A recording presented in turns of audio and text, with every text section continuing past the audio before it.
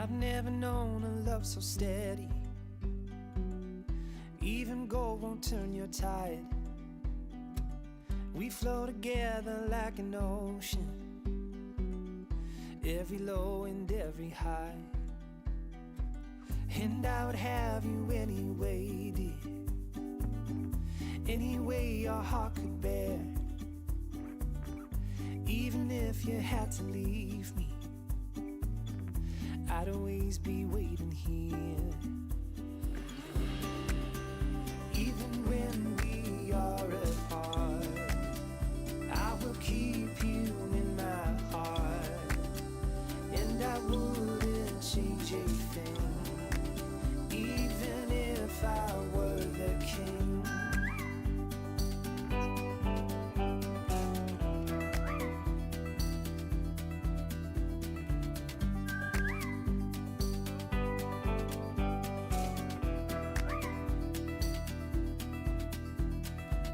I've never known a brighter sunset, but every day I see it rise. I never thought it could be better until I saw it in your eyes. Even when we are apart, I will keep you in my heart. I will hold the world at bay just to see you smile again. And when time begins to fade, I will love you just the same. And I wouldn't change a thing, even if I were the king.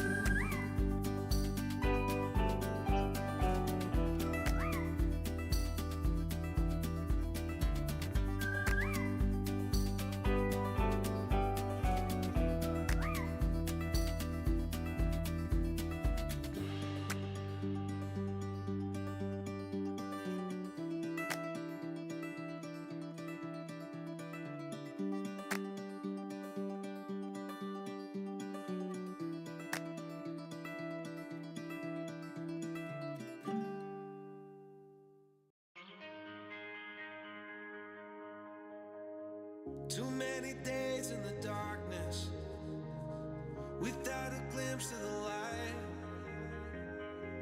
Running tired and broken and scared, but I swear I'll never give up the fight. I see you broken and beat, head pulled down over your eyes. Every part of you wants to surrender, but darling, you were meant to survive. With every start, we are born again. Open your heart, spend less time in your head. With every start, we are born again. Open your heart, spend less time in your head.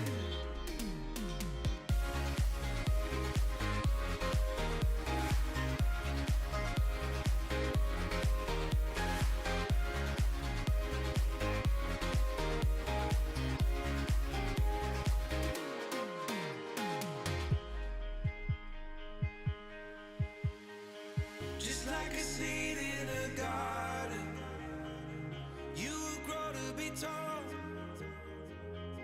staring out over miles of land without it, but wanting to build up walls. Lift me up in your branches, we can watch the sunrise. Just a couple of bruised up souls that believe that it was worth one more try. With every start, we are born again.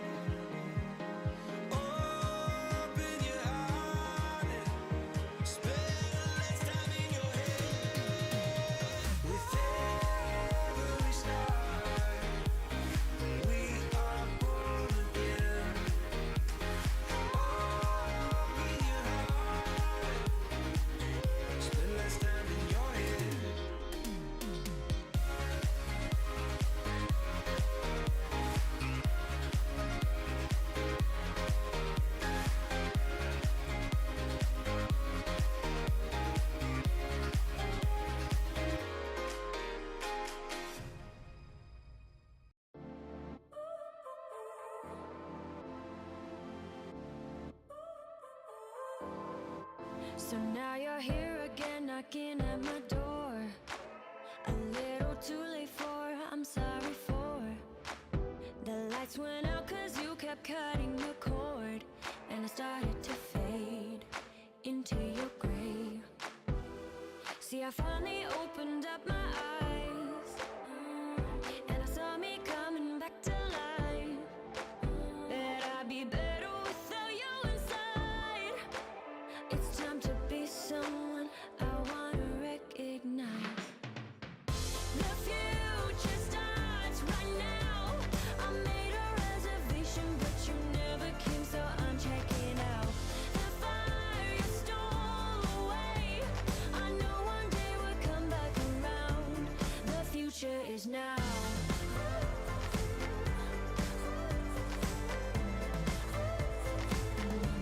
The future is now.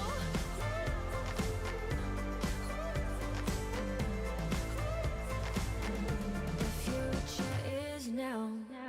I waited for you in the passenger seat. There's only so far I can ride in your dreams. While you were chasing everything else but me, I'm starting to break out from your gray. See, I finally opened up my eyes, and I saw me coming back to life. That I'd be better without you inside. It's time to be someone I wanna recognize. The future starts right now. I made a reservation, but you never came, so I'm checking out. The fire you stole away, I know one day we'll come back around. The future is now.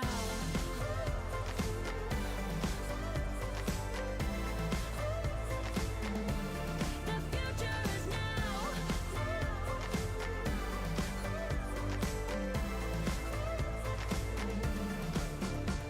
I'm not backing down, cause the future is now.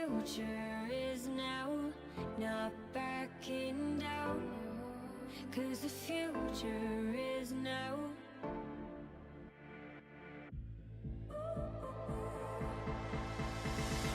The future starts right now. I made a reservation, but you never came, so I'm checking out. The fire you stole away, I know one day we'll come back around. The future is now.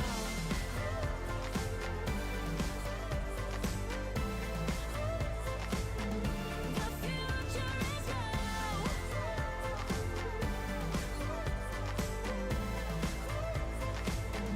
The future is now.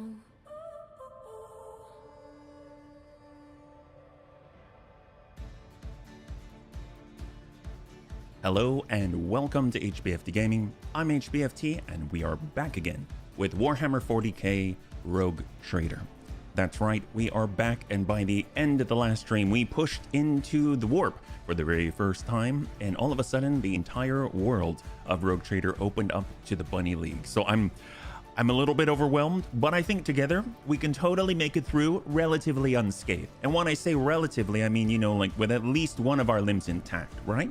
So let's get right into it because there is so much to explore right now. It's kind of insane. So let's bring it on here. As you can see, we'll just kind of toss this here, bring this up like so.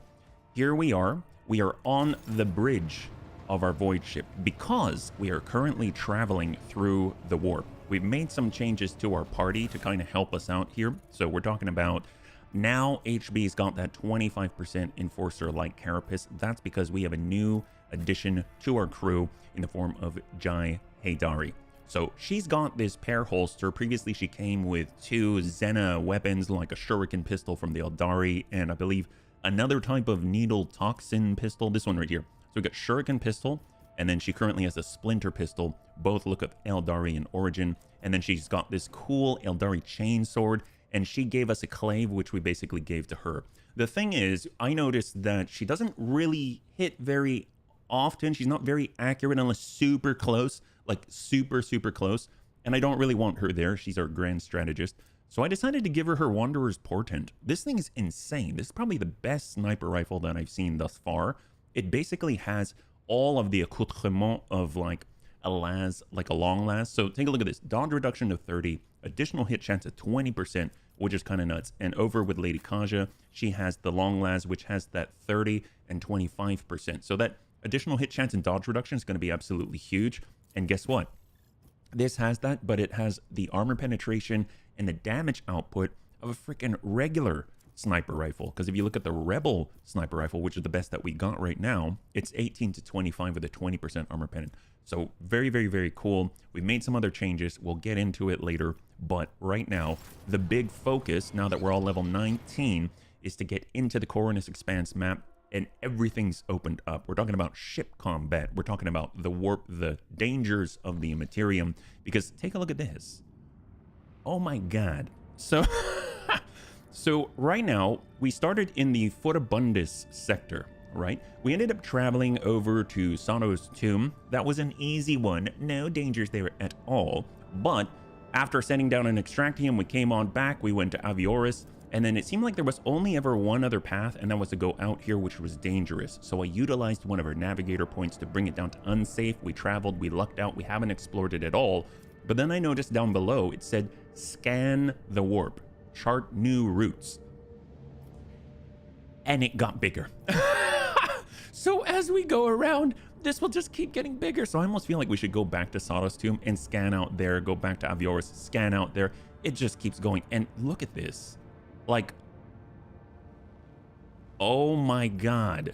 Like, it's very, very big.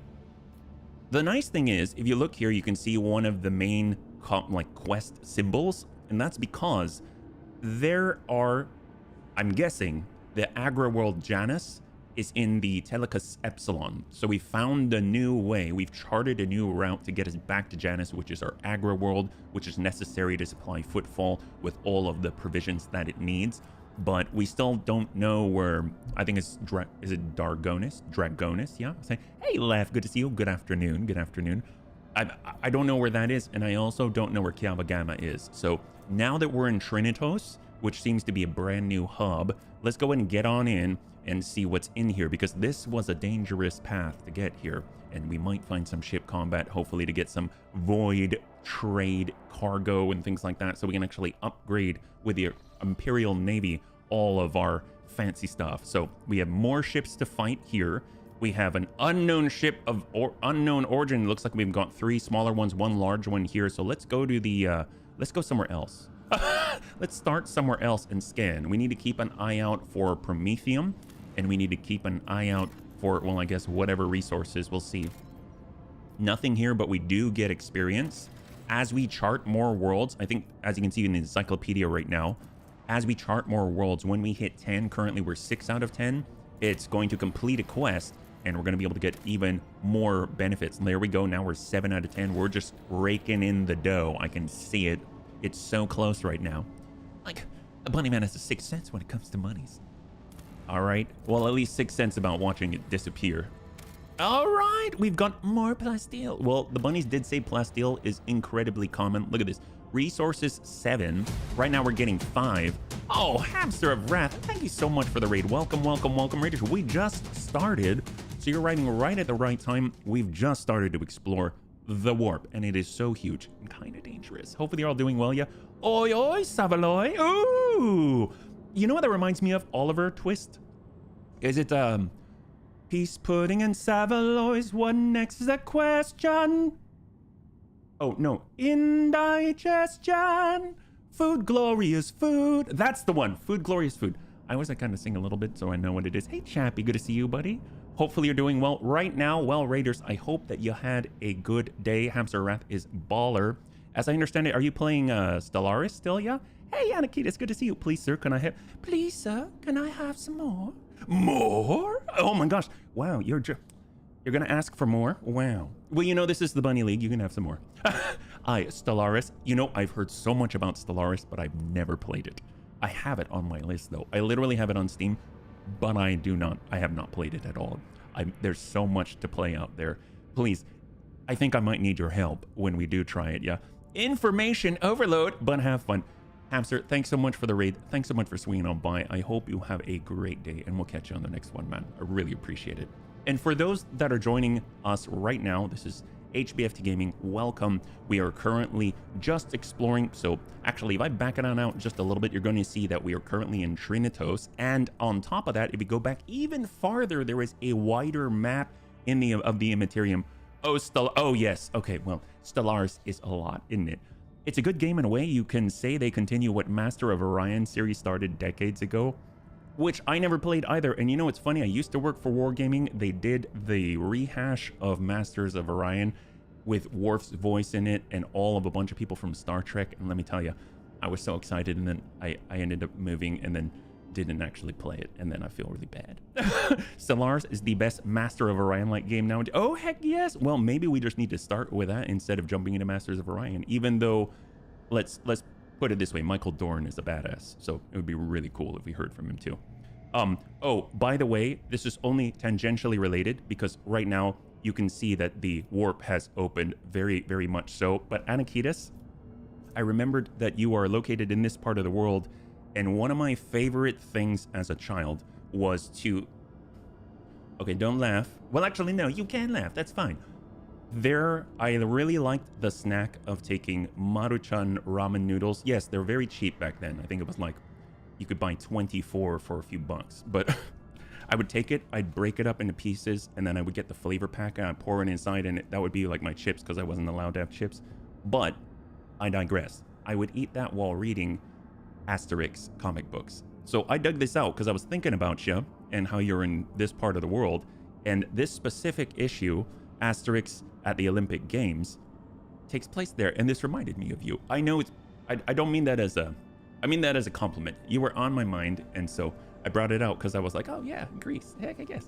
Master of Orion 2 still has the best combat and ship management in the... Oh, cool. Well, you know, from what I hear, Homeworld 3, the demo, came out, yeah? Emergency power to the Geller field to keep the daemons out, or lower them and have a daemon party. Oh, we are kind of already... So right at the end of the last stream, we ended up facing off against horrors and a warp beast, and we kind of shot Adira. So if there's any bunnies out there that like the heretical unsanctioned Psycho Adira, well, it's too bad. She's not here anymore. Although it was kind of funny because I thought, is it even possible to save her? And right next to her was a chest with new loot for an unsanctioned psyker, who's the only unsanctioned psyker we know of, Adira. So apparently, yes, it was possible to save her. I don't know what it take though.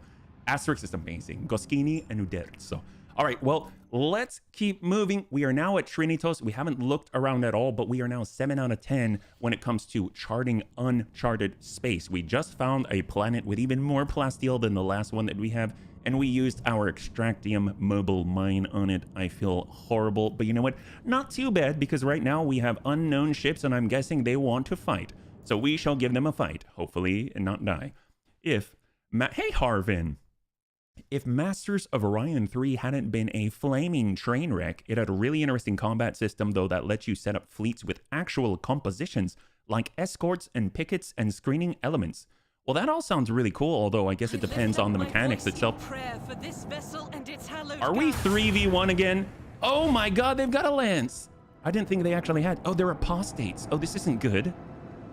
Okay, so we haven't even moved yet, and they... Oh, they got the drop on the Grub Droop. We may have a bit of a problem. Oh, at least they're not hitting the same position. Is it only 3-1? 3v1? Oh my gosh. Wow, we need to restart the shields pronto. Oh, please don't shoot again. Holy crap, that was fast. Wow, things are going poorly. Hey, Dad, good to see you. What the bunny's going on here? Aren't we way early?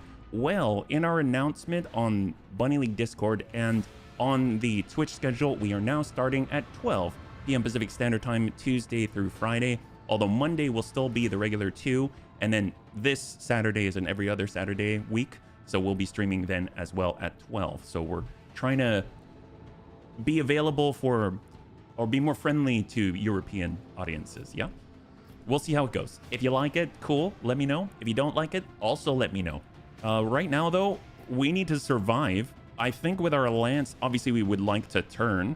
I don't know if that's going to be possible, but we can always shoot off a little bit of torpedo, say hello to this giant point-blank range plasma torpedo.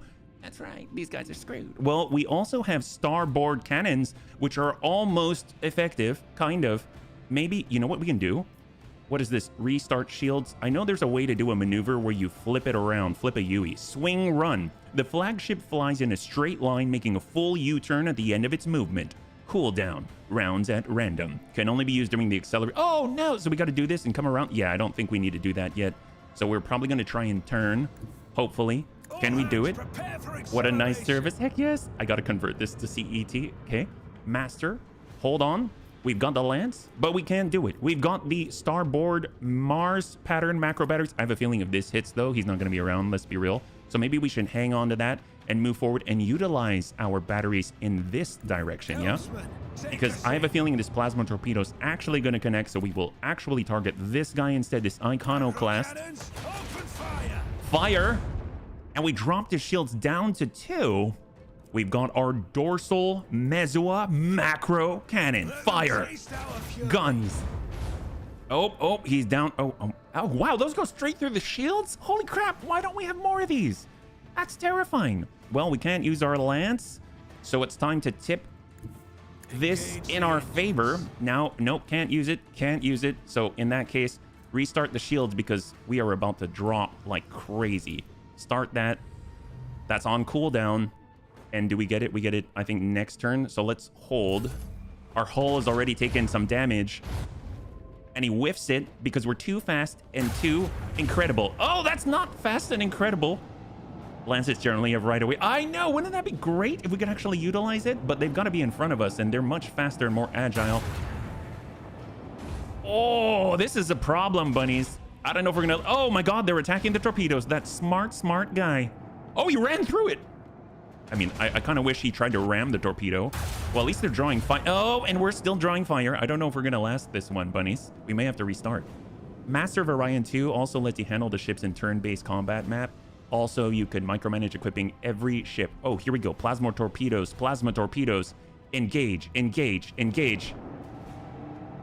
Come on, baby. Come on, baby. Was that good? Was that good? Oh, it just did. It wasn't enough. It wasn't enough. I like you get ship combat and raider. It's an awesome touch. Well, if only we were so awesome. Can we shoot right now? Oh, we can't. We've got void ship. Oh, we can ram. Well, we've got port guns. Port guns are out of range. Dorsal guns are out of range. Starboard cannons are just out of range. They're so good at this combat thing. Okay, we're coming it around. Coming it around. What do we got? Actually, can we... Oh, boy. That's not good. If we can manage to do this, we might get him on lance. Take us in. But then we are completely at the mercy of the other iconoclast. But this is an all or nothing game right now. Shot. Burn through that. Oh, he's down to 16. We got the dorsal guns. Fire. Open that. There it is. Enemy down. We've got 2. We've got shots to the butt. I don't know if we're going to survive this. 64. He's coming around. He's coming around.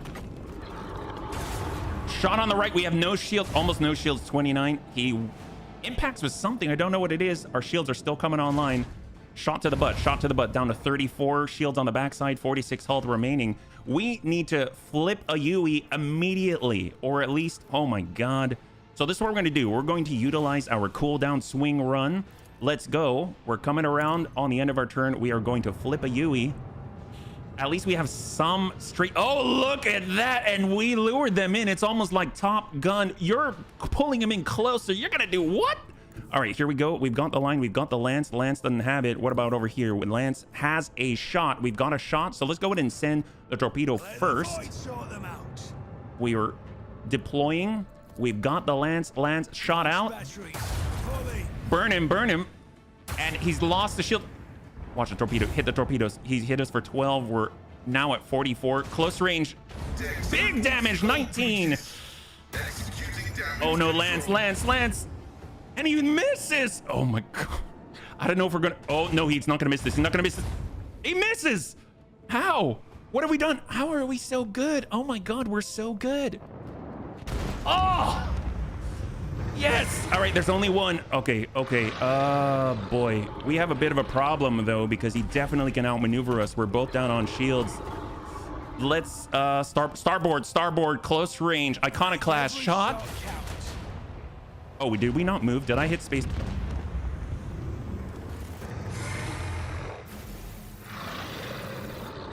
Easy. All right, yay! Yay, we barely survived. Cool, that's embarrassing. Well, yay, all right. The drawback to BOTF and subsequently the Endless Space series is combat turned into tactical selection that were a guess on paper rock. Oh gosh, rock, paper, scissors. I'm not good at that game. Stygies pattern macro battery deals 21 damage per shot. Oh my gosh, it's a straight upgrade.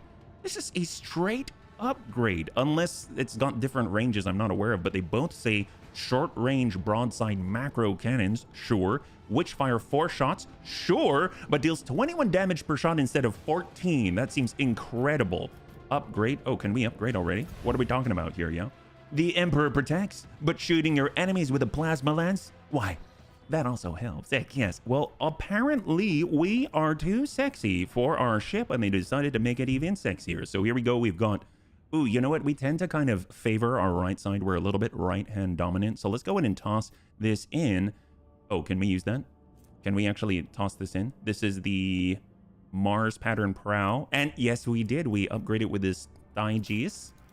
We have a new rank as well. What do we got? We can choose 2 things. So we've already chosen the swing run. We already utilized the torpedo control. We've got reinforced shields. A chosen sector of the flagship's void shields is reinforced until it suffers damage. The reinforced sector has an increased chance of absorbing enemy attacks and loses only half of its strength when absorbing damage. I mean, that seems really useful considering a lot of the time we have facing multiple enemies on the same side, but they kind of swarmed us on that one. We've got new heading. While moving, the flagship may make its next turn at 90 degrees instead of the usual 40. Oh, this is amazing. We are definitely getting that. Position has been a bit of an issue when attacking faster ships than us. We've got warp wave. Flows of the Immaterium cause an enemy ship to immediately turn 45 or 90 degrees, depending on ship maneuverability. If the enemy ship has suffered hull damage, this abrupt turn additionally deals damage equal to a percentage of the ship's missing hull for a oh my god.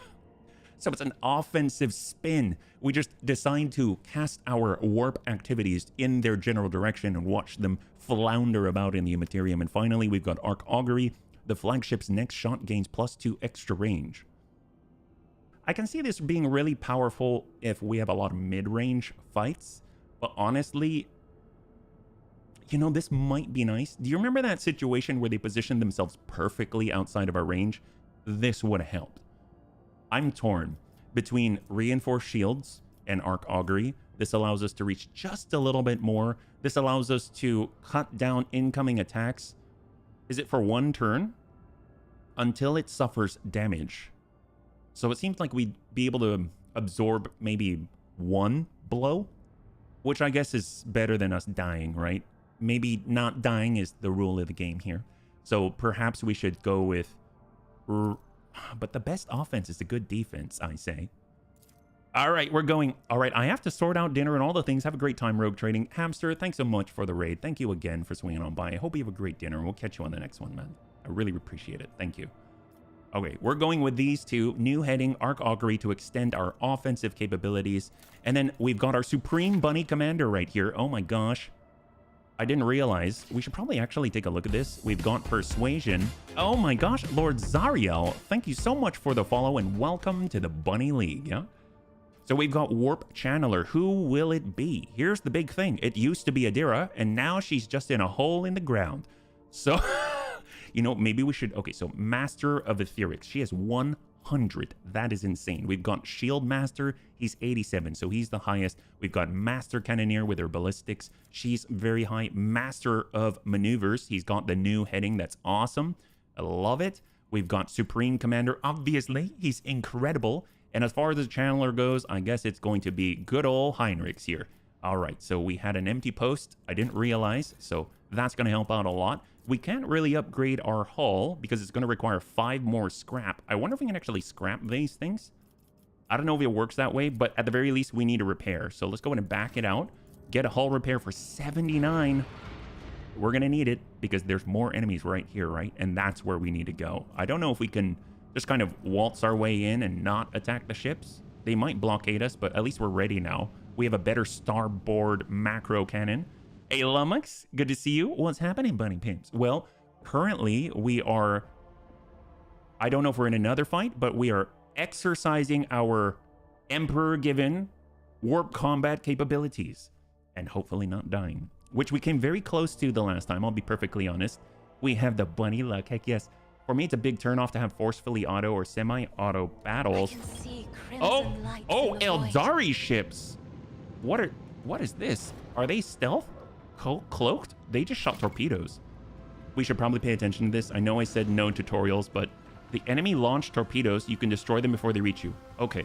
Torpedoes are always fired in salvos. They do not have shields or hull integrity. Every attack that hits a salvo destroys one torpedo shot. From here on out, you may encounter clusters of small ships that follow the same rules in combat as torpedoes. Okay, so I'm guessing it looks like there might be a lot of these guys. Like Shadow Hunter Holo Field creates holo projections that disrupt the targeting systems. Each attack made by an enemy has an equal chance of targeting either the real ship or one of its projections. Each time a projection is hit, the holo field loses 1 charge. So I'm guessing, is that 5 charges? Do we know? Stack 5 of 5, so it actually tells you. They've got shadow lances, I'm guessing that's on the prow, and torpedoes. So they can only shoot from the front. That is very good to know, but also kind of scary. So let's see, we've got our own lances. We can try and burn out their torpedoes. Fire at will. We got rid of one. We have our own torpedoes firing. We might be able to full cancel their torpedoes with our own. Xenon. Ooh, yes. Those are good headlights. Xena Scum. Got it. And then, of course, we've got Dorsal. We've got Void Ship Ram. Gosh, I really want to, but they've got some nasty things. Oh, they're going to be able to turn. If we get close enough, they're not going to be as maneuverable. We might be able to slip right down the middle, if you know what I'm saying. So let's see. We already shot the Lance. We can get into Dorsal range. Here we go. There it is. Let's go in and try and soften the blow here. Shot on torpedoes. That brings it down to 2. We've got the starboard Digis cannons. All hands, prepare for acceleration. And we cannot engage from this position. If we do arc augury, it will extend the next shot by +2 extra range. I'm curious if for the port gun, oh, that's not going to do it. It's not going to make it wider. It's just going to extend the range itself. So I think we're kind of stuck here with what we chose. We can flip a new heading at 90 degrees instead of 45, but we already moved. So let's hold. I don't know if they can turn that hard. It looks like they're going wide. Oh, they're targeting our torpedoes. A smart play by the Eldari. There's the Lance. Not too bad. We're okay. They hit the shields. The torpedoes cannot turn very far. Oh, thank God. Are they going to hit themselves? Oh. And he hits us on the hull. And oh, never mind. Hits the shield. Well, we need to turn around pronto. I know we can go 90 degrees. If we go 90, let's do new heading. While moving, the flagship may make its next turn at 90 degrees instead of the usual 45. So this is 45. We can turn it even farther. Potentially get the starboard guns online. New heading. There it is. There it is. Oh my God, that's huge. That is huge. Okay, let's see. Lance. Oh, just shy. Well, dorsal gun, no. What about the starboard guns? Starboard guns too far. What about here? We could extend the range by 2 and potentially get a shot on. We could also bring it around this direction. The Lance. We can hit from here. We can totally hit from here. All right, bring it around. Attacking. And we got that Lance shot. Let's hit the guy. 58%. And we connect with something. Let's see. How many holos does he have now? He had 5. He's got 2. We blasted through 3 different holo stacks. Dorsal guns. You know, this might be able to turn fast enough, but I want to hit the ship from the rear. We miss, but did we clear a stack? He still has 2. 2 stacks still. Port guns, starboard guns, hold. He just launched more torpedoes. He's coming around for the Lance shot. I don't know if he has it. He doesn't. Oh, he does. God, they're so maneuverable. When do these go away? Do they just keep flying the whole time? Oh. God, they can go like almost 180. We need to restart shields. Right now, we're down 1428. I mean, they're able to bust us down from a full 70-some to, well, it's not good.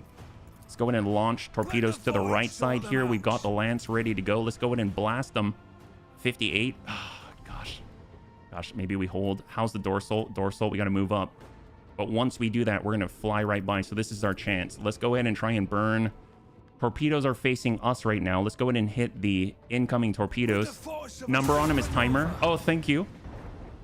Oh, gotcha. The 2. Excellent. Thank you, Geigen. So these is down to 3 to minimize the damage. We could extend the range and get the shots with the dorsal guns. We've got the arc augury to do it, but I'm thinking as we fly right by, close range, just open up with the starboard guns. We're slipping the torpedoes. Look at that close range, really, really close range starboard guns, point blank. He's down to 2 holofields, 2 holofields. We got the dorsal guns. Shot. Now he's at 2 holofields. He's got 3. We actually connected, and that's looking pretty nasty. Let's go in and slip farther and go. Oh my God, they're right there. Oh, geez Louise, we didn't restart the shields, did we? I thought they were facing the other way. Lance from the rear. Oh, that is not good. That did so much damage. I'm curious if this guy's going to flip around. It might mean that if he goes to the right. No, he's pulling away. That means the torpedo might be able to connect with him. There's a Lance on the... We have nothing left. No armor left. Let's go in and hit this guy. Come on, buddy. Full salvo. Plasma torpedoes. 2 holostacks. Is he out? And the enemy is down. We've got a singleton. We can flip it. Let's go ahead and restart that shield. We need to turn around immediately. We're going in for an end run for the swing. All the way down to the back and flip the Yui. Take us in. There we go. And we've got the line. Oh my God. This is really bad. Why is it so close all the time? Oh, Lance. No, Lance not going to do it. It's not going to do it. Not the dorsal. Dorsal, not 2 in range. If we tuck up here, dorsal guns, we're not going to be able to manage. Let's keep our... He could fly right by, and we wouldn't be able to turn, but we are on cooldown. We can do it. We can do it. Go. As long as we don't die here. 2 range, huh? Screw it. We're going. Arc augury. Lance. Engage. Shot. Oh, we're just out of range. What about the dorsal? Dorsal guns? We're out of range. Hold. Oh, that was a waste. Here it comes. Here it comes. Here it comes. We have no... Are we dead? I think we're dead. Oh!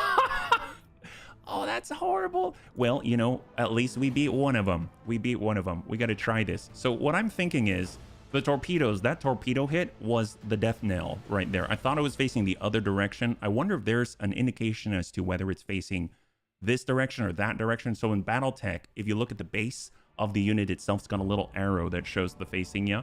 Ooh, that was rough. That was pretty rough, but we can do it. There we go. So this is attempt number 2 against the Eldari. They were able to escape our clutches by all of its holo fields. We got kind of lucky. I definitely want to shoot. They can come around. Let's go ahead and launch the torpedoes in the same direction.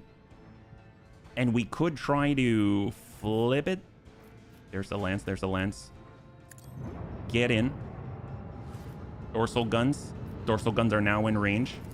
Let's go ahead and hit those torpedoes. Brought it down to by 1, right? No, we didn't. We didn't hit it at all. Oh, that's horrible. Oh my gosh. All right, try.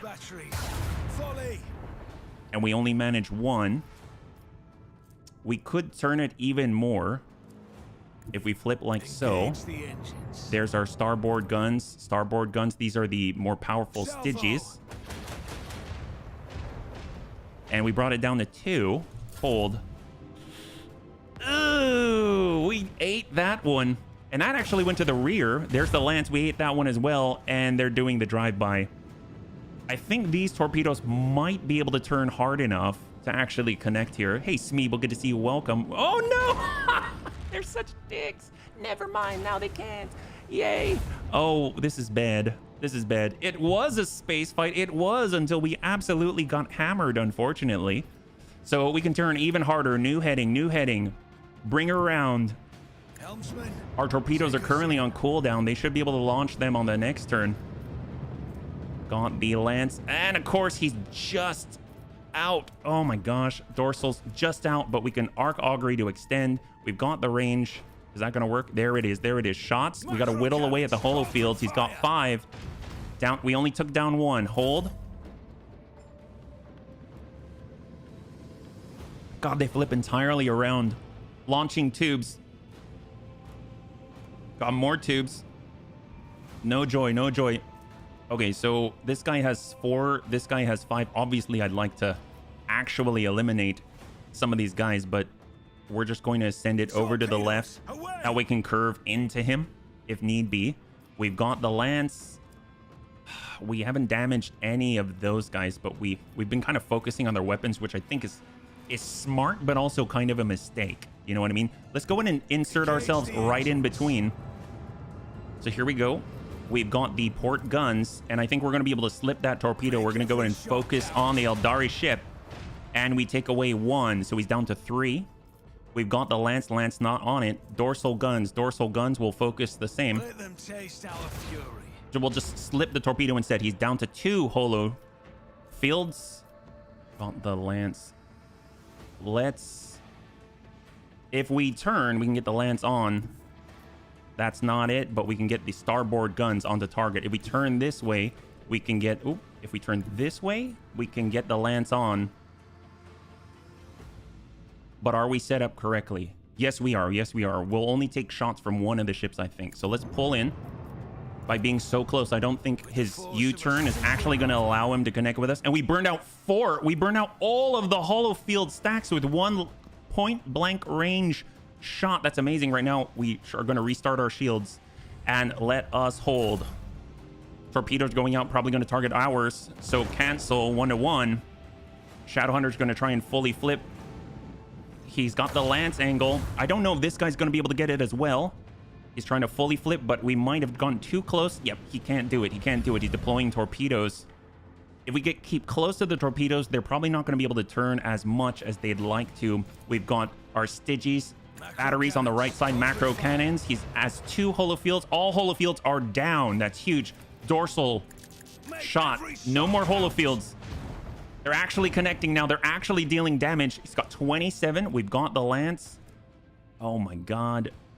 We have a bit of a problem. This is going to be the U-turn. No, we're coming in. We're coming in. We're hoping we're going to survive the next situation. I don't know if that torpedo, I think it's got to go forward and then turn. We've got the lance. There it is. Shot. No protection. Close range. And he's down to 17. 17. How are we doing here? Port. Still didn't take him down. Here they go. Lance to the rear. We still have some armor there. He dropped torpedoes. That's definitely in a contact position. They can't turn fast enough. They can only turn 90. Shadowhunter is going to try and U-turn. He might not be able to connect either. Okay. 90 degrees. Banking. If we actually come out, these guys are hitting here. They got to go forward, then turn. These have to go forward, then turn.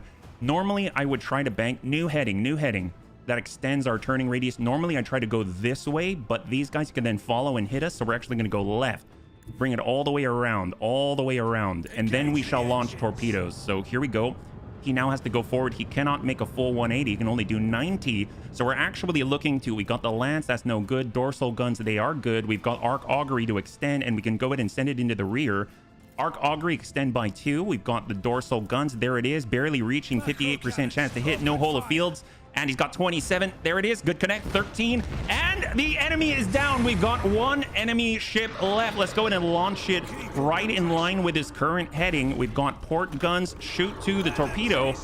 There's the hit. Beautiful. And we have none on lance hold. Hopefully we'll survive. The torpedo is trying to turn around as fast as it can only turn 90 to the port side. We've got neutron torpedoes turning 90 to the starboard side. We've got our own torpedoes. This guy's going to turn. He can connect. I don't think he can deal enough damage because he will shoot that shadow lance. There it is, incoming. And launches torpedoes, but we have the hull to take it. They do not. So what do we got? Let's go ahead and cancel their torpedoes with our plasma torpedoes. Good connect, just like that. And here we go. We've got the lance. He has no protection. 58% chance to connect. And there it is on 11. And enemy down. Beautiful job by the Bunny League and Grok Droop. That's what we're talking about. Do we have to take out the torpedoes as well? Oh, crap. All right, flip around.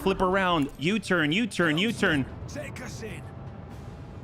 Now we got it. We've got the dorsal guns. Hold. The ship must reach this position. All right. Hold here. We've got the lance. He's going to try and turn. He can't do it. He's going to self-destruct on the next turn anyway. Is that it? Oh my god. Oh my god, amazing. High five, there we go, beautiful. I thought this was an RPG type game. Hey, Lord Zariel, it is an RPG. We just also have ship combat. Oh man, it's so cool. We're still very new at it. Welcome. Sorry if I missed anybody. Hey, Tank, good to see you. Thank you so much for the shout outs there, yeah? This is just the void combat section. Now run. This is so different than the NASA. You watch NASA. Hey, Serini. Yes, NASA is indeed Wraith Bone Fragments. Ooh, we can turn these in for Imperial Navy reputation. That's what we're talking about. But apparently they didn't want to give us any fancy batteries or anything because no self-loving follower of the God Emperor himself would obviously put Xenotech on their ship, except for the bunnies. It's an RPG, just RPG with space combat. Rare. It's true. You bought... Oh, heck yes! High five! Well, I hope you enjoy yourself. I'm definitely doing so. Right now, if you're joining us, we're currently exploring the warp and braving the dangers of such in the Immaterium as we explore Trinitos. So we have now cleared the way to the final planet in this sector, and we shall scan and hope for the best. Looks like they might have a hive world or something. Unknown Monastery of the Order of the Hammer. This is normal Alcount. They always add another set of gameplay styles, like a mini game, yeah? Lord Captain, we have received a transmission from Foul Stone. It was sent by members of the Order of the Hammer, votaries of St. Cognatius, whose monastery is the only settlement on the planet. Or rather, it used to be. Some time ago, a transport vessel, the Navica, Oh, the Navica! There is a rumor about the Navica. In fact, there's a rumor about the Navica, and we can look at it when we get access to the journal again, yeah? This will be interesting. Oh boy. So I passed by the Steiner Museum here in Michigan. They didn't have any atlases. There's a Steiner Museum? Holy crap. Rogue Trader kind of stuff and such. Don't mind us just spreading power and wealth. Hammer. I'm seeing a new power hammer. It's true, Fury Orc. Welcome back. All right, what do we got here? Apparently, we might have found the Navica, which we'll take a look at on the journal. Some time ago, a transport vessel, the Navica, unloaded several thousand refugees from a planet belonging to Rogue Trader Winterscale. The Order of the Hammer has judged this invasion to be an act of aggression and is asking for your lordship's protection. We will not abandon people of faith in distress. Prepare a landing party and my shuttle. I'm taking the monastery under my protection. Ooh, it's like a away team. Just hopefully we're not the ones wearing the red shirts, yeah? These people are victims, not invaders. Prepare my shuttle. This is of no interest to me. Let's go with the people of faith. It doesn't matter. We're going down. As it pleases your lordship, Bunnyman. Oh, hello. Okay. I'll say be sure to think carefully about your choices. Oh, no! Way to apply the pressure. We can't even look at the... I don't remember what the Navica's all about. So, sector, Coronis Expanse. Region, Assessar System. Location, Monastery of St. Cognatius, Foulstone. Material, chronicle compiled by the humble archivist Brother Petricos. 611 days after the feast of the passing of Nicomedes Keith, the champion of faith, disquietude marred the calm of the monastery of the Order of the Hammer. Countless tortured souls steeped in fear arrived on Foulstone in a star barbecue. Wait, did they really call this a star barbecue? Is that like a barbecue but in Warhammer 40k? I've never heard that before. That is brilliant. God, the writers in this game are so good. Okay. A great apostasy had befallen their home and turned them into abject wanderers seeking help and refuge. Their wicked and cruel captain, the owner of the Navica, had betrayed them. Once the unknowing souls in his care had made landfall on the world's surface, he most deviously recalled his shuttles and left, thus ridding himself of his duty of care to the unfortunate lot. Not knowing how they would survive in Foulstone's grim wastelands, the Forsaken people came to the monastery of St. Cognatius, and there they surrounded its walls. They hammered their fists on its gate and implored and wailed, "Take us in! Protect us!" And what once was a place of serenity and grace was now full of din, disorder, and all manner of things despicable. The interlopers brought with them worldly futility and strife. Damn, 3 of my favorite streams. Oh my gosh, we've got Robotic Battle Toaster. Welcome, good to have you here. That is crazy, man. Thank you so much. We're getting through it all. The storm is over now. To surf the waves till it is a normal state. I hope that makes sense. It gets better a little each day. High five. High five. Okay, what do we got? After a prayer, the prelate Hectarchius turned his eye to the past in search of instruction. Prelate Hectarchius recalled the first missionaries to set foot on Falstone's vast wasteland, led by their zeal for serving Saint Cognatius. And those missionaries had received the blessing of Nicomedes Keefe, the champion of faith who had traveled with them in their starbecue. Everyone loves a starbecue. To found in this place a humble and pure abode wherein to cultivate wisdom and piety.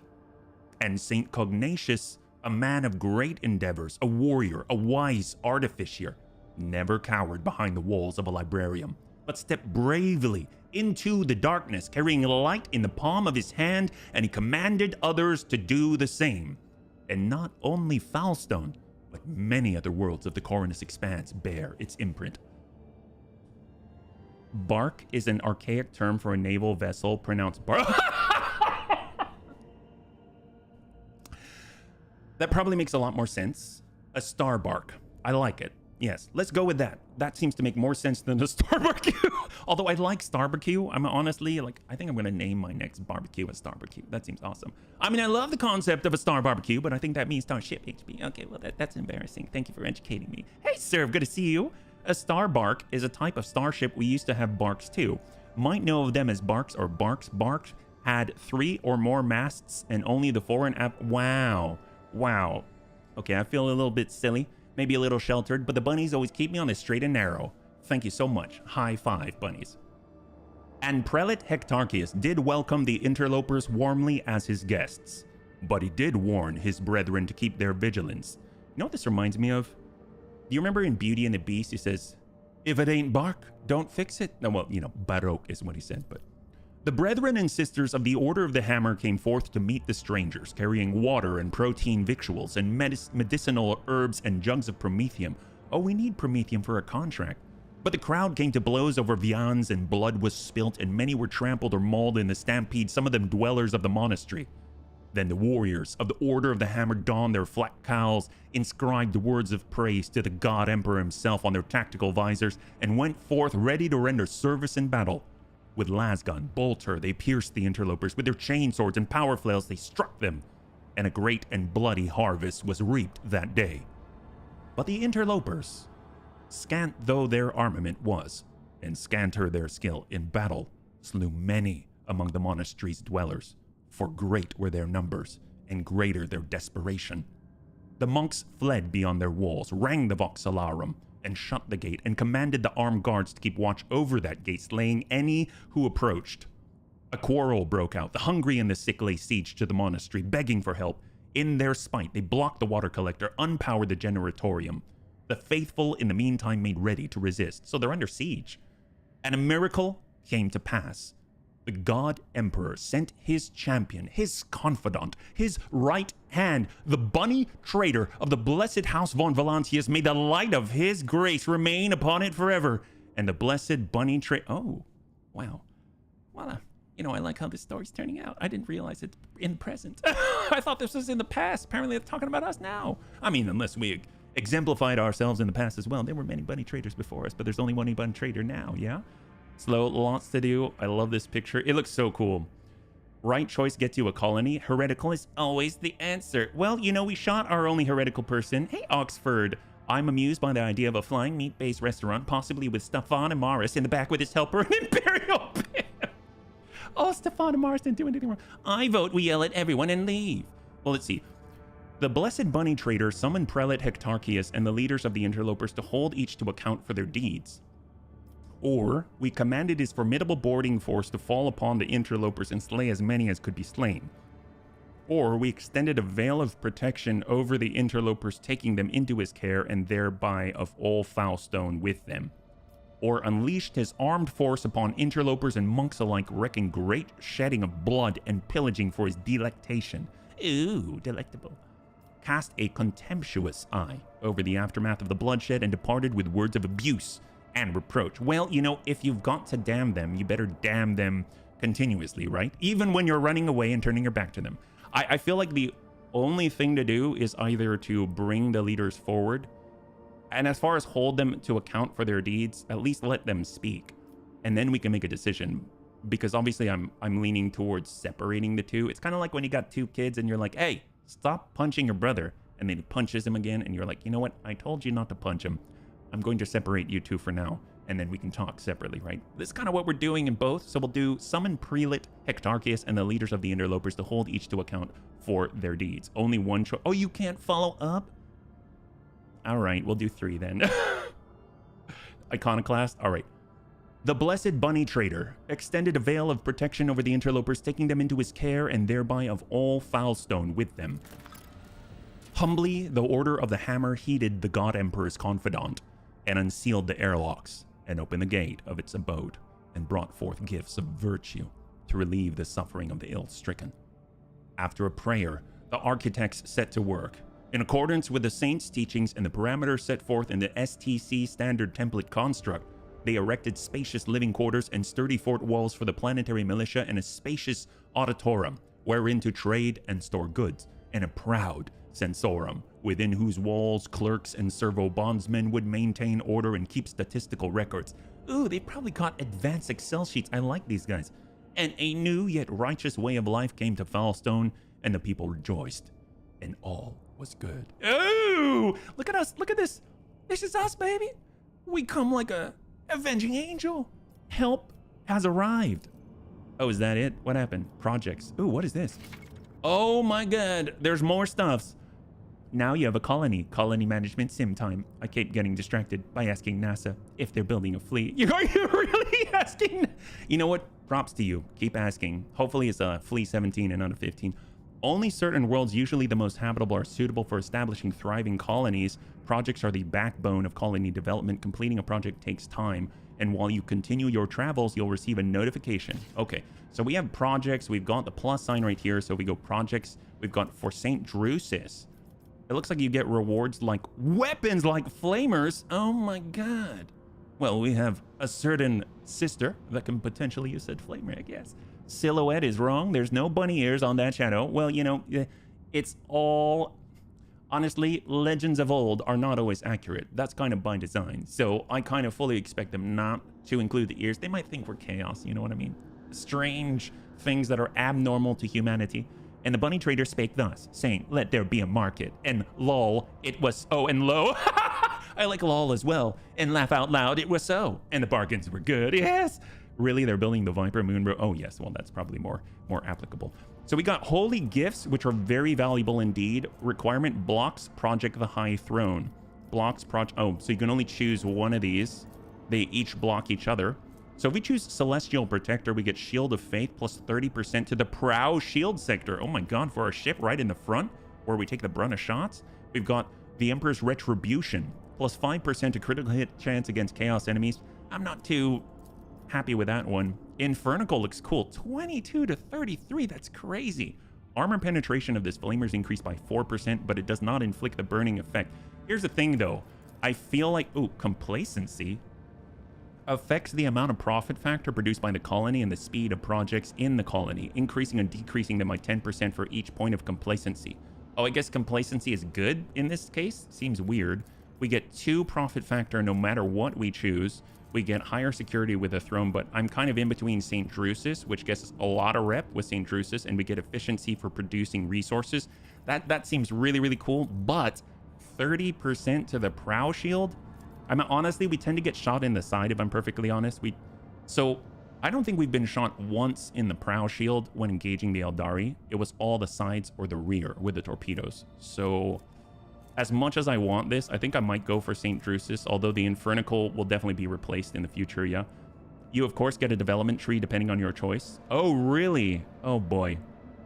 Well, I mean, producing things is useful, right? Yeah, you go for Drusus. Well, we have a new flamer now. That seems crazy. 2-handed range weapon, 6 range is amazing. The powerful, influential cult of St. Drusus is willing to take the young abode of faith under its wing. However, the Order of the Hammer accepts these gifts with caution, wary of the figure of Drusus eclipsing their own patron, St. Cognatius, in the hearts of their flock. Let's go. Oh my god, that's a lot of stuffs. Holy Jesus. Wow. Well, that's a little into... Oh, can we go some more? Oh my god. But first, so we can't do this. Block. Oh, blocks Project St. Drusus. Blocks Project High Throne. You can do it? Oh, you can do 2? Oh my God, you can do both. Am I reading the new schedule correctly? You're doing all full 6. That's right. I am doing 6-hour streams every single day except for Monday. So we are doing our best. Well, it says requirement blocks. This blocks the project for St. Drusus, but we already have it, right? Oh, we can't choose it? Okay, that makes sense. I guess we have to do whatever. We need something here. Profit factor greater than 20. Oh, okay, so we need a better profit factor before we can do stuff. Okay, that's cool. Well, that was definitely informative. You can manage your colonies using Y. So we go to Y. Oh my gosh, this is so much. Well, I love the fact that we can get more stuffs. I'm all about it. So we can get more plasteel. I don't think it's going to help us. So let's go back to the map. We have cleared Trinitos. And now we can actually go to Janus if we want to. And we got 1 navigator point as well, yeah. Chapeau, monsieur. When you say chapeau, my hat? Oh, you tip your hat to me? Don't you have a contract to get 5 plasteel? So we actually already fulfilled that. So if we go over to the journal, we go over to rumors. I know we're talking about unidentified, not stolen stars. It was, you know what? We may have completed, show completed quests. Here we go. The Navica. Abandoned on Foulstone. Followers of St. Cognatius, thousands of refugees arrived on footfall aboard the transport Navica, but we've completed that. And if we head over to contracts right now, you can see that we currently have a hankering for Xenotech and Promethium because we already completed the plasteel. That plasteel provides 7. The last one provided 5, exactly as we needed, yeah. It keeps my officers busy appeasing Argenta. Oh, what? By the way, the only drawback with a heavy bolter is it takes 3 AP. My gosh. Wow. Well, she better get on it, right? So let's see, what do we got? We now have the new flamer. I was super excited because this hand flamer right here is superior to our old standard flamer. Take a look at this. So the old flamer was 9 to 14. This hand flamer is 11 to 16. The big difference is just the range. So the hand flamer is half the range, so it doesn't bathe the enemy, as many enemies in the Emperor's Light, and the flamer does. But with the brand new, wherever it is, did we get it already? Or do we have to complete it? Oh, maybe we have to complete the project. I don't know. I thought we got it already, but if we go over to P, right? Cargo manager, Y, colony management. Once it is complete. Oh, so it's not complete yet. Oh, okay. Projects. Does it have like a progress bar? Reward requirements blocks this. Oh, I guess it needs some time. All right, that's fine. Well, we shall get something even better. So we're at Trinitos. We've already scanned. This is relatively safe. This is Janus. I think I'm going to avoid it just for now. We'll head over away from it. Travel along unsafely. Hey, Desh, thank you so much for the redemption. I really appreciate it. Thank you so much for the redemption of the Neurohelmet 1.0. Heck yes. All right. So here we are. Unknown, chart new routes. We're going to scan again. And we found the Frozen Prince. Is this World of Warcraft? Oh, we got another point. That's amazing. Let's visit. Thank you so much. I totally forgot. Honestly, I did. So here we are. New system. I don't see any ships. We see space dust, which we can inspect. We only need 3 more planets. All right, we got more fuel. So these 3 planets should provide us with what we need for the exploratory quest. We're scanning. Maybe we'll find Promethium. Oh, hello. We've got inhabited world. Oh, my. The ruins of an ancient imperial city were discovered on a dead world completely deprived of an ecosystem. According to the reports, the entire settlement is contained in a titanic glass. Oh, I guess. Thank you so much for the redemption. Thank you so much for the redemption of the soothing stuff. Right now, I have a little bit of coffee, so I'll start with that. Which is very good, but it's not the soothing stuff. The soothing stuff is actually, for 6 hours, water. Again? Thank you. So I will definitely take some water. Thank you. Good question on the honey water. So long story on that, but short explanation for now. We're dropping the sugar a little bit because Bunnyman loves his honey and then didn't really think about the fact that it's actually sugar. So... But coffee's good too, yeah. Thank you so much for the redemption of the soothing stuff. Coffee's good. The world would end without coffee. Ooh, well, I'm in Washington. Makes sense. Okay, so according to the reports, the entire settlement is contained in a titanic glass dome that once held an artificial atmosphere. your augurs detected the framework of 3 other similar structures that were never completed. For whatever reason, the dome systems failed, and left behind is this city, a ghost that never managed to become a proper colony of the Imperium. So we can either send out an away team to explore the city's temple district, that's very specific, order the scouts to gather as many supplies as possible, or drain the remaining fuel from the generator stations. The city won't need them anymore. Oh, I don't know about that. Explore the local palace. I mean, can we only choose one? Bunnyman got scared when hopping on the scale, right? On the scale? Oh, with the sugar? We'll go explore local palace. A lavishly decorated estate of the local rulers towers over rows of featureless bunkhouses. Several explorers perished from the cleverly hidden tripwires in the courtyard, but after losing their companions, the team easily disarmed the remaining traps in the estate. Anything of value has been promptly delivered to the rogue trader's vessel. The Lord Captain was even given an exquisite sword found in a secret cache that once belonged to the mansion's owner. We got Profit Factor 1 and a ghost sword? That's freaking cool! I don't know what a ghost sword is, but hopefully we can use it and it's not tainted by chaos. Send out a crew to the temple district, sure. We got trophies. Ooh, holy gifts. Oh, holy gifts. They give so much rep. A blessed bolter casing. Holy gifts. The temple district is situated at the heart of the city. The god emperor statue, intricately carved from precious crystal, is suspended beneath the dome, supported by chains of gold, and can be seen from anywhere in the colony. Inspired by the majestic sight, the expedition members set off to explore the area with renewed vigor. Soon enough, they stumbled upon an ancient weapon lying on a pedestal, wreathed in sunlight. Ooh! The expedition brought it back to the ship and told many tales about how the Emperor himself, who had been watching them from above, had directed their attention to this sacred relic. Oh my god! Wait, the weapon is a bolter casing? I mean, I guess you could just like hang it on a chain around your neck and be Lady Argenta and just be proud that you've got this Emperor blessed bolter casing. Oh, that's cool. I'm all about it. Holy gifts are very useful to increase your relation with Drusius. Ooh, they definitely, different groups are looking for different things, right? Order the scouts to gather as many supplies as possible. Oh my god, we got provisions, we've got Mechanicus creations, ranged weaponry, and uniform kits. Your people flooded the city like a tidal wave, filled building after building, bunkhouse after bunkhouse, and receded from its quiet streets just as quickly. There were plenty of useful things among their findings, including foodstuffs and weapons. So I think the big thing is, I normally wouldn't say drain the remaining fuel, because I don't know if there's actually people hiding on here. Even though it's abandoned, it's very possible that there's someone who needs this and they may die without it.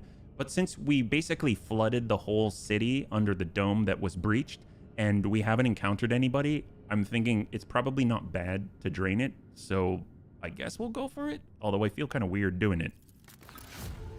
We got a little fuel. It takes several trips to deliver the massive Promethium storage tanks to your vessel. The crew grimly points out the colony was running out of fuel. Had the life support systems not failed prematurely, the locals would still have perished due to lack of energy and will leave. Ghost sword is a... Ooh, that sounds cool. So obviously we can't apply any extractum, but I would like to look. Right now we've got a ghost sword that seems amazing. I don't know. Here it is. Eldari weapon proficiency 12 to 18. There's only one person here who can use Zenatech like that, and currently it's a power sword. 30% armor penetration, excellent penetration, lower high end for the damage range. It still has the parry, but it has better penetration, some more consistent output, same attack pattern. I think, honestly, I'll use it. Ghost sword seems so cool. There we go. I don't think she has any specific predilection towards... Actually, we should probably take a look. So if we go to Jai here, we look at her features. What proficiencies does she have, right? Does she have any? She doesn't say. Oh, that's a little troubling. She's featureless, Jai. Oh, never mind. It's just not showing. Oh, interesting. Okay, that's odd. Well, we'll come back to that. I'm sure it'll be fine. All right, sir. Thanks so much. We'll catch you a little later, man. It's also often used by rogue traders as a sign of their independence. Well, we are very independent. We just don't have Eldari proficiency right now. Begin the scan. So far, these have been really profitable. More plasteel. The bunnies we're talking about this, you can see this provides 2 instead of the regular 5 or 7 that we've seen. So we'll let that be. And we need one more world. Oh, mining world added to the expanse. We need to map one more world and it'll be 10. So scan, this is it. And we've got magnetic storm. The magnetic storm raging above the planet blurs the gaze of augur arrays. Only truly powerful diviner machines may see through the currents of magnetic fluctuations in their blessed vigil and discover the mysteries of this emperor-forsaken planet. The rogue trader has decided to leave this unwelcoming world. Maybe he'll return one day. Oh, okay. I guess we'll come back to that. So what do we got? To the worlds here, we've got desert worlds, dead worlds, all the stuff. Cool. But if we go over to the journal, you can see, is it classified critical tasks? Inspect the fuel lever on the ship's bridge. Oh, wow. That seems very important. I think there was one where the shadows are deepest, reclaim what was lost. Nope, that's Dargonus. Assess the situation, Hunger's Hand. Did we complete it? Oh, here we go. Give the planetary data to Opticon 22. This is back on Footfall. We now have studied 10 planets. So we have completed this one as long as we can turn it in. So let's get out of here. This is amazing. And we shall pull on back. We've got full hull. No deaths other than the people who died getting us the ghost sword. So therefore no deaths. Heck yes, they weren't that important. Okay, here we go. So here we are. We're out in the middle of nowhere. What's this? To the flagship. Oh, like if we're farther away and we want to go to the flagship. Oh, that's a cool feature. I like that. We can go to System Speculo. Let's go. We still haven't been plagued on the way. The engine decks were transformed into exotic gardens. Several chambers sprouted foliage, vaguely resembling the plants on Terra, although they exhibited a glass-like surface polished to a mirror sheen. While reflections in the plants perfectly copied the surrounding objects, they did not show a single living being. Those who peered into them saw grotesque, blood-covered creatures instead, not unlike bloated abyssal fish with a pair of clawed limbs, sometimes even more. Unable to destroy the sinister growth, the Voidsmen covered it with plasteel hoods until leaving the Immaterium, finally ridding the vessel of corruption. By the God Emperor's grace, no perils of the warp prevented the vessel from returning to real space. Oh, okay, so maybe that's what they mean by dangers, because this was not a fully safe path here, unfortunately. I'm curious what can happen if we actually like lose the ship and can die, or can we fight it off like these combats right here? Hostile object over here. A lot of ships, like 4. Begin the scan. We have, ooh, Xenotech. We need this. And we've got Augur's Anomaly. Let's start with a Xenotech. Well, actually, no. We'll do the Anomaly first. No, we can't. Cannot, what? Oh, we got to go down. Oh, okay. Let's grab this first while we can. We'll accept it. There we go. Extracting in place. We now have 3 Xenotech. We'll actually pull on back, go over to the journal, go to the contracts, and complete this one. And we now have +3 profit factor. That is incredible. Wow. So we just need Promethium now. Pretty sure Perils of the Warp can't be stopped by... Oh, crap. I knew it. That's bad. Well, let's go ahead and send our away team. Here we go. Bottomless Pit. That sounds horrible. The nice thing is, Jai should be able to hit things now because she's got this crazy precise shot Eldari Portent. I think it's Wanderer's Portent that she came with. So I'm pretty excited about that. Your Lordship. Well, let's save first. We're actually going to do an actual save. But you can fight inside your ship to battle against the perils. Oh, that sounds less than ideal. Let's put it that way, because we wouldn't want to fight inside our ship. I'd rather fight outside. The servitor's mechanical parts produce a quiet whirring, occasionally interrupted by clicking. Crew member, personal, pilot, warden. All right, where are we going? Look at the map. Looks pretty broad, so probably a smaller area. We've got goods. Love it. The more you try to hide your colors from me, Master Van Calox, the more clearly I can see them. If you find my gaze so unpleasant, just say so. We don't even have Heinrichs with us. Do we? We don't. Look, he's not even here. I'm so confused. Is she seeing things again? This is crazy. Let me know if someone understands this part. Which one, Furia? Oh, what we're at right now? Inside the containers are the remnants of stones and frescoes depicting a black spot surrounded by structures of some sort. Black spot. I mean, they said bottomless pit. Is that like the Sarlacc pit from Star Wars? I guess we'll start away from said pit. This part is homage to something from Horus Heresy. Rudimentary tools and devices are now covered in a layer of dirt and local fibers. Oh, flora. We've got more goods. Here we go. More goods and cargo. And then rusty cogitator. Machine spirit vaultlet. So we have more cargo. So that's all clear. So we just looted a lot of stuff. Looks like we're packed out here, and then it's pretty short. Rise to the top. Inscription. Left in the dust. Numerous ropes and cables end abruptly at the very edge of the pit, vanishing into gathering darkness. Oh, that's dark. Maybe we don't want to get too close to the edge, bunnies. And we're looting more stuff. They've got supercharged plasma accumulator, plasteel hull plating. Okay. And then we've got an inscription. I've read about this. The barely noticeable words in shaky handwriting read, "Touch the darkness and the darkness will accept you." Nope, don't want to do it. Not going to do it. We don't need acceptance from the darkness. This is fine. I'm just going to quick save right here, no problem. And we shall just click on this.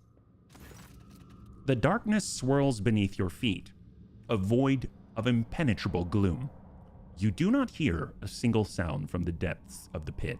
No wailing wind, no rustle of dust. Examine the pit. The bright daylight cannot pierce the darkness lying over the slopes. The longer you look into its depth, the stronger the feeling grows that this darkness isn't just an absence of light. It is something immeasurably vast, endless, capable of reaching the farthest stars or swallowing a galaxy. Through sheer force of will, you avert your gaze. Okay, this seems dangerous. Lean over and stretch. Oh, but it said the darkness will accept us. I don't know if I want to do that. Bunnies, what do you think? Should we not do it? Let's step back from the pit. So I'm going to save right here, okay? Actually, we're going to do a hard save right here. And then we shall see what happens when we reach our hand into the pit. I have a feeling it's not going to be good. I don't want the darkness to accept us. We are, after all, not heretical here. So let's try it. Lean over and stretch. The darkness just want hugs. Hey, Dominique, it's fine. Everything's fine. Lean over and just temporarily, in a completely alternate universe, stretch your hand into the darkness. At the edge of your consciousness, you sense something slimy and intangible answering your invitation for contact. It seeps into your thoughts, tasting your emotions. Surprise, curiosity envelop you, but these feelings are not your own. Quickly step away from the hole. Each step takes a tremendous effort. It feels as if you're being smothered from the inside, grinding your very being to dust to the point where your heart just might jump out of your chest. But you stubbornly continue walking until the alien thoughts release you, and the illusion immediately falls away. Okay, we're going to do another save now that we have 10 experience. It's not because I'm scared, it's just because I'm scared. Here we go. Oh, we're fine. We're fine. All right. We did not submit to its will. Fantastic. We're geniuses. All right, let's get out of here. This was cool. Talk to you later, darkness. Did anyone else accept the darkness and submit to its will? Is that like a heretical power buff and it makes you an awesome person? When you look into the abyss, sometimes the abyss is a little bit clingy. Yes, even abysses can be clingy. We are not the only ones, bunnies. All right, we've got adamantine for 2. Let's hold. We only have 3 extractiums. We've got the last planet of this system, Rocky Worlds. Not unlike Rocky Road. Ooh, this looks potentially habitable. I see landmass and water. We have Zena Ruins. Oh, boy. Oh, yes. Shifting fabric. Uniform kit cargo. I mean, cool. We'll take it. An ocean world. And then we've got unknown ships. So we're going to go in and quick save right here. We currently... Let's see if there's anything to upgrade. I don't think we have any way of upgrading anything. We don't have enough. We have all our posts filled. And let us go. This is a little bit scary. There seems to be 4. Oh. A report shows up on your personal cogitator screen. Unknown ships are towing the Interstellar Sextant, a cargo ship belonging to one of Footfall's wealthiest traders. It looks like the pirates have bitten off more than they can chew, and have now been forced to drag the ship to a more secluded place where they can plunder it undisturbed. Attack. As soon as they see you, the escort ships charge into battle at once, and while the captive sextant powers up its warp engines, unless you interrupt the preparation for the jump, the cargo ship will forever vanish beyond the veil of the Immaterium, along with all the riches it is carrying. Send all available forces to intercept the interstellar sextant. Do not let it get away. Oh no. The only available forces are us. There's only one of us. We don't have multiple ships. Unless they mean we have to protect and escort some type of away team that's moving in some little shuttle. That would suck. That would really suck. What do we got? Time to earn your keep, Drop, crew. droop. We see 5 ships on sensors. There is the interstellar sextant. Right now, if you look at it, it's got disengaging 4 rounds. Void ship tries to disengage from combat, power up its warp engines. I wish we could target the engines. We've got the little ships, the Cobra class destroyers, Thunderstrike macro cannons. They're all dorsally, so you got to be kind of close to them, yeah? On a heretical playthrough, I did the whole Dark Pit thing, submitting to it. Yeah? Was it cool? Okay, we've got our lance. That's not going to do. We've got the torpedoes. We'll send it in their general direction. We've got the starboard guns. Let's go in and try and wipe them out if possible. We're just out of range. We've got dorsal guns. Let's... Boy, oh boy, oh boy.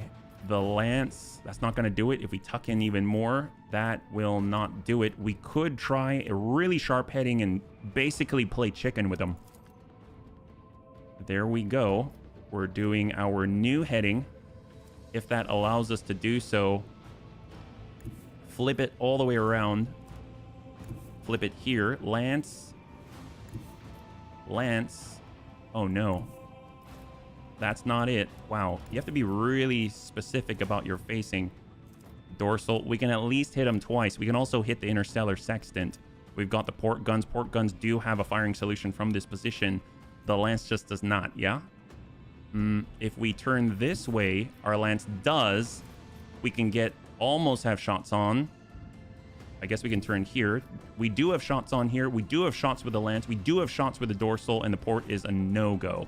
Unless we start first. So if we cancel the position, we have port guns, we can move forward. No, I think this is the best solution here. One of the options lets you sacrifice either a piece of yourself or a companion to it. I sacrificed the companion and went back in orbit to scan. Managed to save him. They came back with a permanent buff. Champion of the Darkness. Oh, wow. Well, let's go in and lance these guys. Shot. Launch batteries. He's got a lot of shields.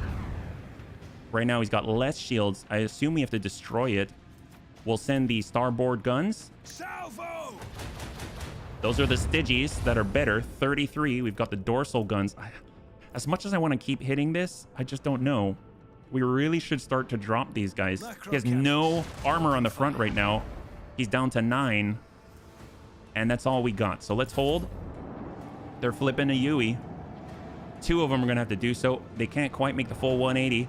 They haven't rammed us. They're pulling away. Cobra class, this guy can fire.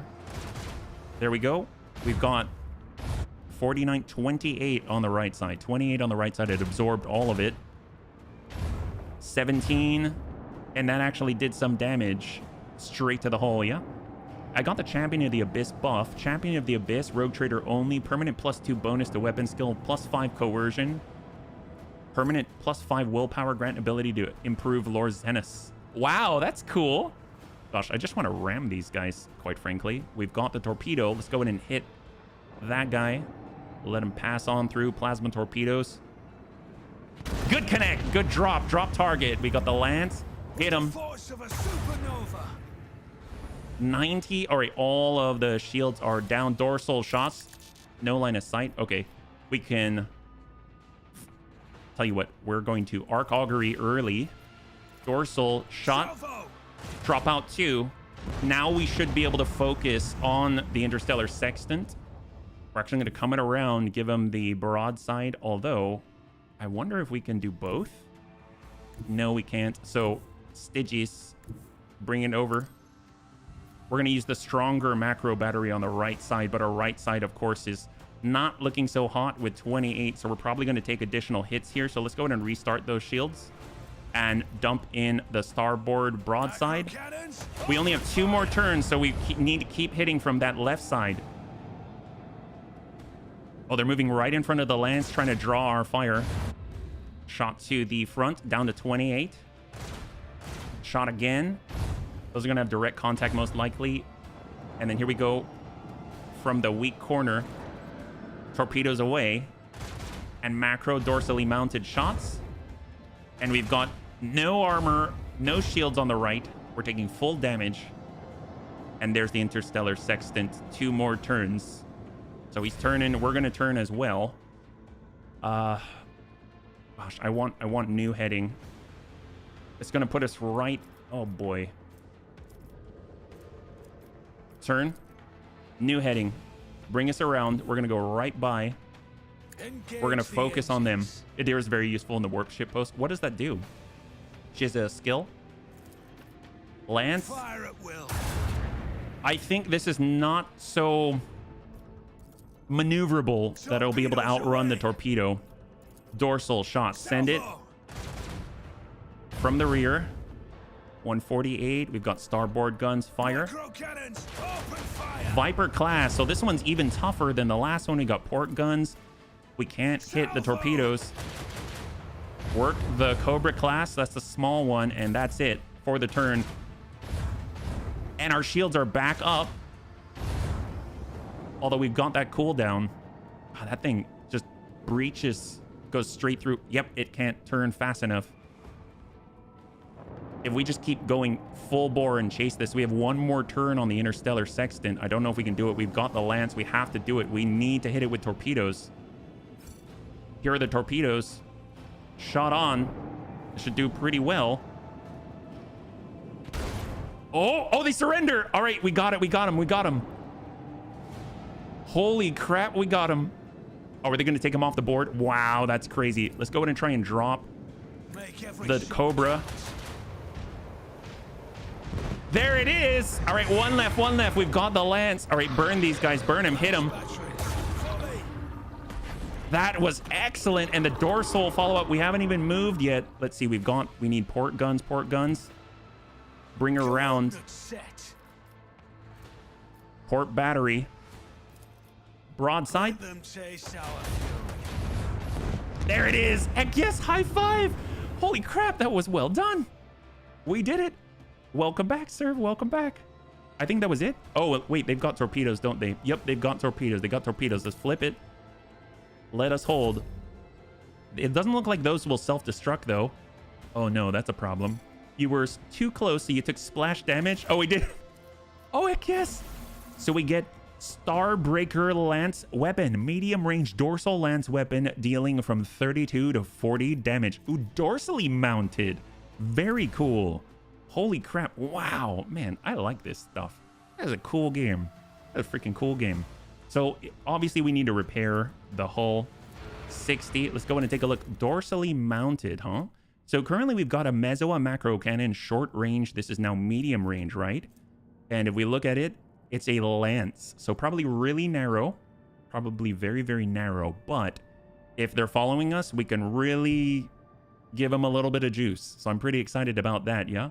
There she is. So we've got a lance on the back. We got a lance on the front. We've got some crazy torpedo tubes. And on the side, on the right, we now have a Styges.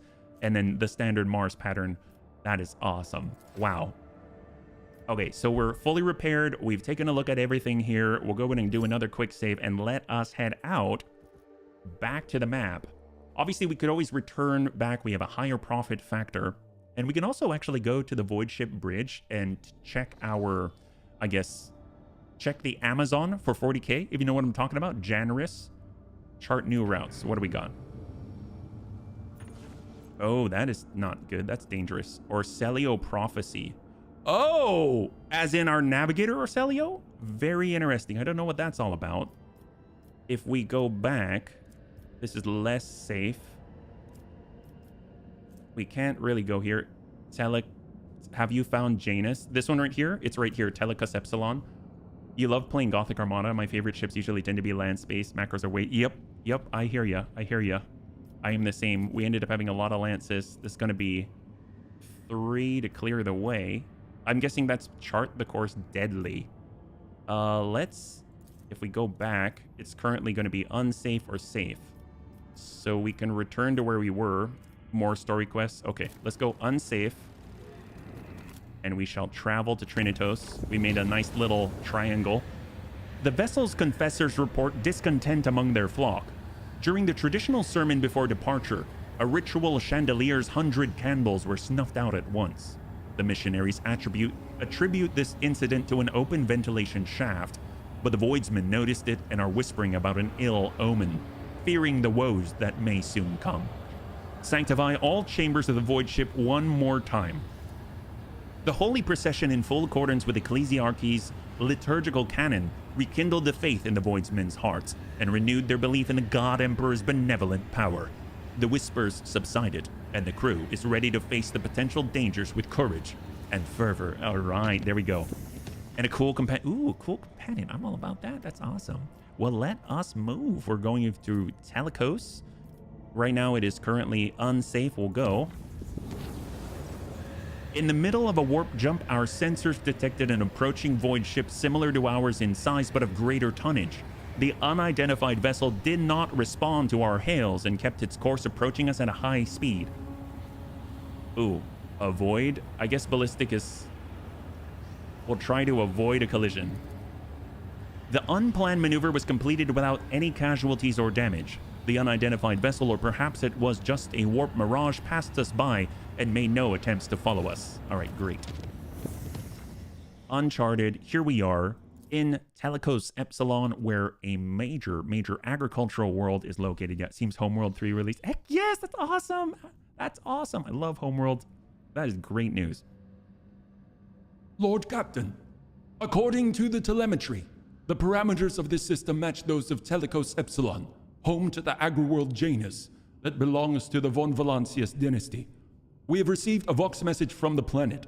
The agri-world's governor officially welcomes the bunny trader and reports she has begun preparations for a formal reception to celebrate the arrival of the planet's sovereign. Your subjects are looking forward to your visit. All right, world shapers, key source of food for planets. Yes.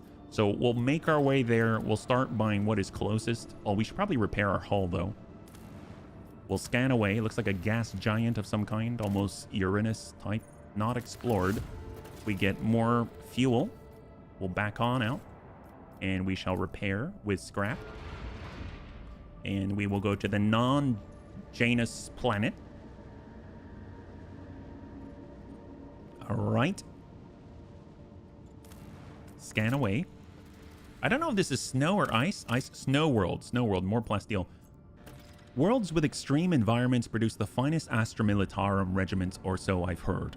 I'm merely repeating what some guards I happen to know have whispered into my credulous ears. Curious if this actually does anything. So more plasteel. You can get 7 from a single extractum if we go back. So I'm not going to do it. And here we are over to Janus. This is an entire world, so it should be pretty big. Oh my god, that is very Hive World Earth-like. And Governor Viet's estate. Here we go. And I'm curious how long it takes to complete projects, because we do have the, I think it's the Infernicus, the big two-ended flamer. Those are all the farm. Oh, wow. This is an agricultural world. Jeez Louise. Everything's on a giant scale. Wow, that is quite an estate. After Janus, the project should be done. Oh, okay. That's awesome. Is it based off of actual in-game time? Ooh, we've got Rangers. I'm guessing we're not aware of them. They're usually camouflaged.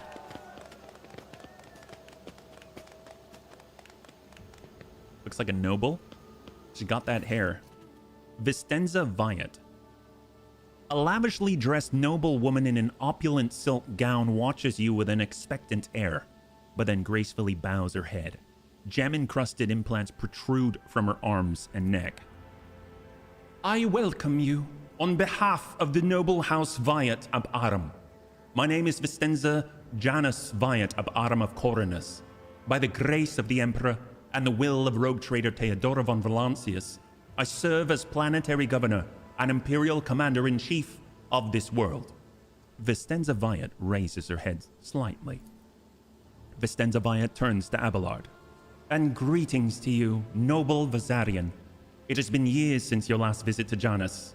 I am glad to see you again. It is a good sign when a rogue trader seneschal does not visit a subject planet for a long time. Isn't that correct, Lady Viet?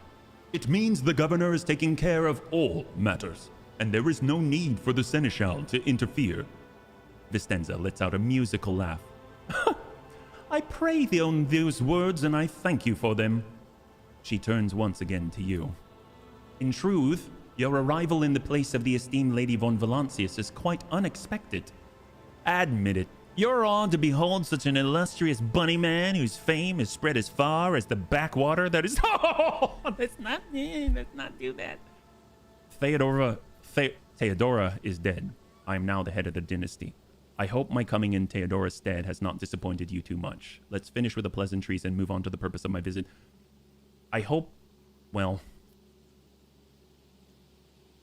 I guess if she's going to learn it from anyone, she better learn it from us, and I guess in front of everybody? I think I'll say, I hope my coming in Theodora's stead has not disappointed you too much. Maybe we'll tell her in private. Not in the least, your lordship. On the contrary, I am delighted, after all these years, to once again welcome to my world... Wow, he missed. Oh, she safeguarded her, I think. Oh, that guy is slow to react. He's just standing. Look at, he's still standing there. Whoa, whoa, wow. That guy's either a bad shot or an amazing shot. He shot over to his right and hit on his left. Fight off the forces attacking the estate. So what are these guys? I guess we can't deploy. We are ambushed. We've got servants, former servants, las pistols. So standard stuff. Anyone different? We've got 5 on tap. Well, they're really close to us right now, which is probably okay for us. If anything, there's 1, 2, 3, 4, and then we've got Estate Warden. So there's 3 on this side. We'll start with... You know what? Screw it. We're starting with Jai. Actually, no. We're starting with Argenta. We'll have her move. She's got a flamer, and she knows how to use it. It's a hand flamer with a range of 3, unfortunately, but we'll get on over. Pump up momentum. Where's the atomic shotgun when you need it? Oh, I forgot about... We do have a shotgun. I guess we'll tuck in to melee. Flip this over. And we shall hold. We got HP.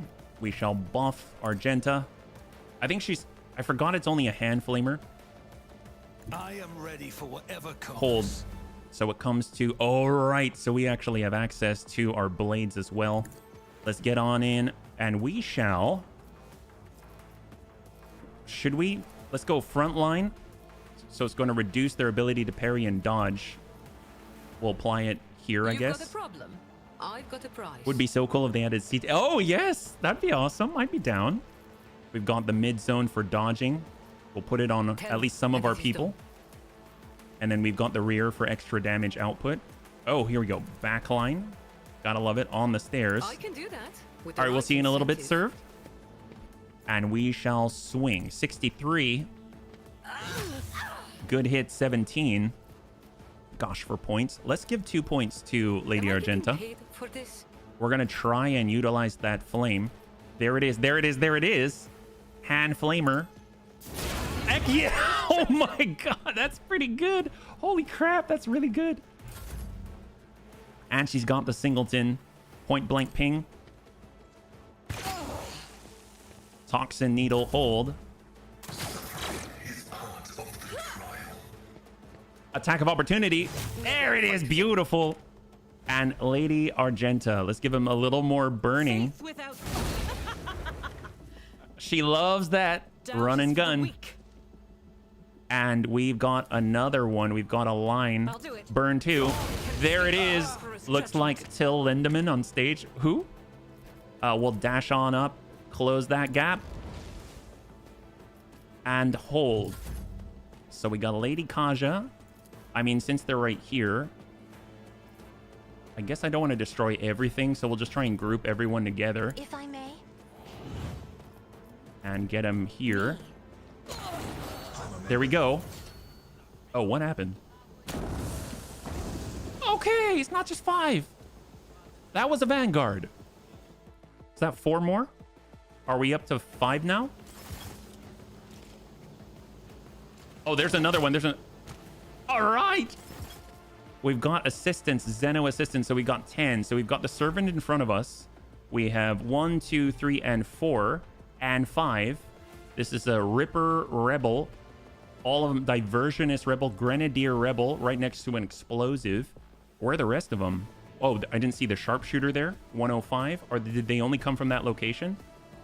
Unknown for the rest of them, because I only see 6. We've got 1, 2, 3, 4, 5, 6, 7, 8, 9, and 10. Okay, they're all over there. They're all over there. So once we clear this, we're good. So let's see, we've got Orchestrated Firestorm for a zone on Master Tack. For her, let's get her behind some cover.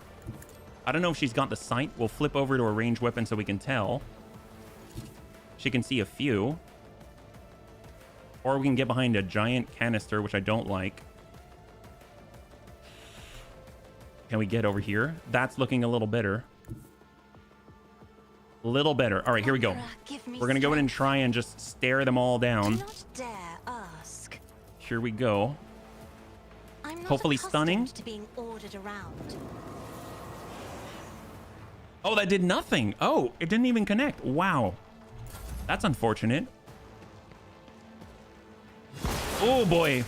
Well, he destroyed her cover. Sharpshooter's not going to miss. Oh, he missed. Wow. Because we dodged. We mostly dodged that. Grenadier. Explosives. Stun. We got a stun on Kaja. Potentially stun on Argenta as well. And Kaja, despite being stunned, is just like slipping like Mike Tyson. He's the front man of Rammstein. Their stage shows are legendary for the pyrotechnics. Oh my. Well, with Abelard, I mean, obviously I want to get rid of this guy, but I think Pascal can handle it. We need to immediately respond over this direction. Let's go. We've got the charge. We're going to Sworn Enemy on the Ripper Rebel. And get on in. At your beck and call. There he is, 25. Swing it. I actually want to get the movement so I can start this right away. Daring Breach removing. This should get pretty nasty, so I would like to get over. We shall come on over to the edge. We've got the cleave. Victory is imminent. And cleave. Brace for impact.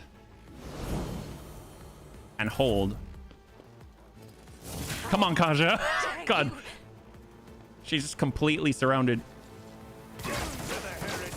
Down to 20. Huge hits from the Estate Warden. So this is a blinding grenade. We've got HP ready. We could take the shot early. Is it necessary? We'll take a singleton. 1 point. There we go. Clear. Our rear is clear. That brings 9 to the front. We'll go ahead and tuck over to the... Can we make it? Move, move, move. Or... That was our action. Voice of command. We can only see Lady Argenta. I guess we'll give it to Jai. We'll move Jai because she can relocate now. And let's get on out. On the edge. Got a bit of a line. She's going to flip over to her precise shot. And she's got a guy back here, 86. Got a problem? Never cross And lands it for 27 on crit. A huge hit with the Eldari Wanderer's Portent. We're going to relocate the front line right here. No. Oh, she can't see it. Oh, drat.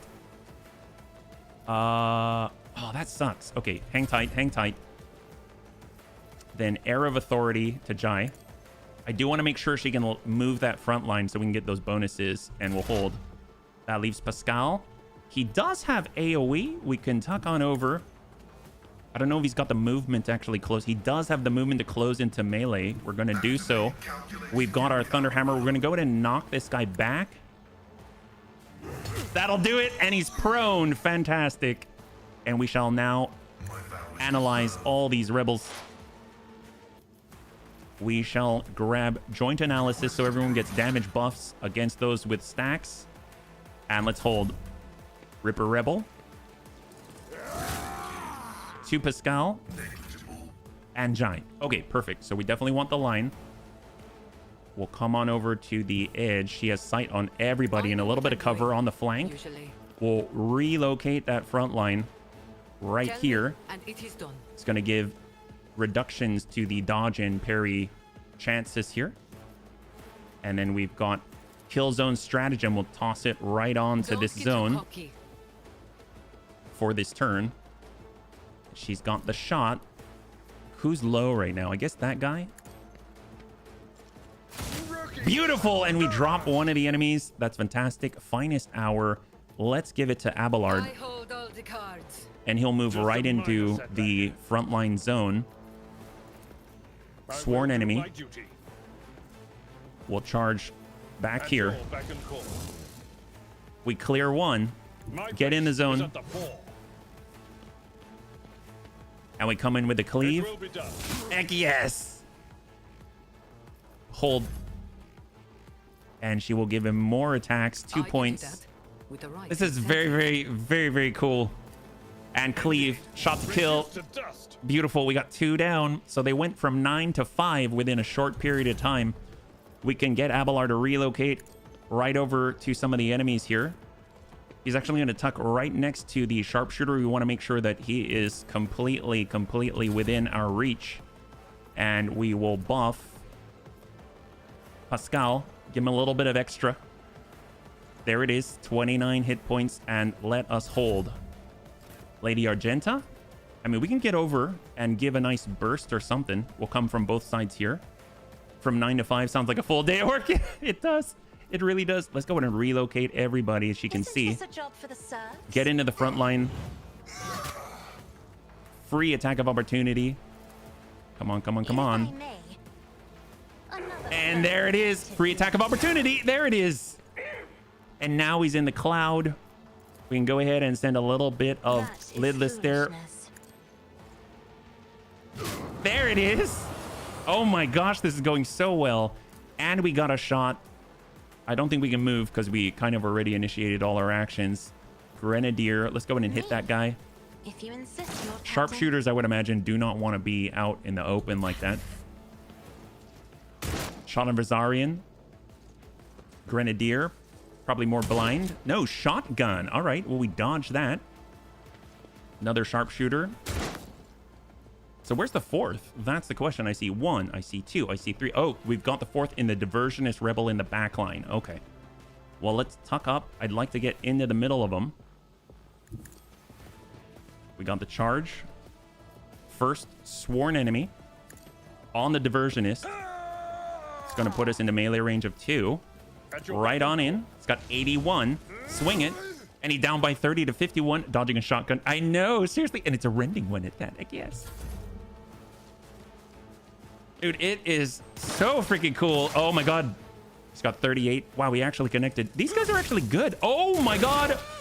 And he just hurt his own guy. What a friend. Not much of a friend at all. It's not like the bunnies ever do that, right? Right? 17%. I mean, we could just... Shot. Beautiful. And we drop and clear Abelard. Let's go in and give him a move. We might be able to clear that. And all that's left is the sharpshooter rebel. He's going to close on in, break line of sight to the other sharpshooter and hold. And we shall give a little air of authority to Kaja. And hold. Pascal. I mean, heck, he's just going to guarantee a hit. Just get right on over. And ping 20. Walk over. Here we go. Thunderhammer. He's got 12. Your life is a negligible variable. Dear God.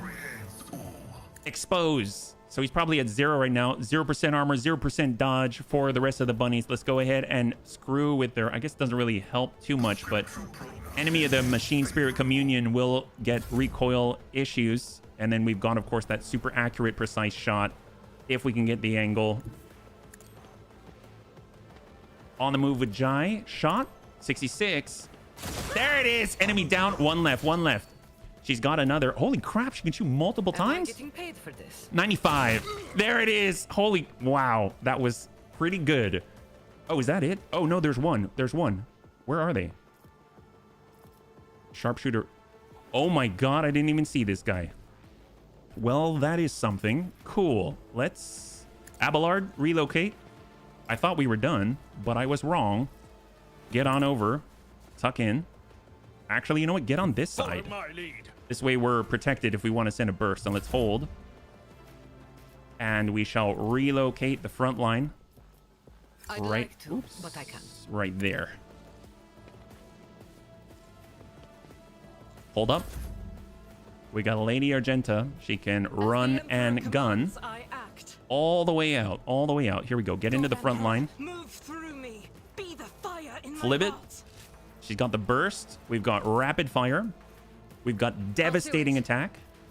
And we'll This is send a unacceptable. burst right in. Doubt is for the weak. She's not very good at hitting things. We'll go firearm mastery and we're going to do singleton pings here. So we got shot. You, my emperor. Shot 2. 19% chance? Really?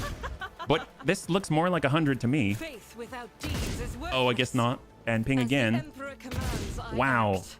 I don't know how I feel about this. Let's go ahead and dash away out of danger. Hold. We got Lady Kaja. Get behind cover. We'll try and move this guy away and take an attack of opportunity. I'm not accustomed to being ordered around. And yes! High five! Oh, Tank, thank you so much for the gifted sub. If we could show Tank Care some love, that'll be absolutely amazing. I really, really appreciate you taking care of the bunnies. Thank you so much, man. Dude, that was good. Wow. Your lordship, Emperor preserve us.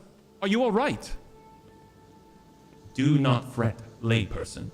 We have grown used to outrageous slovenliness among the wardens of every world we visit.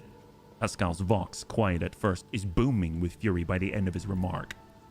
This boiler is looking pretty dented right now. Yeah, it is. It's probably going to explode. We should probably move away from it. Pale grayness is strangling this peasant like a noose. His words are laden with fear for our well-being, and yet he fears for his own even more. I am fine. I can't say the same for the attackers. Praise the throne. If you would please follow me, I will personally escort you to the governor, where you will have the protection of walls and wardens. All right, fine. Lead on. I don't want to get him in trouble and get him killed. I have a feeling maybe she might be in on it or something, yeah? Happy dial-up. Ding-gong, ding-gong, a little bit.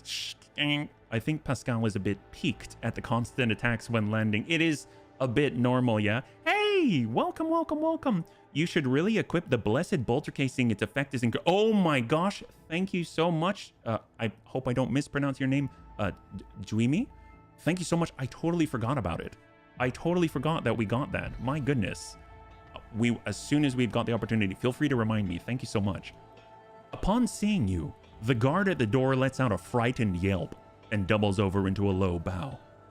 Your lordship, the most honorable HBFT von Valancius, the governor is awaiting you in her office where she's protected by walls and guards. Would you prefer to meet with her alone or with your entourage? My entourage will accompany me in my meeting with the governor. I'm not taking any chances with this place. Oh, what? So there's two people. She's casting or praying? She's got a halo or something. Vistenza Janus Viat ab Aram of Coronus is furiously swiping at a data slate, issuing commands into a gilded vox. Upon seeing you, she hurriedly puts away her devices, smooths her skirt, and drops into a deep curtsy. Wow, that's not suspicious. What the world? Your lordship, accept my abject apologies for the reprehensible stunt that spoiled the reception. Even in my worst nightmares, I could never have imagined... I don't care about your apologies. I could have been killed. Hey, your local fuss is of no concern to me. I'm in urgent need of provisions from Janus. Reprehensible stunt?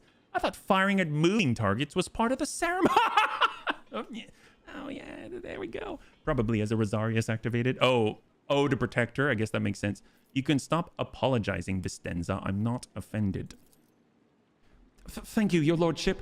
Believe me, I'm infinitely sorry that the troubles of Janus have reached us even here, the most protected place on Janus.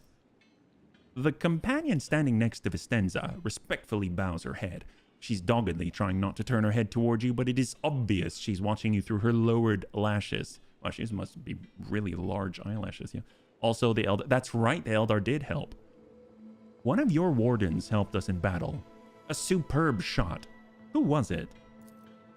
Oh, you must be referring to Irliet, our chief ally in the struggle against the rebels.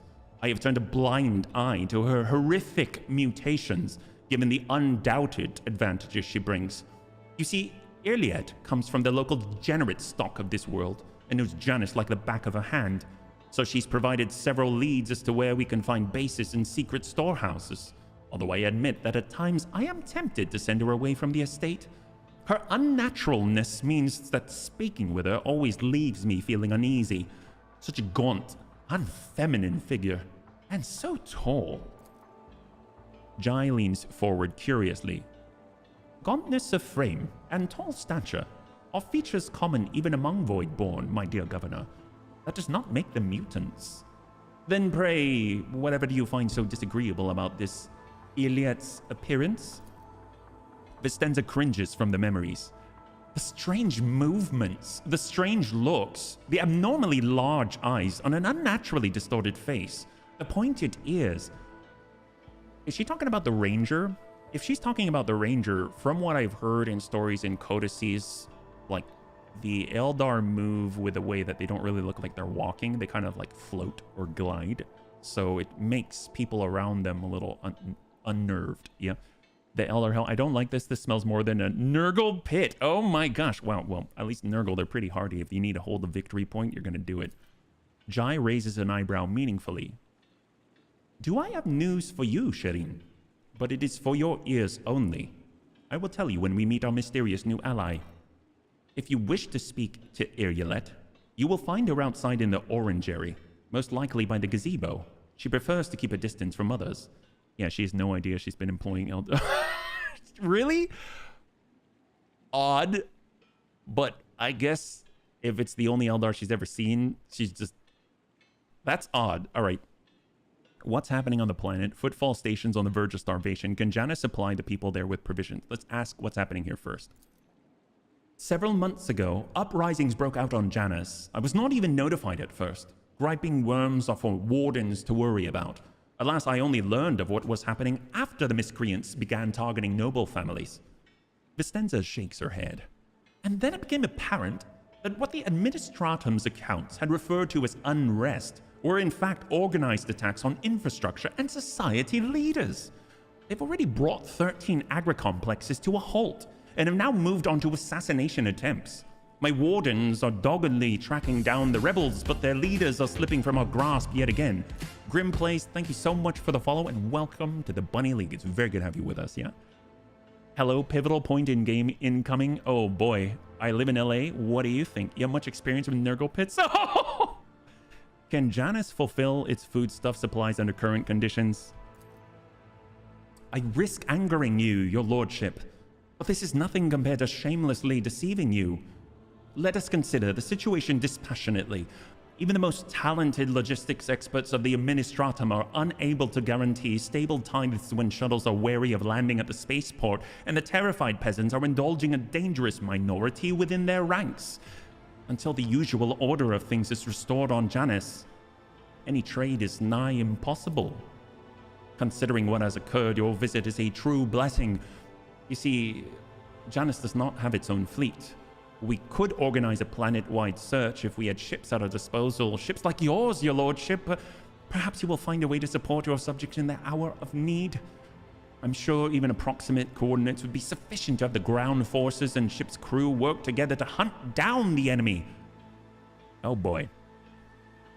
I'm not interested in your excuses. Dealing with the rebels is your direct responsibility. You want me to go off and catch some rebels for you. I promise you, Governor, I will hunt down the seeds of rebellion and heresy on your planet and burn them to ash. I will get to the bottom of this. I'm sure the rebels will have something to say to the master of their world. Well, if there are no competent people to be found on Janus, I shall have to handle this myself. Oh, well, I'll track down these elusive fugitives myself. As for you, Vistenza, you will not be permitted to fail again. I am removing you from your post as governor of this planet. I am placing you under arrest, and when I finish with the rebels, I'll decide what to do with you. Ooh, wow. This is very much a... You have failed me for the last time, Vistenza. Right? I kind of want to do number 6. I really want to... I don't know. I'm the type of guy that wants to hear what the excuses are first. But, I mean, at this point... Yeah, I don't know. You kind of want to do number 6? What do the rest of the bunnies want to do? Because right now we've got track them down regardless. We're going to have to do it. I mean, that's just we have to. And so our only options really, I mean, we could say you want me to go off and catch some rebels for you, but she might say, oh, well, I'm lending you Irliet. And that's kind of cool too. There's too many things that don't add up. I don't like the fact that she, as soon as she came in, she was hiding her data slate, but then she says, I don't want to hide anything from you. You know what I mean? Why are you hiding that? That makes me a little worried. So, but I don't know if I want to can her just yet. Yeah. Do you trust her while you go off gallivanting around the planet? No, actually, Geigen, I don't. That's a very good point. Thank you for confirming. I'll track them down. As for you, you'll not be permitted to fail again. I'm removing you from your post and placing you under arrest. Sure, let's do that. I want to make sure that we are doing this correctly, and we need to make sure that we can trust those that are in power. So we'll do number 6. Here we go. Vistenza lets out a ragged gasp, as though she's been punched in the stomach. Whoops. Your lordship, but I've served your dynasty faithfully and honestly. I've worked tirelessly to tame this unruly planet. She stops herself from speaking any further and nods. As you wish. All right. If I was allowed action, I would pull an Inquisitor and shoot her first. The real question, is she romanceable? Good point. I don't know. All right, so where are we right now? We are inside. They've got Vistenza Viet. I guess we can talk to her still. So she's under guard. The door guard bows obsequiously. Lord von Valancius, we are most delighted to welcome you as our guest. Would your lordship prefer to speak to the governor alone or with your entourage? I don't want to waste time on this right now, because I totally forgot that the bunnies told me I should equip the Blessed Bolter casing. So I totally forgot to do that. Let's go from newest to oldest for items here. We've got Blessed Bolter casing. Single attacks with bolter weapons automatically hit the target.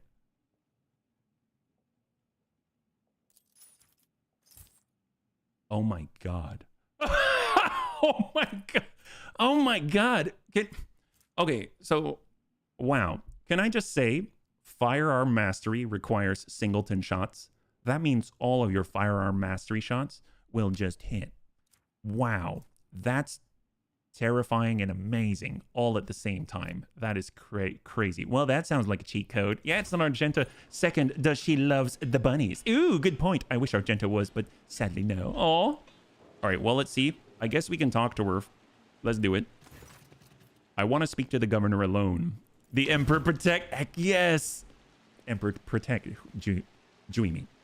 Heck yes. All right. Oh, she's... Did we take her data slate? I hope we did. Your lordship has deigned to pay me a visit. To what do I owe the pleasure? Nod toward her companion. Who's this person standing next to you? It's one of my ladies-in-waiting, Amelia. Amelia performs secretarial duties and helps me to remain in constant contact with those families who are most responsible for the productivity and prosperity of Janus. I trust my advisors implicitly, and over time Amelia has become not merely a faithful companion, but almost my shadow. Losing her would be like losing my right hand. Vistenza laughs and gives Amelia an encouraging nod. I don't... When you say your shadow, do you mean your literal shadow, like chaotic shadow? Amelia drops into a low curtsy. To bathe in the light of your greatness is a true honor, bunny trader. All right, well, Footfall Station is on the verge of starvation. I mean, they will not... She's already answered this. She cannot provide provisions right now, so tell me about Janus. Vistenza leans forward, using a long con. Janus is a remarkable world, both in terms of its vast potential and in terms of the work that was carried out to transform it into an agri-world.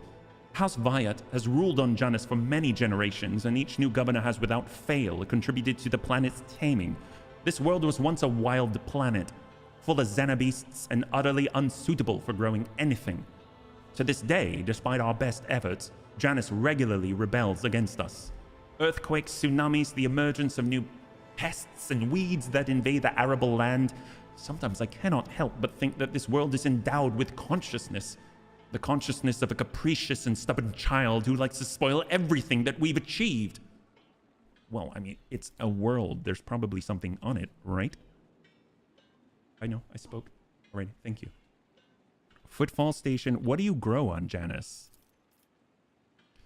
Mainly Helican, flint corn, red turnip. Apart from that, in the southern hemisphere, we've set aside vast tracts of land for the Grox population. And of course, I cannot fail to mention the several thousand acres of tilled land given over to cultivating fermentable fruit for personal use and limited export. Even for an agro world, in the back of Beyond, this place is a real dump. What do you all do here for fun when you have free... I don't... It doesn't look like a dump to me. It looks really nice. I don't want to just go in and start... But I am...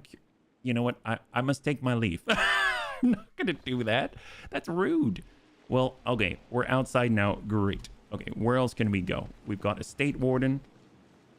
Is something wrong, your lordship? We've got servants. I'm always curious if one of the servants is in on the shenanigans. So I'm going to talk to people. I'm registering unconventionally high efficiency for the unit Cassia Orselio, relative to her limited experience. The unit status is being upgraded. Did you Knowledge just... is the key to everything, is it not, esteemed maker? Oh. I learned this wisdom from your fellow priests, and it has helped me many times. I'm like, is he saying that with her right there? I mean, I guess it was a compliment, right? Aristocrats, servants. We've got doors. No door here. Come on through. We've got Janus Noble, State Warden. We've got another door here, maybe. Or get left in the dust. No joy, it's an honor. And then it might be just shaped like a giant T.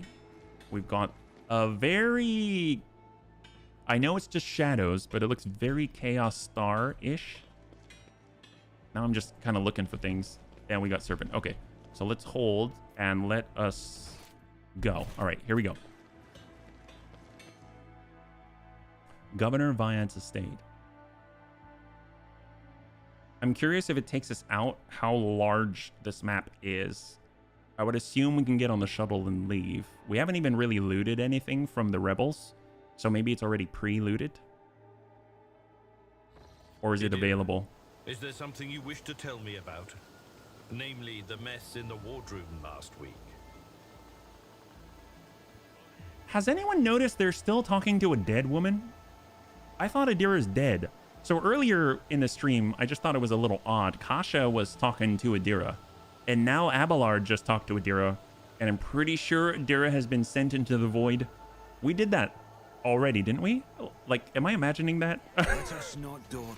I mean, that's fine. We are traveling through the warp. It's very possible that we were just imagining it. It's fine. It's warp. See? That's what I'm talking about. All right, Geigen. High five. I can buy that, kind of. Aristocrats. Oh, hello, goods. Vinzilex. That's actually named. We'll take it. The game sometimes triggers casual dialogues with characters not present in the... Oh, okay. Well, that explains a lot, Dreamy. Thank you so much. Draped in a red cloak, the Magus' body barely looks human. Wires, tubes, metal manipulators turn him into a whimsical machine. While implants hide his face behind a sinister mask, the tech priest intermittently dictates something in Technolingua to the servo skull floating next to him. But at your approach, he falls silent and offers a reserved bow. Greetings, your lordship. Lex Mechanic Vinzelix. How may I serve you? Pascal and the Lex Mechanic exchange trills of binaric greetings. The series of sounds issued by Vinzelix sounds much longer and more deferential than those of Pascal. What do you do here on Janus? The tech priest's mechanical voice comes from the speaker on his neck. By the order of the Adeptus Mechanicus, I have been entrusted with the management of the Adeptus Administratum in order to catalog agronomic data and analyze information about the planet during the process of subjugating it to the will of the Imperium. Be blessed, Tech Brother. Your diligence and the diligence of those like you turns anarchy into order and bestows classification to knowledge. One of Pascal's mechadendrites lightly touches the Lex Mechanic's body. The tech priest bows respectfully in return, clearly a little startled. How many servants of the Adeptus Mechanicus are there on the planet? According to the data stored in my cogitator, all infrastructure nodes for food harvesting and processing have their own contingent of technomats. The total number amounts to 253. Correction, based on the latest data, the figure is 211 units. How are things with you and your fellows? The current situation on the planet is assessed as stable. The progress of the prospects is assessed as encouraging. Can you tell me about Janus? Initializing. The planet's soil possesses a unique composition suitable for the re-engineering of the planet and the mass production of foodstuffs. Significant cultivation of the Eastern Hemisphere with the aim of improving production processes and logistics operations. Traces of Xena activity that do not pose an immediate threat to ongoing operations. Undesirable pathologies of flora and fauna have been noted, which may pose a threat in the short term. Wait, what pathologies in the flora and the fauna? Genetic and chemical pathologies, your lordship. Harmless species mutate and become aggressive, while plants change their chemical composition and become poisonous. This is happening more and more often, and if you do not take action, the ecosystem of the world will be irreparably disrupted. The changes may be artificial. Has the possibility been considered that someone is manipulating the ecosystem to reduce our living space? Not at all, Venerable Magus. Our tech comrades from the Magus Biologists are humble workers, not warriors. They could not have come up with the thought of such a militant nature. The mind must be open to all forms of knowledge. I order you to commence a check. In the event that your account of the indolence of their minds is confirmed, I will petition for the appropriate penance. Ooh, punishment. How is the governor dealing with undesirable pathologies? I have analyzed the genome of the affected species, and I'm currently developing suppressor genes to make the planet's organisms resistant to pathology. But so far, I have not been able to solve the problem. Further exploration of the planet would perhaps speed up these processes, but the administrative apparatus has imposed a ban on expeditions that are not directly aimed at improving production. They're just doing it to torment you for killing a... I can imagine that, Kurgosh. After all, they just want to hang it over our head, yeah? Traces of Xeno activity? According to data obtained during the initial survey, ruined structures of non-human origin were noted in different sectors of the planet, but I did not have the administrative capacity to study them in more detail. For now, I must defer the quest for knowledge. The Lex Mechanics speaks the last words with distinct envy, his eyes fixed on Magus Hanuman. And we shall go. As you wish. I was expecting to hear something about the governor not doing good things. Let's go in and take a look inside. We have medkits, fire grenades. We'll hold. Is there money to be made? Right now, if we take a look, we've got... I'm guessing that's the Adeptus Mechanicus. Oh, Irliet. Okay. So we can talk to the Eldari. She has free reign, can just kind of chill. Oh, is the Vox Skull? I thought the Vox Skull was following us around. I think she's up here. Oh, we've got aristocrats. Here's the garden and the gazebo. An otherworldly silence reigns under the arches of the gazebo. Perhaps a sound barrier generator is mounted in the dome. Oh, wow. That's very fancy. Janus Noble. Oh, there she is. There she is. Let's hold. We'll save first. And what do we got? Iliad Lenevis greets you, Elantark. Whoa, she looks cool. The bizarre creature before you only vaguely resembles a typical human. An elongated body, slender limbs, pointed features. Every aspect of its appearance is unnatural and alien. The creature turns its head to you. Sup, Eldar? Yes! You know, so I just want to point this out. Raven loves the Eldar. So if there's any way to somehow get her in the party, I really want to do that. I don't know if it's possible because we have kind of, well, you know, the Emperor's chosen here. So we'll have to see how this goes. Is it true your socks are older than the human race? She'll call you monkey. Oh boy. Would you look at this? Xenos. Well, she devoured them, mingling with humans. Don't your lot think themselves above that? Anyway, it doesn't change the fact that it's a Xenos that's been cozying up to Viet, not a mutant. There is fear in your words. You know what I am, and so I may no longer follow the shadowed path and must be direct. That's not good. My soul is nothing kin to yours. Your kind call us Xenos, as if we are all as one. I came here to protect the Lilithon, By assisting the governor against her enemies. The Lilithon. Will you hear me? Or be blinded to sense by your precepts?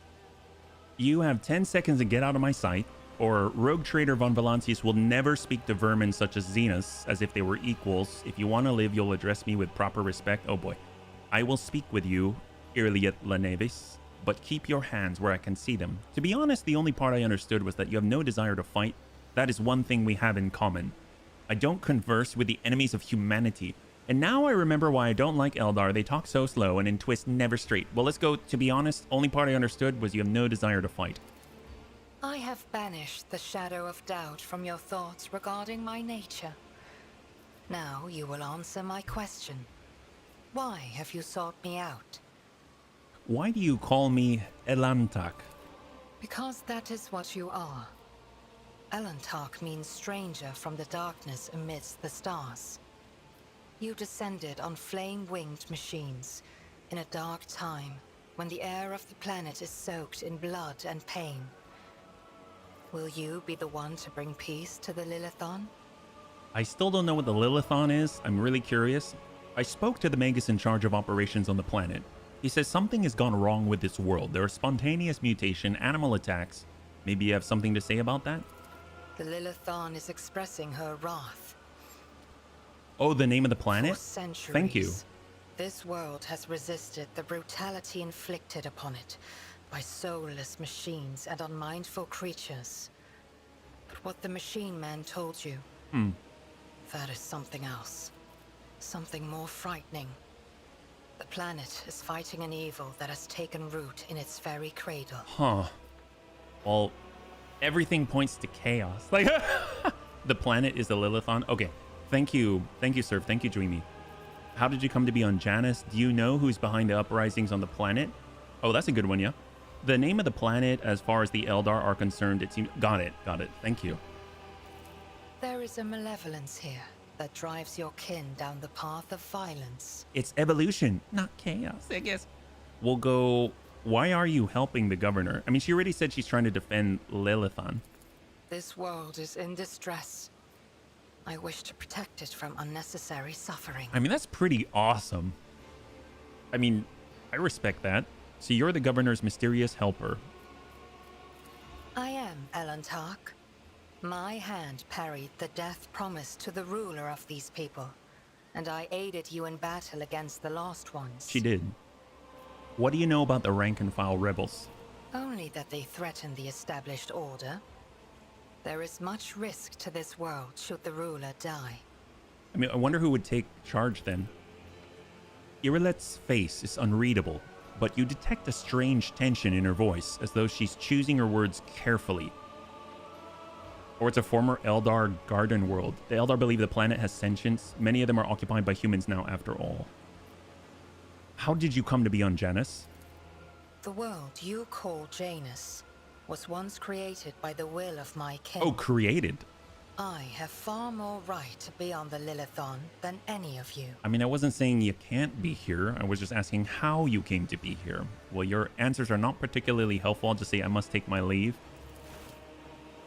Well, I guess she probably is not going to do anything until we're in combat over the fate of the planet, is my guess. She's basically sounding like an Eldar guardian of Captain Planet. She must be the 6th Captain Planet sigil. There's Kwame and there's Irilet. Itilius Quint. Who's that? This is going south, right? This is up the stairs. That's the wrong way, so we have to go this direction. You could have recruited right then and there? Really? Let us not do I mean, I definitely want to do it. I didn't want to offend her. Well, let's go.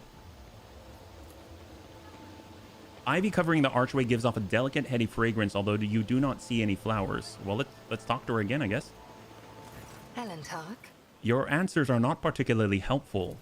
But you are not asking for help. Oh, thank you. High five. You are merely asking questions. I would have missed it. The answers to which are either unimportant or wreathed in shadow. Explore this place. Speak to those who know. A simple task for you, and an insurmountable challenge for me, since my very appearance provokes fear and suspicion. When you learn anything, Tell me. Perhaps then my answers will be helpful to your search. If you want, you can join me. None of the locals will dare to look askance at you in the rogue trader's presence. So be it. I will. Gotta do all the go with you. talkie. I'm often nervous about pushing the wrong buttons. Irilet is silent for several seconds, her gaze fixed on something beyond you. Slowly drawing out her words, she replies. I am ready, Elantark. Let us go forth. All right, so Irilet is a Xenos, one of the Asuryani. Ooh, the Asaurian Rangers. She's a ranger who follows the path of the outcast, and her skills in ranged combat are without equal. Irilet does not use human weapons and can wear either Eldari armor or, if she learns the required feature, Drukari armor. Oh, that's wild. Irilet's unique ability instantly ends her turn. However, at the start of her next turn, she'll make an attack that always hits its target. Wow. This is what the holy quick save is for? Okay, so this is tough because I like Jai. Abelard's our only melee. Pascal's amazing, Argenta's amazing, Kasha's amazing, but really, I almost feel like I feel like Jai doesn't fit in if I want to bring Irilet. We need Abelard. Kasha's like second to none. She has navigator powers, no one else does. Pascal, he's an incredible operative. He's the only one who can wield a Thunderhammer and a Plasma Gun at the same time, let alone have the proficiency. Argenta is Argenta. So mid-range combat, close-range combat. Irilet sounds long-range, and HB's long-range, and an officer. So we've got 2 officers, a tank, an operative. We've got a soldier, and then now we've got a sniper, I guess, yeah. Who's your main character? Main character is range as well. Has the same Xenos knowledge that Jai has. Okay, let's go with this, I guess, and we'll see how this runs, yeah? So obviously it'll be great if we can go back to the ship because Jai has a lot of Eldari equipment, right? So let's, if we can, let's return back to the void ship. This is to the mansion. Loot. I'm not too sure where to do that. I guess we'll find out, yeah? Strange resemblance. Oh, you mean me, Trip? Yeah. It is awfully strange. It definitely is. All right, so what do we got? Commerce. Governor's Palace gleams with a gilding that has been generously applied to all metal trims and prominent bas reliefs. We should probably level her up, though. Okay, so maybe we should level her up. What is she right now? Currently, she's an operative. Okay. What are her abilities? She has awareness. Okay. We've got expose weakness, dismantle attack. Here she has sharpshooter. If the operative has not moved this turn, she gains ballistic skill and damage for every 5 cells, so the farther away the better. So don't move her if possible. Perception, so that reduces the enemy dodge against shooting. We've got nimble, so extra dodge. She's 100% from the get-go. Ballistic calculation, if the operative attacks a target affected by an exploit from a distance of 9 cells or farther, that attack deals plus 15% damage? Oh my god. I almost don't want to do exposed weakness, yeah? You still have things to discover on this date? Oh, I mean, I will definitely come back. I just want to make sure that she's got equipment, yeah? Precise attack. For the next attack against a target affected by an exploit, the target's cover efficiency will be reduced and the attack will have extra hit chance. She's got awareness again. She has fresh target, so that's extra damage against that which has full wounds, right? Yep. 16% more. Extra movement to get her to the right position. Dismantling attack upgraded. Lorzenos makes sense. Lorzenos. Ballistic skill makes sense. Insightful perception grants the operative a bonus to perception with precise attack. We got Medicae to heal. Perfect spot. She gets a bonus for cover efficiency, perception, and ballistic skill in a spot. Enemies suffer las weapon expert. Interesting. Why las weapon? Are Eldari rifles considered las weapons? I guess. Enemies suffer a negative 20% penalty to dodge against las weapon attacks. Ballistic. Comprehensive analysis. That's for her operative stuff. If the target of analyze has 2 or more exploits, they get an additional one. Intelligence. Ooh, intelligence. Okay, that's switched. And we've got Swift Sight. In My Sights costs only 1 AP. I don't know In My Sights. We've got Precise Shot. We've got Perfect Cover. We've got Expose. We've got this. I don't know In My Sights, but okay. And Dismantling Attack upgrade. So right now she is currently set. We can choose. I'm assuming Bounty Hunter, although Assassin are good, but Bounty Hunters are methodical killers who leave trails of dead bodies. Chooses the next target before the previous one has even realized it's dead. So the big thing about this, core focus critical hit, killing a priority target versus Core focus, high damage, dodge, and dodge reduction, threat elimination, hit, and run. She's not really going to run. Master at identifying the slightest vulnerability of priority targets, dispatching them by any means necessary versus methodical killers who leave trails of dead bodies. I feel like this would be better. If we look at Hunt Down the Prey, I don't remember, because I know that right now Pascal is this, right? Some NPCs as well. Bounty Hunter may mark any enemy in combat as prey. Whenever the Bounty Hunter kills a target marked as prey, they gain a stackable bonus until the end of combat. The bonus depends on the enemy difficulty tier. They 1 to 2, then they'll get extra wounds and temporary wounds. Doesn't really help her. And then critical damage and critical chance until the end of combat. And then both of the above. Hunt Down the Prey has 3 charges at the start of combat. And then she can get Wild Hunt. The Bounty Hunter simultaneously makes several attacks. The number of the attacks equal to the number of prey in combat. And these attacks are equally divided among all prey in line of sight. The attacks always hit and always score critical hits. I mean, that seems really, really powerful, but... Oops, hello. I think, let's see Assassin. We've got...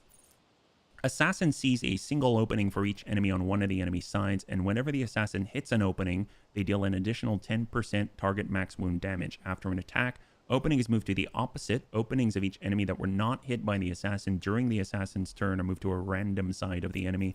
And then last but not least, we've got the Assassin makes an attack with a current weapon. This attack cannot miss, deals 50% more damage, also deals additional damage equal to 25% of targets missing wounds, and then the Assassin's dodge reduction, armor penetration, parry reduction are doubled for the attack.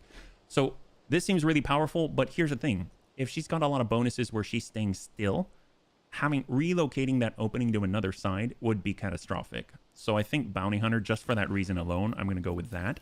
So we'll choose Bounty Hunter. And then now we get to choose additionally. We got Call the Bold, deal additional ballistic skill bonus damage. That seems amazing. Claim Bounty. Bounty Hunter makes a free single attack with a selected weapon. That attack always hits, does not end the movement, and deals just something % of usual bonus damage based off perception and ballistic skill, which she totally has. If Claim the Bounty kills a target marked as prey, the Bounty Hunter receives +2 AP, dear God, and recovers 1 charge of Hunt Down the Prey.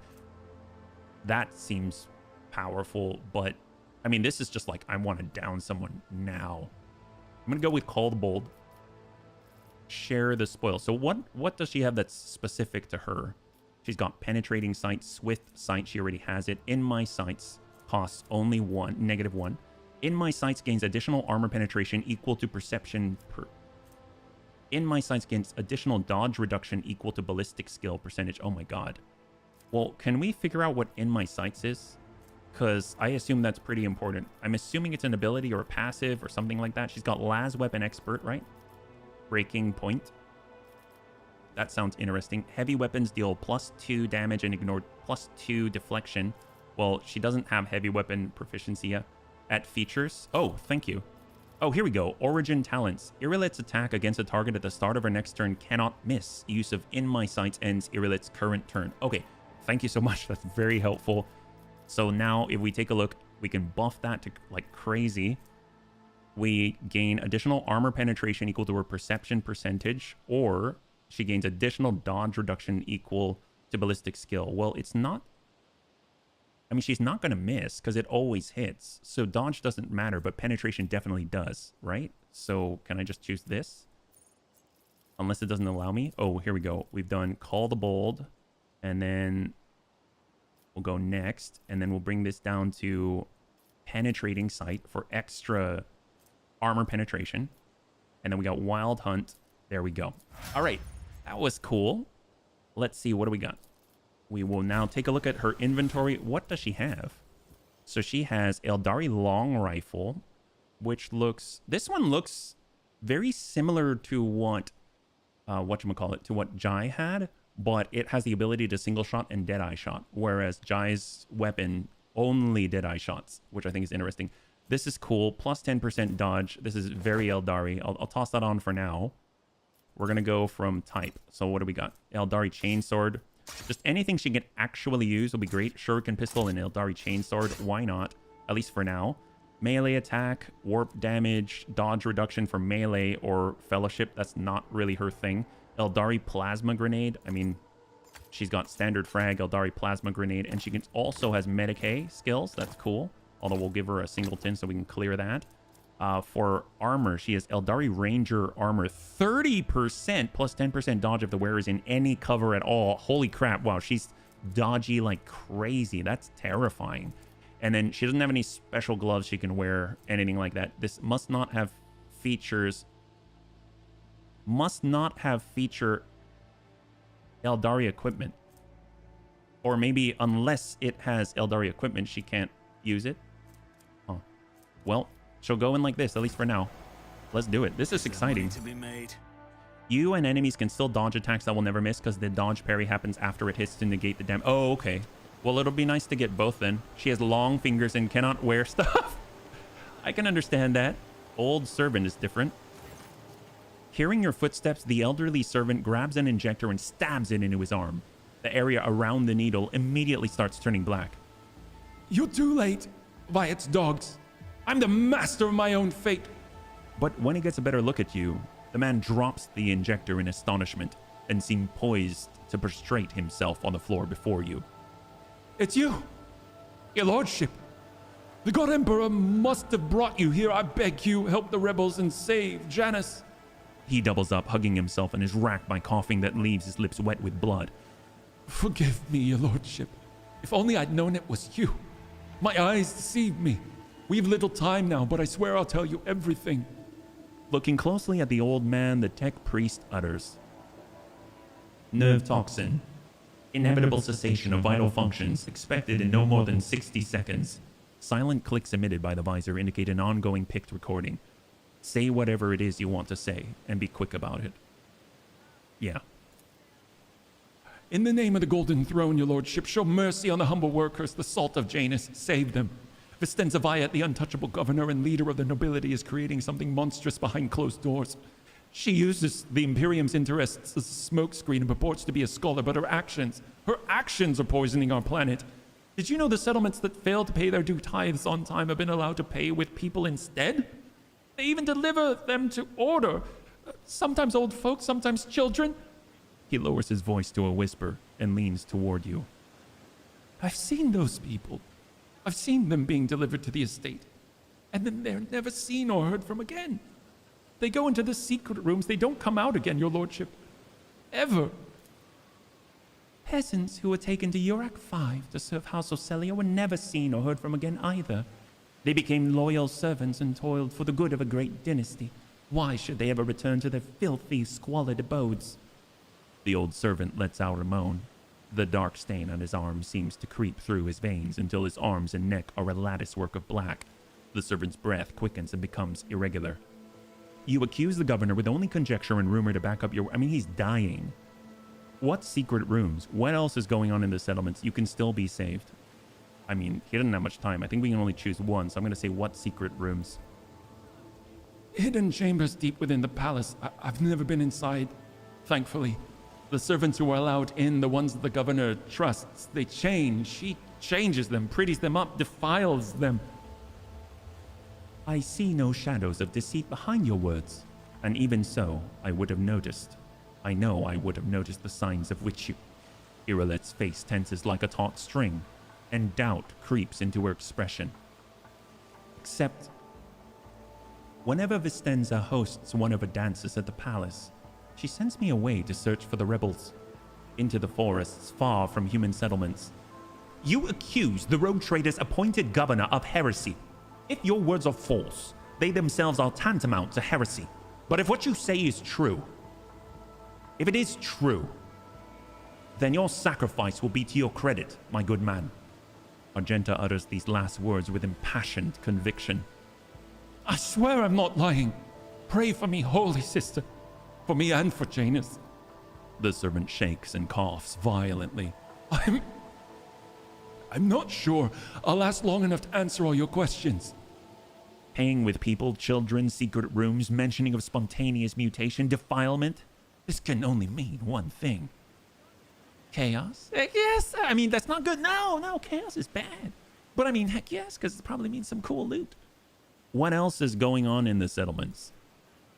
I'll tell you exactly what I was told by the people who contacted me. These tithes, some settlements have already switched to paying with people. They say that amenable settlements get special treatment from the governor's dogs. They arrange for medicine to be supplied to the settlement, then security, and then they completely isolate them. All contact between those inside the settlement and the outside world is cut off. One lad managed to get out, and he's the one who told me all this, that the people are rotting alive in their strange growths, yellow eyes, stinking like dead bodies. The worst-looking ones are rounded up and taken away. The fellow who escaped, he seemed fine, but within a couple of days of the rebels picking him up, he started seeing monsters instead of people.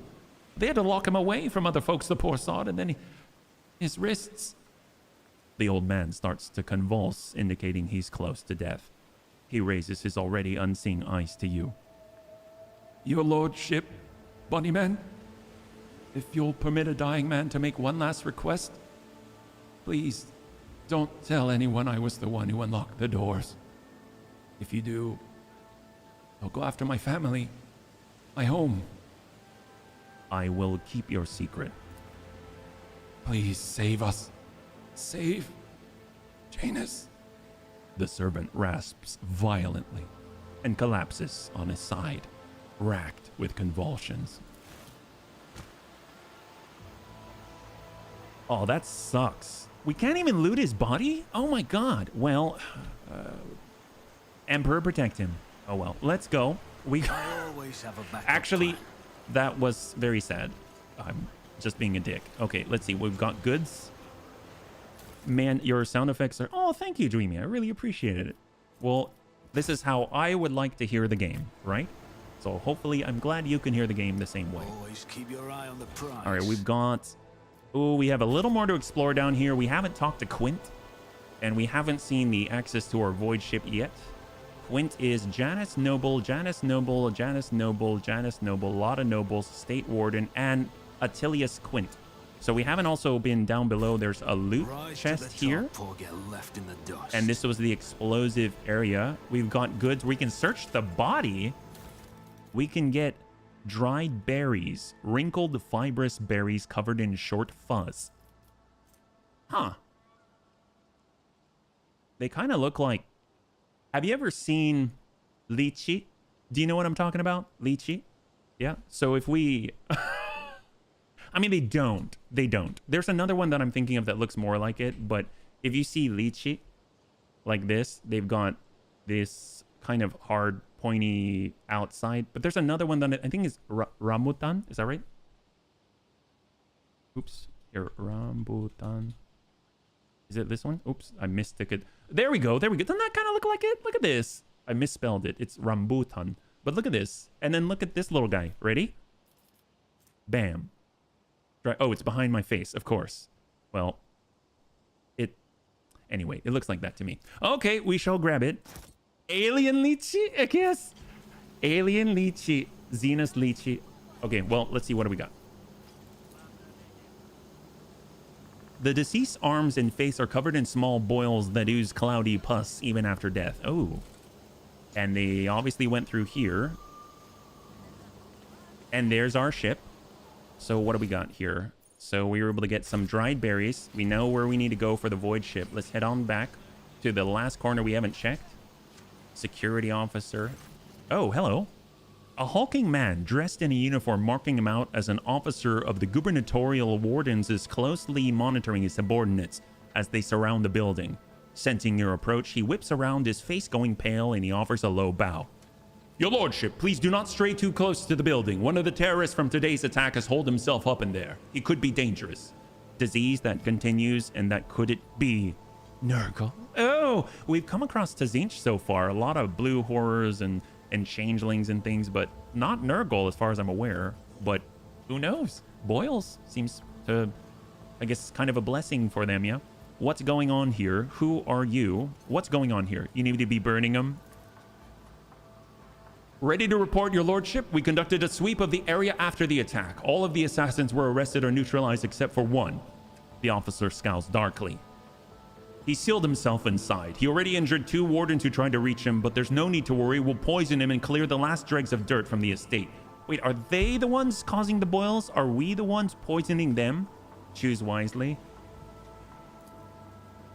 I have only one question, officer. Why have you not already done it? The Roguetrader is here, and the longer you delay, the more you put his life needlessly at risk. The officer flinches slightly at Abelard's snarl. it is inexcusable, your lordship. The barrels of poison were only just delivered, but we're ready to begin now. You're going to poison the rebel? The officer nods. Oh, we're using insecticide from our stockpiles, your lordship. We don't have any military-grade poisons, but we don't need them. Not for this parasite. You need to be burning them, I mean the dead and live. Oh, okay. Who is he? Officer's brow furrows. To tell the truth, your lordship, I'm more concerned with clearing the area right now than with his identity. We're not expecting to get any valuable intelligence from him unless we find something on his corpse after we've done our job. So what's so special about the building? Well, it's one of the utility buildings. Fortunately, it was empty at the time of attack. There were no potential hostages or innocent people inside. If you ask me, I think this was the first place the killer came to when he was beating his retreat. We managed to round up all the others, but this one holed himself up in there. This is not an empty utility building, but an inactive backup crypt for storing refrigerant and freezing equipment. This is obvious. Your ignorance is depressing, servant. Sorry. Let's talk to the guy. Because here's the thing, okay? So that one guy we were talking to said that everyone was... There were like secret rooms. And this sounds like when we went into the governor, she was hiding a data slate. So she was in communication with somebody and she tried to hide it from us. And now we've got a potential witness to something. Maybe someone who's covered in diseases and things like that. And they're inside of some refrigerator room. And on top of that, they're trying to gas them so they can't talk. I don't know. You like Pascal? Yeah, he's pretty straightforward. I want to talk to the person inside. Are you sure? It's not exactly safe, your lordship. The officer's eyes involuntarily sweep over you, sizing you up. I want to solve this problem without too much blood or fuss. All right, fine. I'll take a look around after you finish up. You dare to question me? Out of my way. The officer seems to remember himself and offers another low bow. Forgive me, your lordship. Act as you see fit. At the officer's signal, the other wardens take a deferential step back, clearing your path to the door.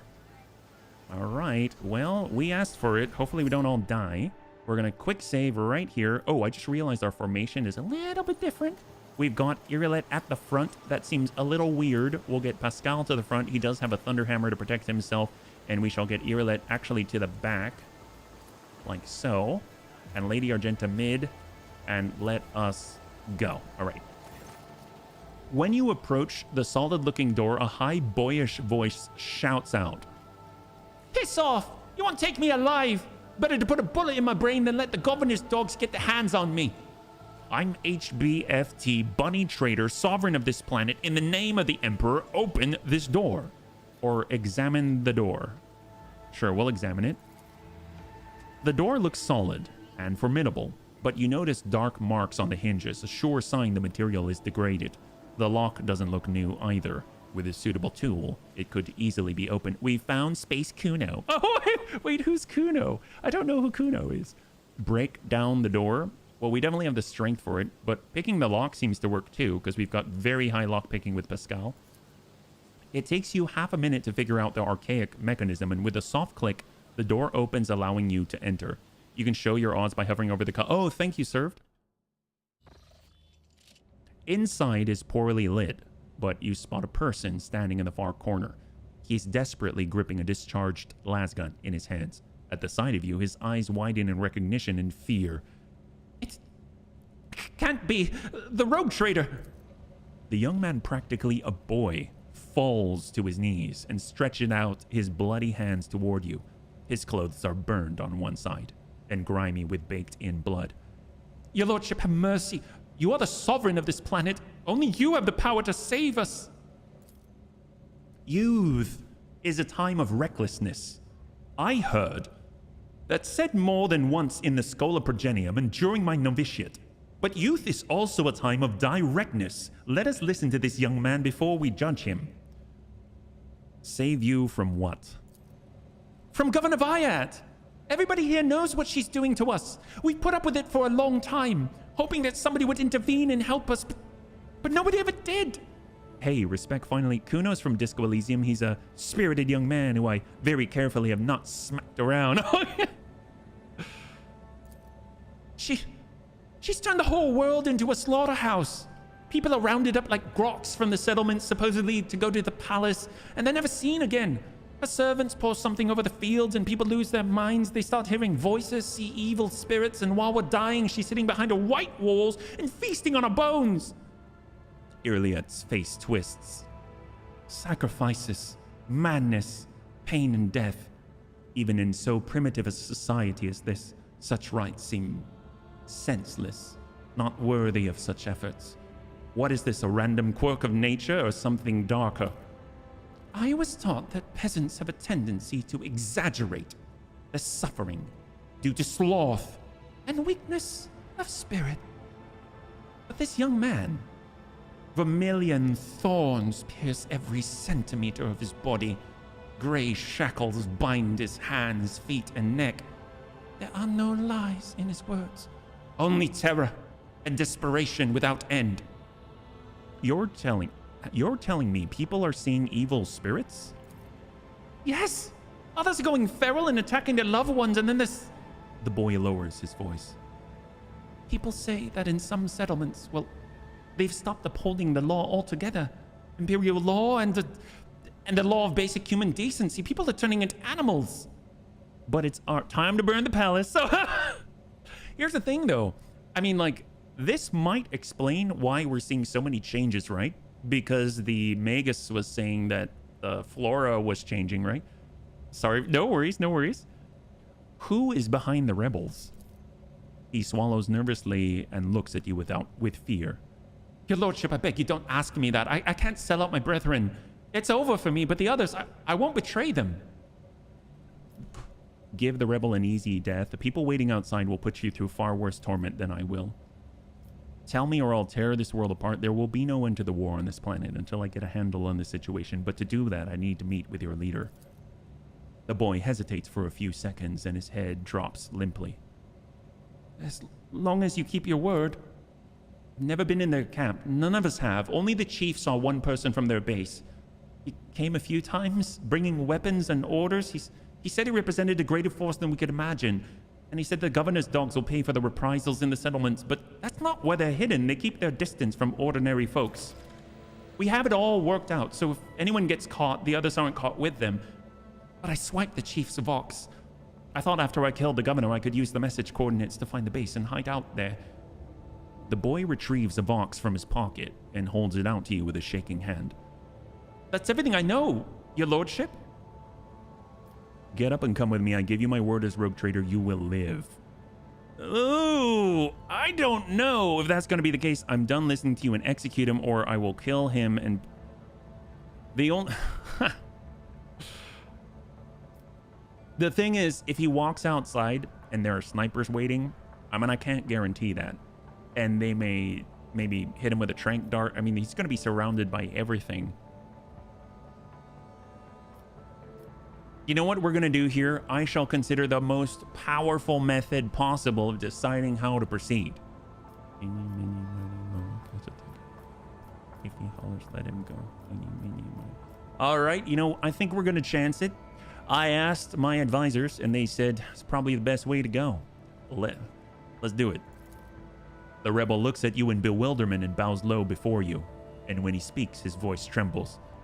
Your lordship, thank you. Thank you for this kindness. I never thought I'd survive this. The officer of the wardens casts a disdainful look over the rebel before turning his gaze on you. Your lordship, I honor your bravery. Please allow me to get rid of this rat for you. Escort this man safely to the perimeter of the estate. He is free to go. Okay, so that is very, very much like putting someone under witness protection, but the cops are completely, the law offices of Eeny, Meeny, Miny, and McSweeney. Oh, yeah. As you have seen, the accuracy of the governor's troops leaves something to be desired. Make an example of this scum. The man will serve Janus yet. Consult your advisor. See to it the rebel is made into a useful servitor. This man is now under my protection. See to it that he is held safely in custody until his fate is decided by a fair trial. Ooh. The thing is, handing him over seems like a bad idea. We're handing him over to people I don't trust. Number one. Okay. See to it he's held safely in custody. Oh boy. All right. A dumbfounded expression appears on the officer's face. With the deepest respect, your lordship. The officer thinks better of his next words and abruptly bows. It will be done. Is he just gonna like execute him right there? Servitor? No, not Servitor. All right, so we're inside this refrigerator room. We've got goods to take. I'm curious if this will tell us anything. We've got disinfection device. This device grants the wielder plus 15 bonus to carouse. Oh my god, that is incredible. Well, obviously, we need our tank to have that. He has like very few bayonet knife or guard knuckles. I think definitely replace the bayonet knife. That only gives us a little bit of bleeding. That's going to help him out a lot. And this is at point blank range with any range weapon at a 1-cell range. I mean, honestly, Lady Argenta sometimes uses a flamer, even closer, right? So we'll go ahead and take a look. And right now we'll open up the next one. I was too slow. I wouldn't have chosen that anyway, though. But thank you. Nice little stroll. Let's get on out. We'll see if we are ambushed by the guards or something. So far, so good. So we've got, I guess with the bayonet, do we have anything else we can use? The Eldari cannot use any of these. She can use the cloak and all that. And then we've got Pirate's Scarf and everything, yeah? Even if the governor's guilty of something, the security guards are probably innocent, and just following orders thinking is what they must do. And luckily being Rogue Trader, you're the biggest authority, so they never go against you. Sure hope not. We'll have to see. I don't know. I guess we did arrest their governor. The state warden, there's the walls. Have not been here on the corner. Lore Imperium, 97%. A lot of servitors here, actually. Looks like a cathedral of some kind. The chapel is built out of luxurious materials, but the holy place looks half abandoned. You cannot smell any burnt incense in the air. You see no seals of cleansing on the doors, and you hear no prayers, no human voices, or Vox recordings. Ew. Can we talk to a servitor? Sus, right? Servitor looks past you, not noticing your presence. Servant. Honor to serve exalted guests. And we've got Janus Noble. Honor Rogue Trader. Well, let's talk to Quint. He's the last guy here. I'm still new to the art of exploring. Did we find something? Usually that's if you notice a secret, right? What did we notice? Oh, maybe down here, Medicaid 60. Oh, there's a beach. Holy crap. There's a total beach. The fountain is an expensive toy for the nobility. Pure water is currently bubbling from it, but additional pipes on it indicate the presence of separate siphons for sparkling wine and other beverages. Oh, wow, that's fancy. We'll definitely get this cargo, yeah. Bag in the bushes, heck yes. Thank you, Geigen. Rise to the top. And we're going to head down to the beach.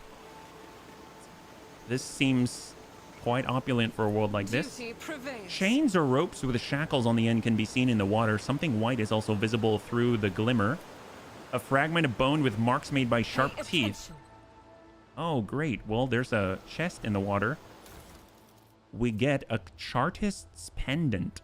+5 Fellowship, 10 Commerce. If the wearer has Dogmatic, Adherent, or above, their Lore Imperium will depend on Fellowship instead of Intelligence, and the wearer also gains +10 Lore Imperium. Oh my god. Wow. That is crazy. So, Officer who's Dogmatic, that screams Kaja. We're Iconoclast. So, let's see. What does she have right now? Her Lore Imperium's 30, which is not great. I don't think that's going to help her any. We'll get that on, and now she's 60. It's respectable. I mean, at the very least, let's take a look at ourselves. We've got the Hypnotizing Pendant. Whenever the wearer successfully hits with a single shot, target suffers slowed. So what I'm going to do, I'm just going to take this off. I'm going to go in and give it over to Iriliet. I think she can wear it. Yes, she can. We'll toss that in. So she only really has... I mean, she's got single shot and precise shot. And then we'll toss this on. How are we doing? +5 Fellowship and 10 Commerce. We already have pretty decent Commerce. It brings us up to 70. And our Lore Imperium checks are made with our Fellowship instead of our Intelligence, which is 4 versus 6, right? Pretty good. Not too bad. But we are not Dogmatic, so that won't work. So it's just a blind... It's just a flat buff. Huh. That's a bummer. I don't think anyone else is an officer that can take advantage of that, yeah? An empty, abandoned chapel. Yep. Chaos was here. Oh, I don't like the sound of that, Dreamy. So, oh, I didn't even notice there was stuff by the chapel there. Well, let's talk to Quint, and then we shall head back to the chapel, and we'll see what arises, yeah? Where is this Quint? Here we go. Attilius Quint. The stooped man wearing a cloak of the Adeptus Administratum is reviewing information on a data slate while his quietly whirring mechanical arms fill a long scroll with writing. Upon noticing you, the man stretches his thin lips into a smile and deferentially bows. The light in the eyes of the servoskull hovering over his right shoulder gently pulsate. Your lordship, what an honor it is to address you in person. Allow me to introduce myself. Attilius Quint, Prefectus of the Officio Agricultae. I will preserve the record of our conversation forever. I uncovered the servant who betrayed the governor. Here is the place where you will find his body. Who betrayed the governor? Did he know about this already? That seems out of nowhere. I'm assuming he's talking about on the beach, but hang on. What record of our conversation? Your lordship, I painstakingly record every conversation with high-ranking personages, and afterward I fill out all 7 accompanying forms personally. Attilius rolls up his completed scroll in a practiced gesture, stows it away, and pulls out a new one. Your words and judgments are in good hands. Attilius's mechanical fingers fly over the scroll as he fills in another line. And of course, what great fortune it is to see, for the very first time in all my years of service, an emissary of the Navis Nobilite here on Janus. I humbly welcome the esteemed Kaja Tisifia Evriala, Lady Navigator of House Orselio. Everything from her condescending gaze and confident bearing to her calm but commanding voice marks Kaja as the heiress of a great bloodline. Awestruck, the secretary writes down each letter of her name with particular fastidiousness. Laudable foresight. I thank you. Moments such as the appearance of a bunny trader must be preserved for posterity. What do you think of Vistenza? We'll hold on to that one. What do you have to say about... what are your duties here? By the grace of the God Emperor, I oversee the administrative apparatus on the planet and serve as secretary. I am also responsible for the logistics related to supplying the planets of the Von Valancius dynasty and the timely payments of tithes to the Imperium's official collectors. When did the collector's ships last come to Janus? Oh, your lordship, I must confess that as yet I have not had the pleasure of filling out a sacred tithe protocol form, as the last Imperial ships to come here did so under my predecessor. Come to think of it, that would have been several decades ago. Say what now? I do hope the logisticians responsible for such an unforgivable oversight lose their heads over this. Speaking of the Von Valancius dynasty, when were the last shipments sent? Oh, your lordship, our supply shipments are all in order. All foodstuffs, other items are ready for export and are simply awaiting the arrival of the transport ships. However, given the current circumstances on the planet, Janus could not provide even one tranche more than what is already prepared. I am certain the situation will be rectified in the near future. Yeah, by us, that's what. I fear no warp nor Drukari, but the Administratum, why, it scares me. Yes, this guy's a little bit scary. Tell me about Janus. What is happening on the planet? Alas, your lordship, rebellions have caused us too many problems in recent times. The rebels are interfering with established processes, interrupting supplies, sabotaging the serfs' work. A few nobles have even been killed. And worst of all, some of the victims occupied important administrative posts. Until the replacements pass their checks, complete all their induction forms, and go through the official appointment procedure, important paperwork is even going unsigned. It is a bureaucratic catastrophe. Wow.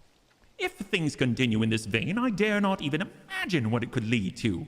There are worlds that are ravaged by war for generations. Generations, your lordship. Like that deranged planet by the nameless star. So close to our own peaceful system. The inhabitants there supposedly live under the patronage of Roguetrader Winterscale. I shudder to think what he has created there. Look, I want to know details where the rebels struck and how. Of course. I would be delighted to furnish you with all the information I have.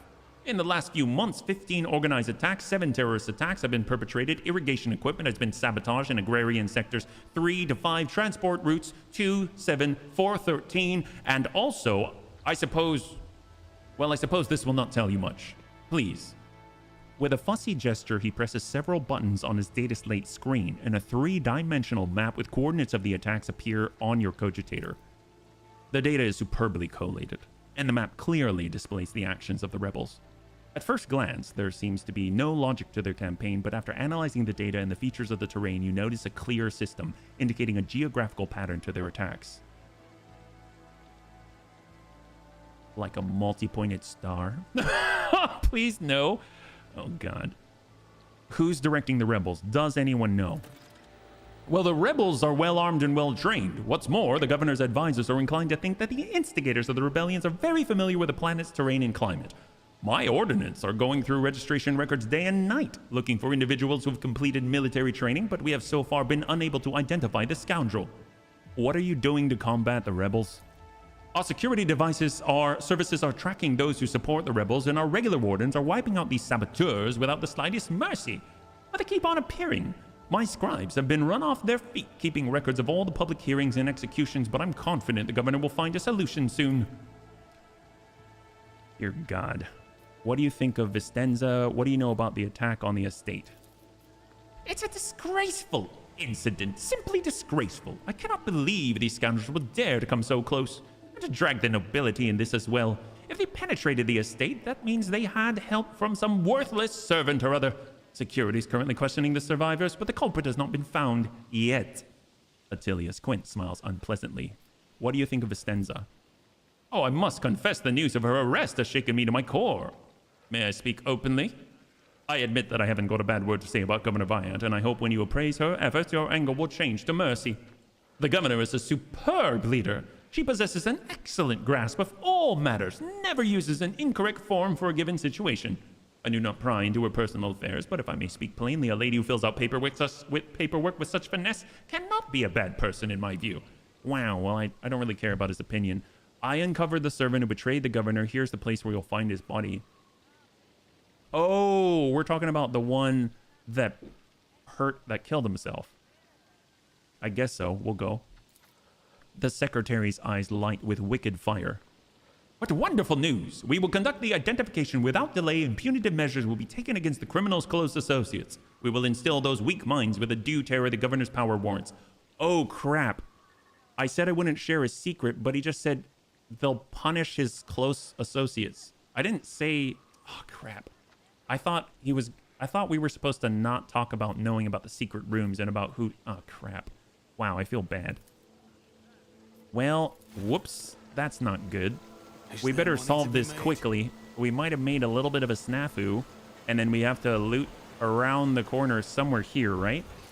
It's right next... Oh, we went the wrong way. Apparently, it's all the way on the other side. I always have a backup plan. And then after that, it's to the void ship. It's probably going to take us wherever we want on the planet. I'm assuming our map gives us more stuff.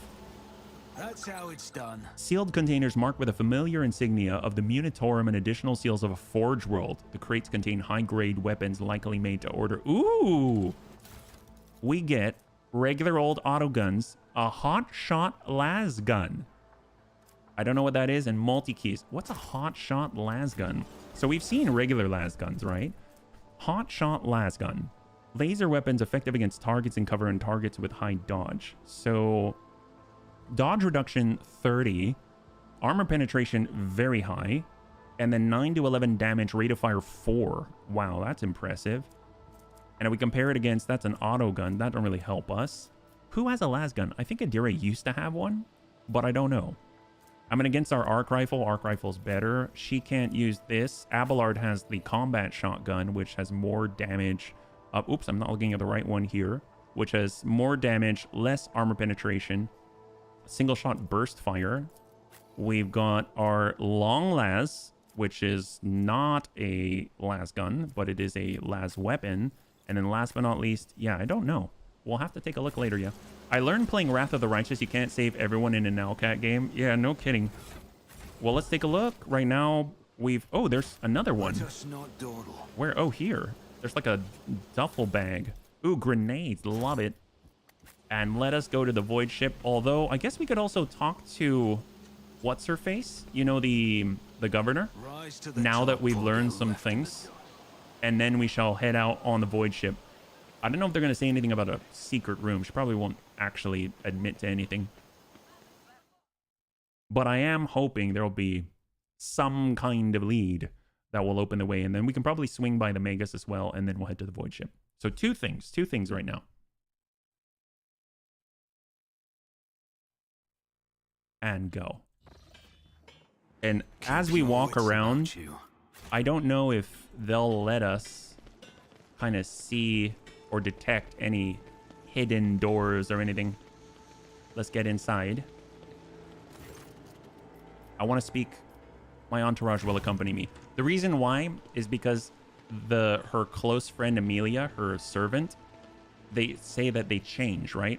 After she takes them hostage or puts them wherever. So it's possible that she's the one who knows.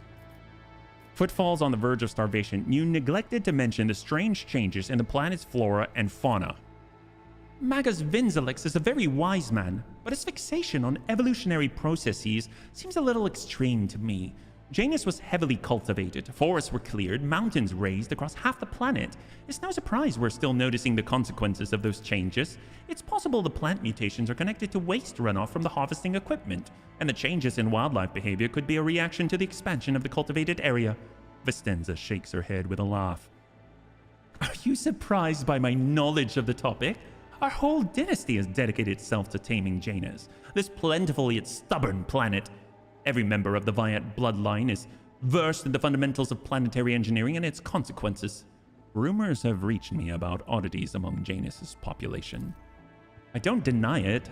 Some of our experiments exact a higher toll on the population than others. You see, recently one of the noble families of Janus has taken on the difficult task of enhancing the attributes of our workers. So far, it has involved introducing experimental supplements to their food and mental conditioning in monitored settlements. Sometimes procedures are disrupted and part of the population suffers from side effects. The specialists of the Gravers family would be better placed to inform you on the topic, but alas, they're currently engaged in the field. Say what now? She says that so nonchalantly. Technically, the Long Las is a lasgun modified to work as a sniper rifle. It's pretty darn good. I'm very impressed with the Long Las so far. You're forcing settlements to pay their tithes in human bodies. What? Really? HBFT, you speak as if you actually believe the claims of those wretched peasants. I do not ask anyone to pay the tithes in human bodies. I'm reducing the burden on the settlements which have suffered as a result of unsuccessful experiments involving enriched food. And I'm gathering the worst affected subjects, those who are no longer capable of work, for further study. Some among my circle would call such concern for the underclass a weakness which may have incited rebellion among the emboldened rabble. Kaja nods in understanding. Theobald and Felic tried to limit the effect my powers had on the low-born servants of Urek 5. The station's laboratoriums ran experiments on those who had the misfortune of losing their minds because of my gift. These tests increased our servants' lifespan, and then they joined Felic's side. The tech priest mentioned ancient ruins belonging to the Xenos. I know to what you're referring, strange structures of an unknown material. For the prevention of any unfortunate accidents, I ordered the area to be declared out of bounds for all. Some things are better off left under a thick layer of dirt beyond the grasp of even the enlightened minds of the Adeptus Mechanicus. Look, Footfall is on the verge of starvation. I mean, we'll just leave, I guess. I want to talk about her companion, but she already talked about it, and she doesn't let me, talk to her directly. So, oh well. At least we learned a little bit more. Keep my options open. So let's head on out. We'll swing by the Magus on the right, and then we are on to the ship. I guess if we're gonna fly, we might as well swing by the Void ship so we can cannibalize some of Jai's things, because I'm really curious. I don't think Irilet's gonna be able to wear a lot of stuff, but you never know what you can actually utilize, right? Especially when it comes to accessories and things. Because I'm pretty sure Jai has access to an accessory that improves her Lore Imperium. So this is where the Magus is. Going to be our last stop in this area. Keep your eye on the price. Vinzelix. I found this on the body of a dead rebel. Can you tell me anything about these specimens? And these are the mixed berries, the dried berries, yeah? Your blessing for the examination, Magus. The Lex mechanic waits respectfully until Pascal nods. The tech priest studies the dried berries and goes still. You hear the distinct clicks as his cerebral cogitators process the information. Creeping Creeweed, a typical plant of the Western Hemisphere. We have studied the possibility of industrial cultivation, but the process was found to be inefficient due to the specific requirements of the soil, which is found in the right composition only in the archipelagos of the planet. Okay, very good to know. I mean, if they had some of those berries on them, they probably came from a region that was at least in that area. Archipelagos of the planet. Let's go. We're going to head off to the corner. Here's our ship.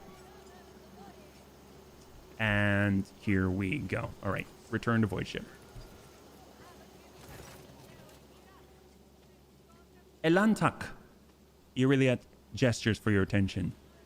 As you once sought my help, now I am seeking yours. The time has come to dispel the final shadows on our path.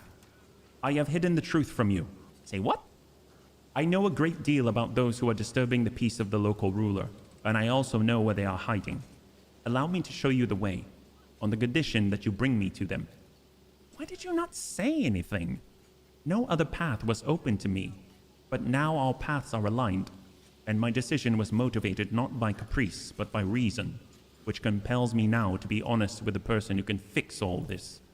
Everything you've discovered, everything you've learned from your kind, they are all traces of the same calamity. A calamity that will eclipse all the strife and wars on the face of this world. All the signs were plain to see, but I was here and the monkey failed to recognize the coming storm. The bunny said she'd call me a monkey. Now I think I understand why. Please, follow me, HB. You must, if this world truly matters to you. What calamity are you even talking about? You're still holding back information. I will reveal the truth very soon, but not here. Not in the place where it seems evil has made its nest. Have patience, Elentuck. Trust me. I was beginning to get bored without living targets to shoot at. If one of the Imperium's worlds is in danger, so be it. I will follow you. Let's go, Alentuck. I pray to the gods that we are not too late. Oh, she's taking us immediately. I thought we'd swing by the ship, but apparently we can't. Wow. Well, I'm glad we took Irliet, because she knows exactly where to go.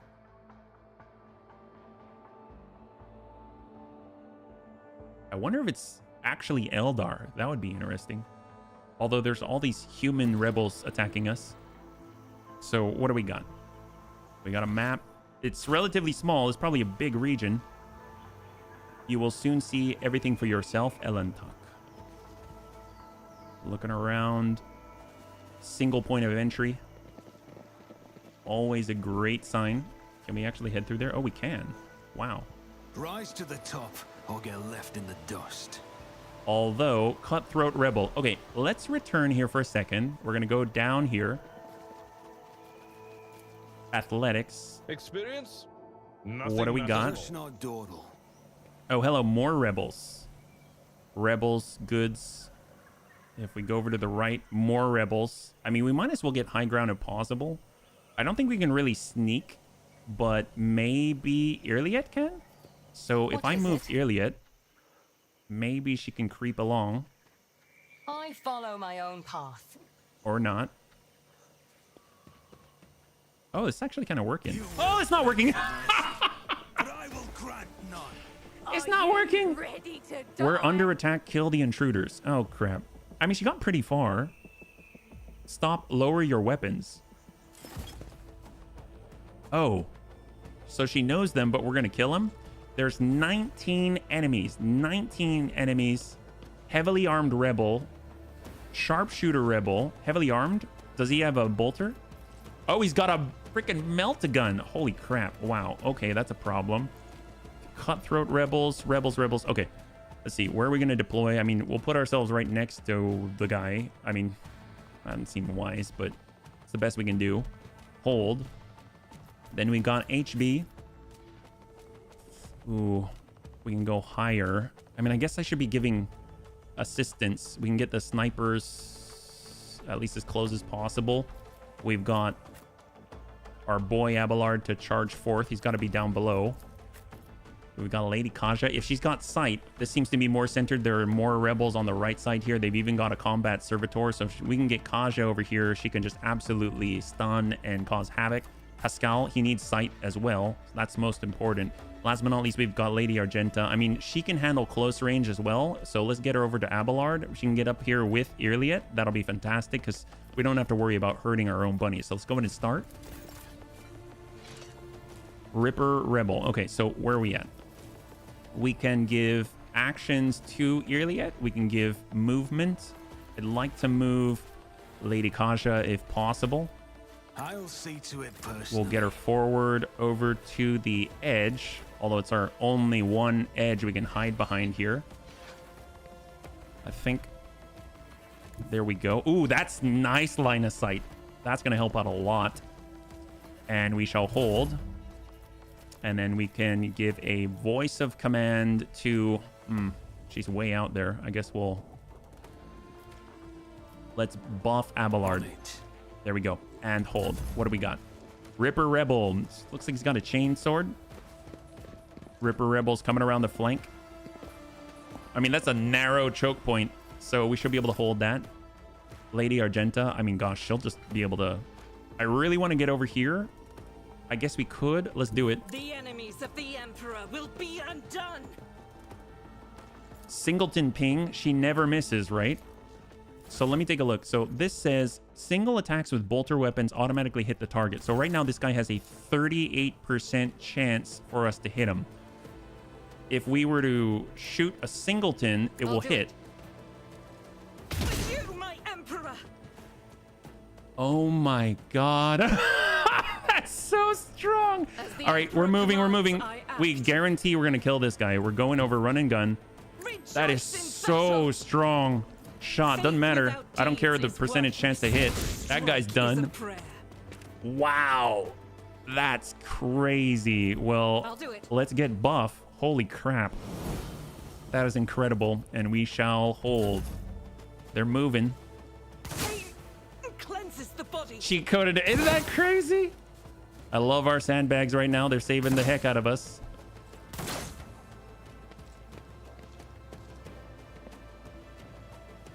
I mean, God, that's... Jeez. If she's a heavy bolter and you got a single shot coming out of that thing, dear God.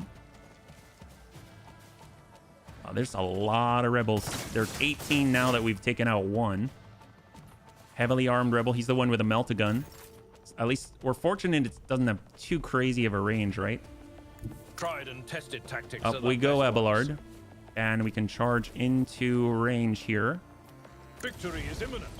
I took care of this one. Yes, you did. Yes, you did. All right, we can no longer move. We'll brace for impact because he's going to be surrounded from every single angle, and a melt-a-gun's definitely going to be on him. Breakthrough, allow him cross. We've got a burst from our stubby. At your beck and call. One fewer target. That brings him down to 16. That's beautiful. And we shall hold. Heavy bolter and Argenta equals DPS monster. Heck yes. Ooh, I guess that made him blind. Combat Servitor super slow. That would be so annoying for him. I think he's got a multi-melta, but that would be so annoying if he makes his way up. He's super slow, and then we basically say, go down there. Move away. I've never seen a man hold a pistol upside down.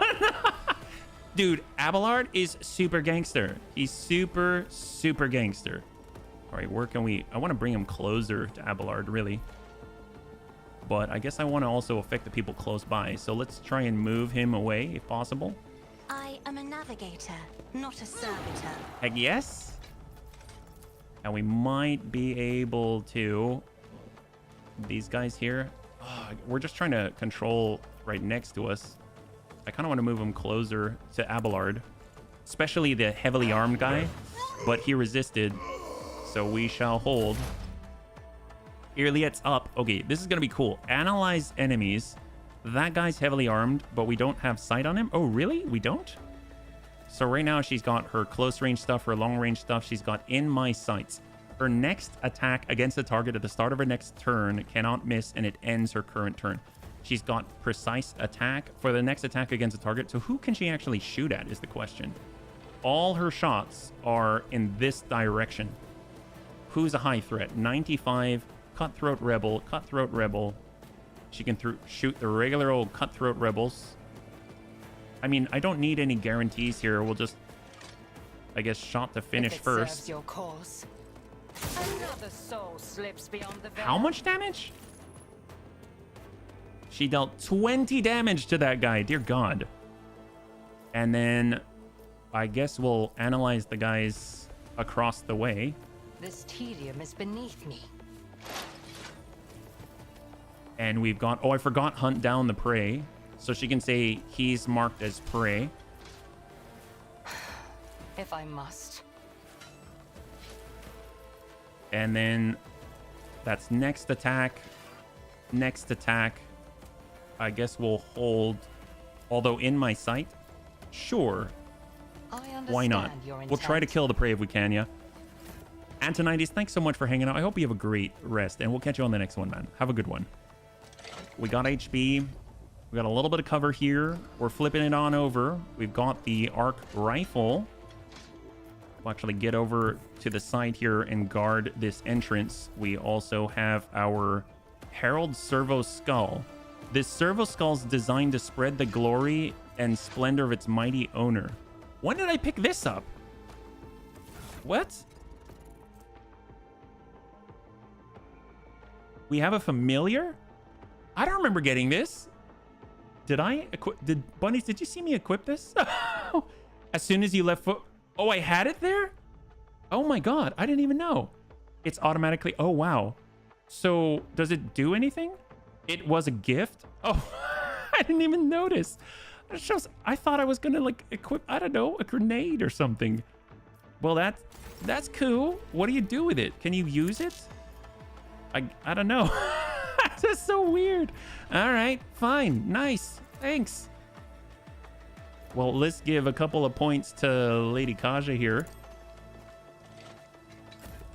And she can, I guess she's got shots. We have the, oh, there's not really a lot of line of sight here. We can move the heavily armed man, maybe. There we go, there we go, there it is. And I want to keep moving him closer to our guy, to Abelard. And hold. It literally just flies around talking about your actions and praising you.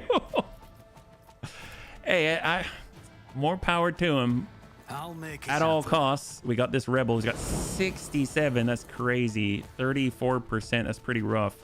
We got this singleton pink 37. That's rough. Well, let's... Oh, man, that's hard to hit. Holy crap. Wow. We're not that good of a shot. We'll just send the ping. Hope for the best. We whiff it. Servo Skull, I dub the Robo. Abelard, yes, please introduce us. Servo Skull. All right, let's knock this guy back. We shall analyze the heck out of that guy. We shall cause him to be our prey. And then we shall smack him hard. And he parries. Oh, crap. Oh, crap. I probably should have done the expose weakness. At least they're all stacked up now. Ooh, 10. Yeah, they're stacked up, so we stopped them from coming up. Think of it as the 40k version of Sir Robin's Minstrels from Monty Python and the Holy Grail. He ran away, he ran away. Hey, Crossbow, does the skull know the words to brave Sir Robin? Yes. I would imagine he will need to know. We got shots, 8%. Shots. Oh, gosh, that's hard to hit. Well, I guess it doesn't matter. We can go devastating attack. We have a singleton shot on this guy, even though he's behind high cover. It doesn't matter. 95 from above. There it is. Devastating attack. What did that do to him? That was an impact damage, right? Oh, it was chance for him to get it. You know what? Firearm mastery. We're going. They're all singleton attacks, so this is going to be devastating. So shot. As the Emperor commands, I act. They are all going to hit. I was chosen. Shot. 3. Faith without deeds is worthless. You, my emperor. 4. I'll do it. To 20. And she can toss a grenade, but not that far. I guess we can dash over. I probably should have done that. High cover. Hold. Witness the power of the... yeah, the casing's crazy. It's so crazy. Oh boy, well there goes cover. Parry that, Abelard. We got an enemy down there. Oh my gosh. Oh, that guy, he's so devastated. What if he's an Eldari in disguise? He just floated around. That was very otherworldly, don't you think? Brave Sir Bunny. Oh, and she dodges. Terrifying attack. Holy crap. Abelard, you gotta make do, man. Sworn enemy. Chain sworded up. Indeed. 44. And send the ping. It will be done. Oh, right up there. Beautiful. And of course, oh, we can't move. He was fighting. Diversionist. Oh my god. We're being flanked. Combat Servitor super slow, but oh dear god, I'm terrified. He has thermal multi-melta. That is a bad time indeed.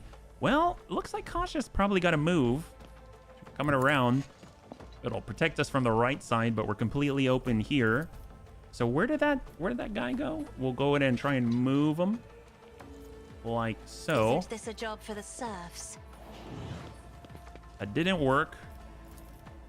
We can see one. We can kill one. Sure. It's not great. Come on. Notch. There we go. So we almost cleared it. Almost cleared it. We've got the shot to finish. Long las. Beautiful. And hold. Irliet. Oh! My hands.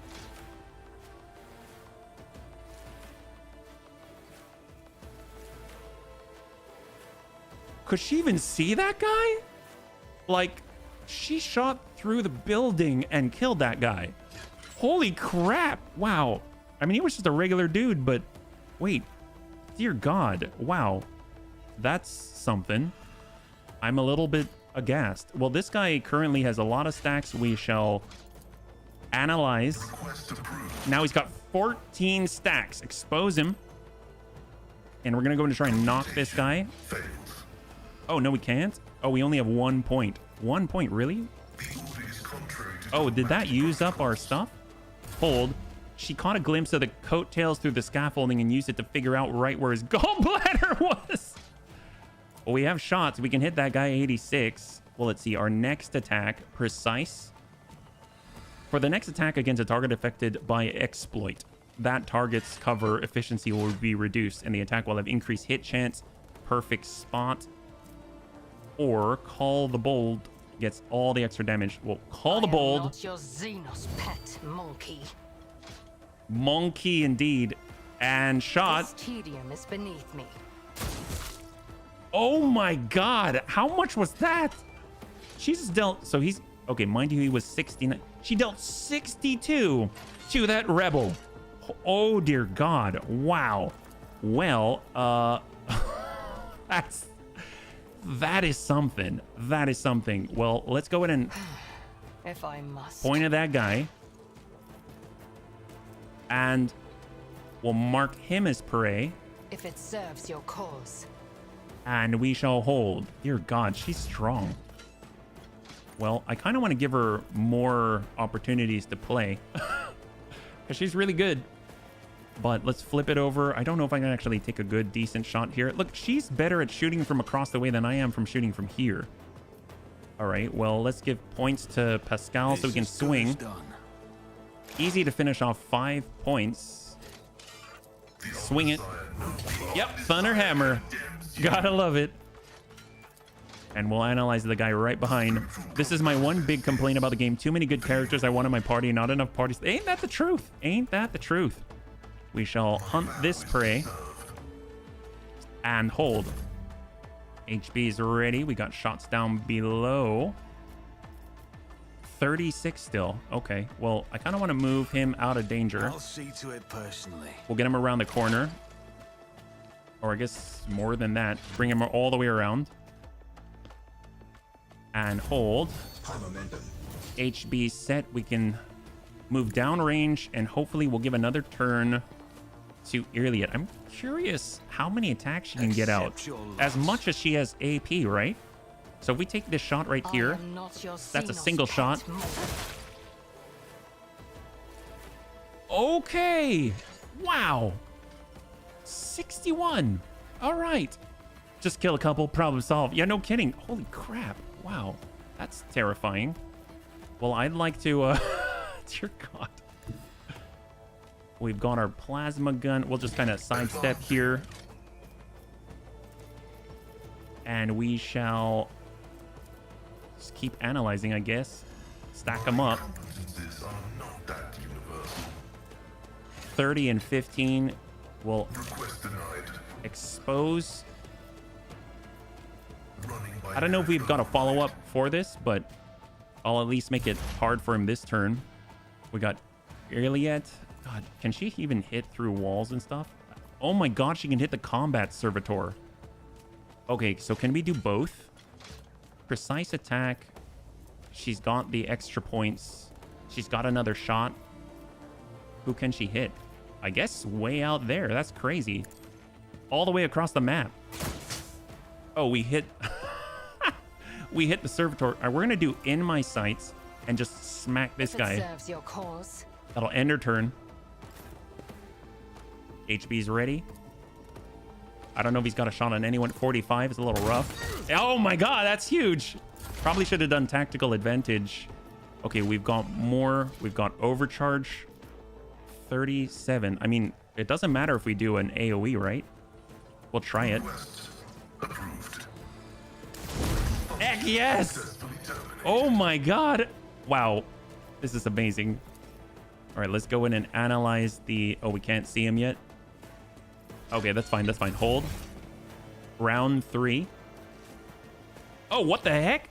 Are those Eldari? Stop my kin. It is me. Oh, they're in charge. Holy crap. They are Eldar. Eldari Guardian. Oh, the Asurians? Holy crap. That's not good. Not good. Not good. I'll return this favor tenfold. What level are they? That's terrifying. Wait, hang on. Eldari Guardian. Wounds 70. 95% dodge. Armor 30%. Can deal 12 to 24 Eldari chainsword, the children of Asurian. The Eldari are supernaturally agile, can advance their agility, perception, and awareness skills regardless of class. They also gain plus 15% dodge chance and 2 initiative. Chain weapons deal plus 25% critical Contempt. Whenever an enemy attacks the warrior's next melee attack against the enemy deals an additional plus 6 damage. Oh, that's great. Cool. Argenta can bypass the dodge. She's our only... Oh, that's true. She is. Oh my god. Oh boy. But I mean, a burst 4. No. There's the guy up above, but she's in trouble. I mean, she needs to heal herself. Honestly, she's about to die. Will not slow. Just Argenta and that 2 HP. Ain't that the truth? Devastating attack. She's got the singleton shot. I'll do it. If we can knock him prone, impact damage. Didn't do it. Didn't do it. Oh boy. We need to clear. As the Emperor commands, that's as far as we're going. Hold. Rebel to Abelard. Welcome back, Dertz. We are being attacked by Eldar. Holy crap. Well, he's desperate right now. He's very desperate. Let's go ahead and give ourselves a little bit of healing. We're not in a good place. We will endure. We will... Oh, gosh, I want to finish this. And then that'll allow us to... Oh, he didn't finish it. Oh, no. That's not good. Hold. I thought he would finish him. Jeez Louise, blinding grenades. Combat servitor on the approach. Okay, Lady Kaja. I mean, they can't escape the navigator's sight, right? 1 HP in a dream. Yeah, no, seriously. Gosh, but standing out in the open, that's not smart. And this guy's got a bunch of shurikens. He has shuriken catapult. Oh, great. The rifle version. Well, all right, she's got enough sight. Let's come down. Are always drowned in scarlet. How close can we get? You gads. Decent enough. Now I got an earworm. Just heard Rob Zombie's Dragula for the first time in ages, and now it's stuck in my head. Maybe we can kind of coax them to sort of, you know, get attacks of opportunity. Oh my god. Hang on. Yeah. Take that. Oh wait, we just totally probably pissed off Iliet. That sucks. I didn't mean to do it. Sorry. It's fine. Abelard, please free yourself. Not a servitor. Sworn enemy. I mean, he's got 1 HP. Come on, buddy. Oh, there we go. Sweet baby Jesus. Hold. And we got Kaja. Hold. That leaves us to Oh my god, she hit that. He has how much? 189. 70% armor. Oh my god. We need to break that stuff. But honestly, we need to stop the freaking shuriken catapult. So we'll This tedium is beneath analyze. It's got stacks. Okay, so for every exploit stack. So he's got exploit stacks right now. We could get the shot, perfect spot, plus ballistics. How's his shot? 55. If we do perfect spot, I understand your that gives us intent. more ballistic skill to override his chances of surviving. 69 shot.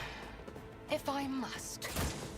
Oh no. All right, hunt the prey. There we go. I kind of wanted to expose the weakness, but the way this is going, let's go ahead and give the points again.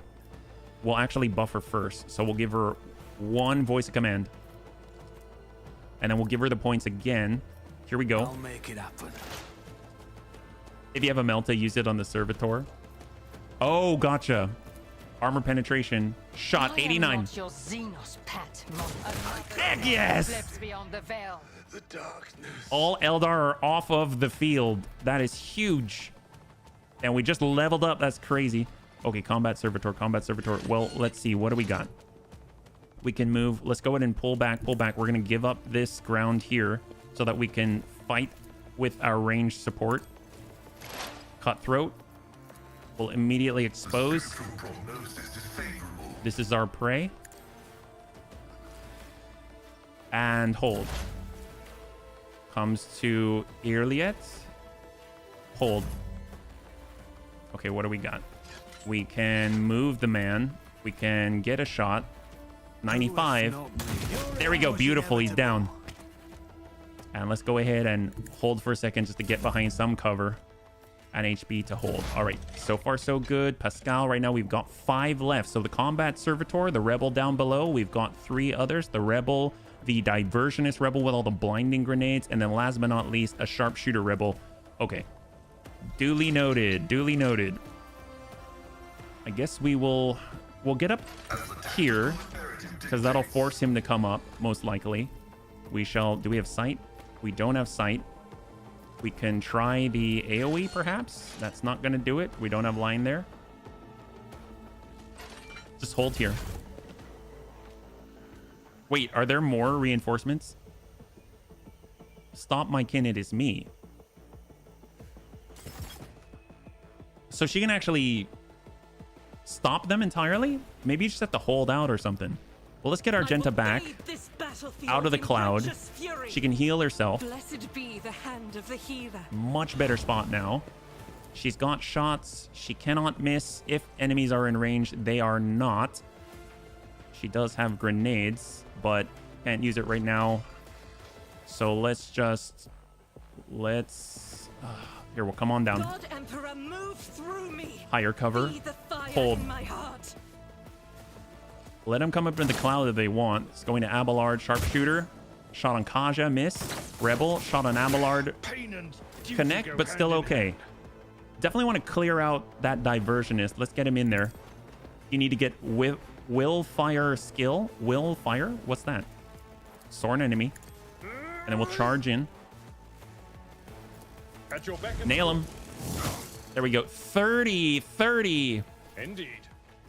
And that's all we got. Just hang tight right there. Hold. Swing. An exemplary strike. Beautiful. And yes! And the diversionist is gone. Okay, combat servitor's coming up the ramp. It's going to take him a while. Let's get Lady Kaja. Does she have a line? No line here. No line there. I guess we'll just hold here. Tomes of military tactics. She'll give points to Irliet. Wildfire. What's wildfire do? Looks like a glitch. Which one's a glitch? We have a sharpshooter out there. Not in my sights, right? I guess I can try it. I don't know if she's out of range. No, you have to be able to see it, I guess. That makes sense. Have to see that. Have to see that, but you can't just shoot at anybody and just make it happen, I guess. That makes sense. And we can't move anymore. I guess I'll just... Oh, crap. Kind of messed that up. Hold. Kaja. We can't see him, which is why we can't do anything about that. Can we get over here? Arch Militant's next attack will cost 0 AP, will not count toward the attack limit this turn, will grant a stack of versatility, even if the attack type is the same as the last attack. Ah, so for Lady Argenta, she's an Arch Militant. There it is. Isn't this a job for the serfs? And he's out. Beautiful. So that leaves us with 3. Combat Servitor, the Rebel, and then the Sharpshooter. I think we can not hold. Iliet. What about the guy here? Nope. All right, well, we're going to relocate. Going to relocate here. Approach the designated position. And on down. And hold. HB is going to move Iliet. And up she goes. I move swiftly to strike. And hold. And oh, he gets. We'll give this to Pascal. I'll see to it personally. And we're on the move, moving to assist. Don't let your guard down. And hold. Analyze. Do we have it? We do. We do. We finally do. He's got 4 stacks. That's not going to do much to reduce anything. We've got the overcharge. We'll send the regular ping. And nothing. All right, hold. Lady Argenta. I mean, she's on the move. She'll go ahead and assault the position. She's got run and gun. And off we go. Still no line. Almost. What about here? Nothing. Dash. I don't want to dash into the open, but cost 3 AP, but gets cheaper as you get versatility. Ah, okay. Integrity failure. Ooh. Detected. Wow. Ooh wee. All right, Abelard. I've seen worse battles than this in my time. And out we go. Just trying to close the gap. At your beck and call. So we just Someone else can do spray and pray, hold. Combat Servitor. Yes. Okay, come on up. There we go. There we go. There we go. It's basically going to get caged in there. Do we have the line? Oh, we don't have the line. Seriously. Wow. Be careful not to cross my gaze. I don't know if we're going to be able to move them if we can't see them. Doesn't look like it. And we can't see them, so we can't stare at them. Our shots, we can't shoot at them if we can't see them. So let's give, see, points. Can we give that to Pascal? We can't see him there. Learn it the hard way when we got caught in a heavy boss fight, how to learn effective tactics. In what way? Iliet. Here we go. Wild Hunt. Several attacks against prey. Okay, so this is precise. Call the Bold. Additional damage. Enemy armor reduced by a percentage against all bounty hunters' attacks until end of combat. That sounds great. If it serves your cause. She got the shot. 86. Shot. I am not your... So now, against her, it should be weaker, right? We'll go in and stack them. I understand your intent. Skill stacking and the order of them. Ah. She's not really in cover. So I guess we'll mark it. If I must. HB. If we give her the point, is that her next turn already? It's not, right? 90. So it's getting bigger and bigger every time. Hold. And HP will get up. Luck. I have strategy. And we got a shot, 38. God, we're just not as good as her. Press the advantage. We have 40 stacks of tactical advantage, and we'll hope for the best. And we whiff it. Hold. We've got... keep stacking him. Keep stacking him. got 4. So right now he's at 70%. I mean, we could drop a decent chunk of it if we expose him, but we probably should have been building this up. So right now he's down to 36%. That's a lot better. Oh my god. And right now we've got this going to cause 2. Let's overcharge. Shot on Servitor. Nope. Not a very good chance, so we're going to go AoE on him. 0. Oh, crap. Then I'll end with Communion for us. He has the Thermal Multi-Melta, though. Okay, Lady Argenta. Lady Argenta. We can at least close the gap, close the distance, get an angle. Rejoice in battle. Who can we shoot at now? Do we have a line? We do have a line. She will not miss here. Shot. For the weak. There we go. Oh, he's got 1. He has 1. I guess get low on the berm. Commands, I act. Hold. Shot 20. Oh my god, we got lucky. Abelard, come on, come on, come on. Come on. Come on. Come on, buddy. Come on, buddy. Victory is imminent. And dismantling attack's going to allow us to get more points to move. And we shall strike, strike, strike. There's 1. There's 2. There's 3. There's 4. I probably should have done the sworn enemy now that I think about it. Behold. Oh boy, oh boy, oh boy. Here he comes. Oh! Oh boy. You were blinded by your own misery. The navigator is coming. If I may. Move, people. Move here. Isn't this a job for the serfs? Oh wow. Okay, so that didn't actually like move him out I am a navigator, of the attack of opportunity area. And we will strike. There it is. Jeez Louise. And endure. Easiest way to fight long combat is to stack versatility on Argenta and main DPS. So you let her shoot at every opportunity. Oh, gotcha. And it, we got a shot? No, we don't have a shot. Hold. Run and gun skill. Because minus AP as well. Let's see, get the reload.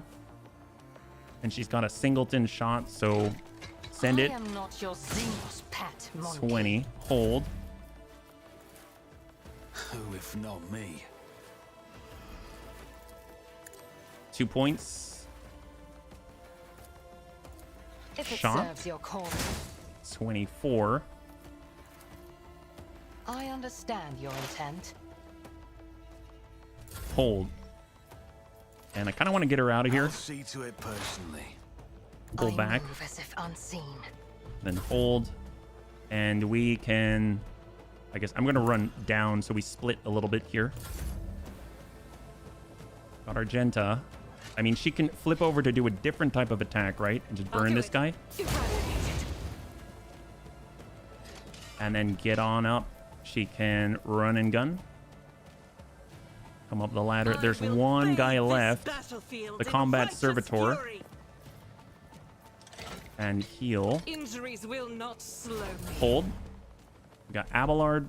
I mean, I don't know if he's going to be useful for the remainder. Just trying to cover ground. He's pulling. Oh, he's pulling away. Ooh, wow. That was lucky.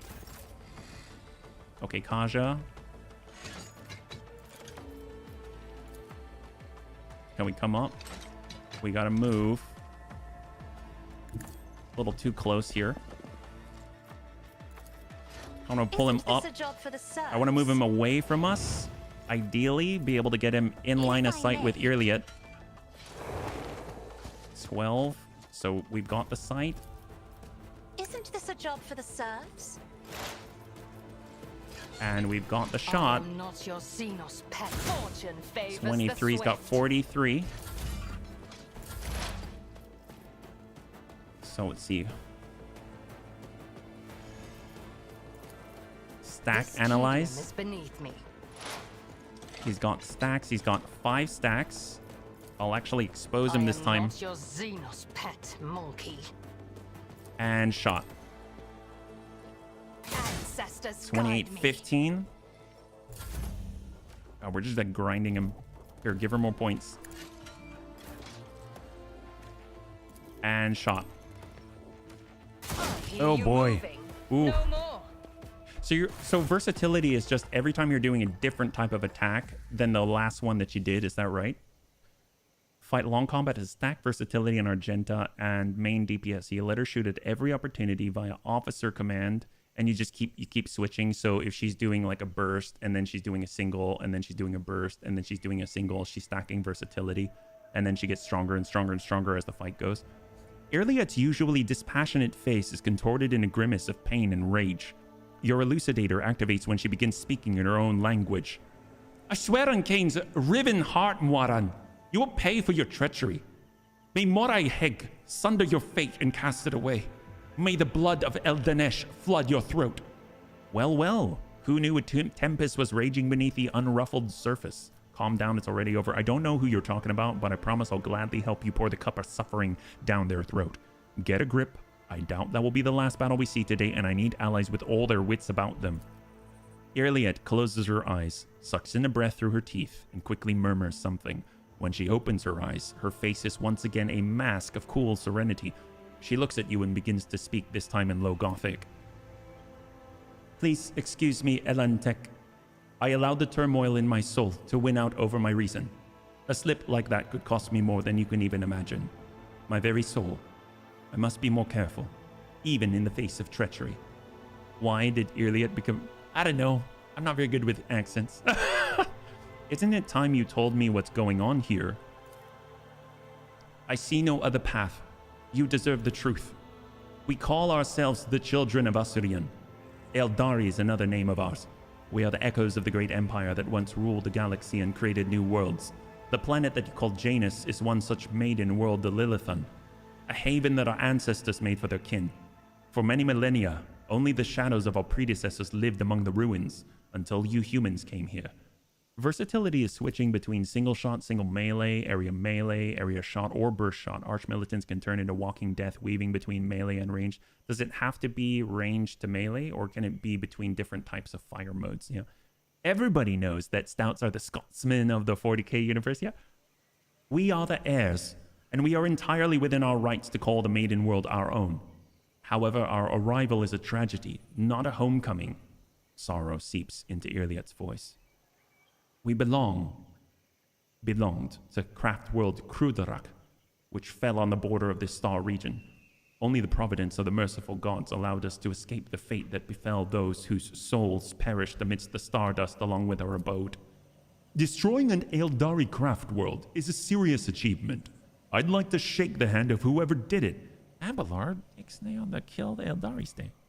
His green visor flashing with interest, Pascal carefully clarifies. Which border exactly?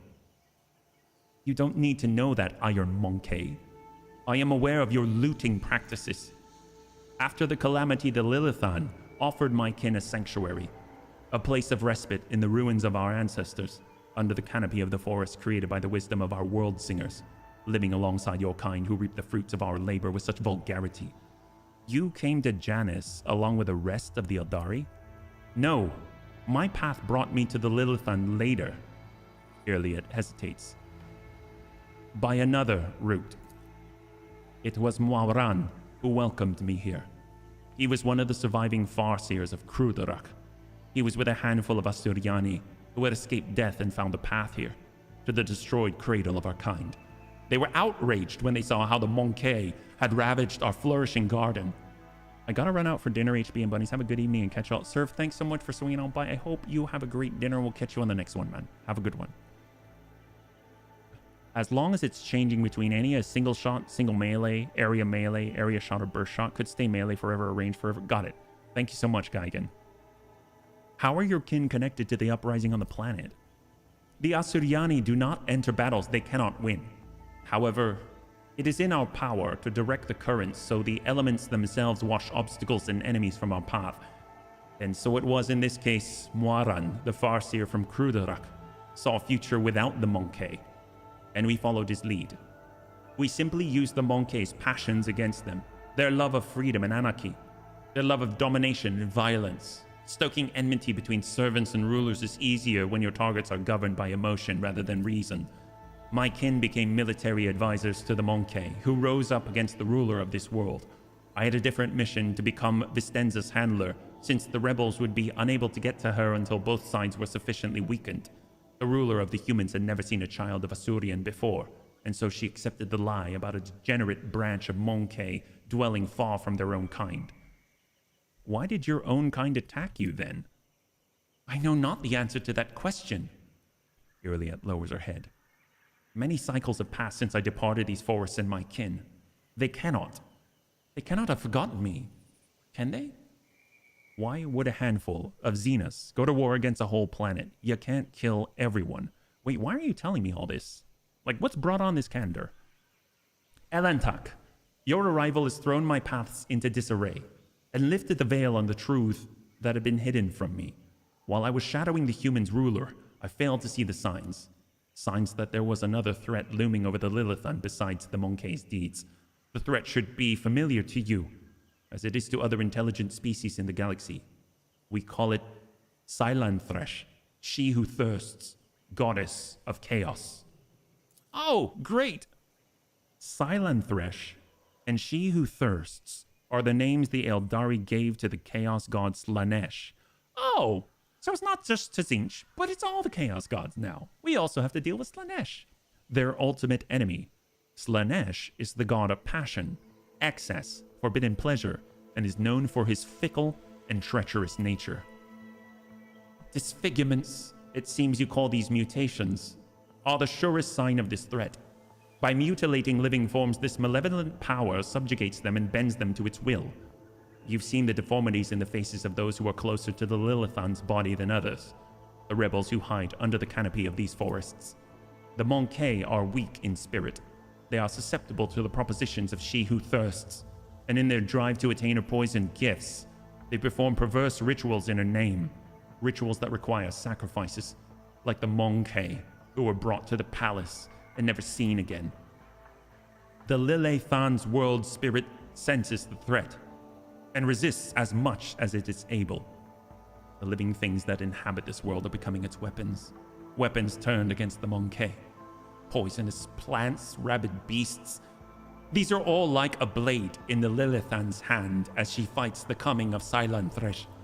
The signs that have been revealed to me, they all indicate the presence of corruption on this world. Tendrils of corruption may be threading through the world spirit, poisoning it even as we speak. But for corruption to take hold of the planet so quickly requires effort. Effort directed by the will of another. Iliad pauses. I believe Vistenza Viat is enthralled to the will of Silantresh. What? Vistenza Viat? The governor who has duly served the dynasty and the Imperium for decades. HBFT, I hope you will not stand for such scurrilous slander aimed at one of your finest servants. As lamentable as it may be, the Imperium's history knows many cases where even the most steadfast followers of the Creed would turn away from his light. Governor Viat had to tap into many founts of knowledge to turn Janus into a prosperous agri-world. Perhaps one of those founts became her undoing. Look, if Vistenza is to blame, then why haven't you gone to the palace and killed her already? Make another accusation against a servant of the Imperium. I will have you stuffed and put on a display. I don't believe Vistenza is guilty. You may not like Monkey, but we do not serve the arch-enemy. Maybe Vistenza is tainted from consorting with the arch-enemy. We will have to find out for ourselves. Perhaps the signs I uncovered have failed to convince you. I pray to the gods that other proof, something more comprehensible to you, will emerge to sway your opinion. Silantresh is deceitful and cunning. She subtly penetrates the soul, offering false perception, luring victims into her web with promises of a wicked ideal. The ruler of the Monkey perhaps does not even know that her soul has been corrupted. Look, if we want to meet with the leaders of the uprising, we better get moving. Okay, well, let's see what we got. So we've got more loot, more goods, more stuff. Apparently we might be able to get more Eldari things, which will be fantastic. You can see the armor right there, Eldari Ranger armor. So is that everything here? We got goods. She's definitely going to need all the help she can get. What is this? Goods. Here we go. Come down. In the dimness under the canopy, you notice the outlines of machines, portable generators that provide power to the camp. Some of the machines have fallen into disuse, and it would be impossible to make sense of the cables and wires strewn about the floor without the help of a tech priest. Well, fortunately, we've got a we've got a guy. I know a guy. Got more goods below. This ocular implant was a worthwhile. Oh, heck yes. Awareness indeed. The floor of the bunker's littered with sleeping bags, backpacks, rebels' meager belongings, clothes smeared with blood, primitive data slates, half-eaten Nutribars. Gather all the cargo. And more goods here. More cargo. Looks like provisions. We've got the sharpshooter rebel. He has marksman rifle. We've seen that before. Flak armor. And then, of course, we've got the Asturian. Oh, my God. Why? I never knew that the Eldari were Captain Stretch. It's... I am not one to laugh at one's fate, but it seems like this Eldari may have already been corrupted by Slanesh. They said deformities, and let me tell you, that is the longest Eldari leg any human has ever seen. Well, we shall try to... We gotta loot the foot. We gotta get to the top and loot the feet. That's how you loot Eldari, because they keep all their good stuff in their boot. They've got ranger armor, shuriken catapult. Heck yes, I'm all about that. Of course, they got the chainsword as well down below. Cutthroat rebel, we already grabbed it. Heavily armed rebel. Cutthroat rebel. And then we add another box goods here. And on the side, oh god, that is so cool. Oh my god, I want to fly in that. That looks awesome. Got another box here.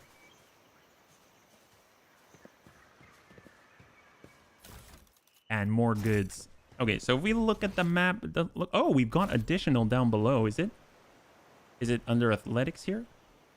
Maybe we've got to go down below there. I always have a backup plan. So we're going to come around.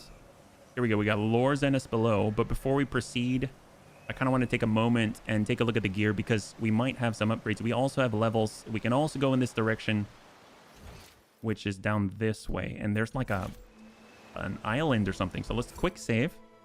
We'll switch on over. And I want to take a look at Irliet and see what her options are. So right now she has access to the Eldari chainsword. She already has one. She has access to the Eldari ranger armor. She already has it. She has a shuriken catapult. I mean, that is so cool.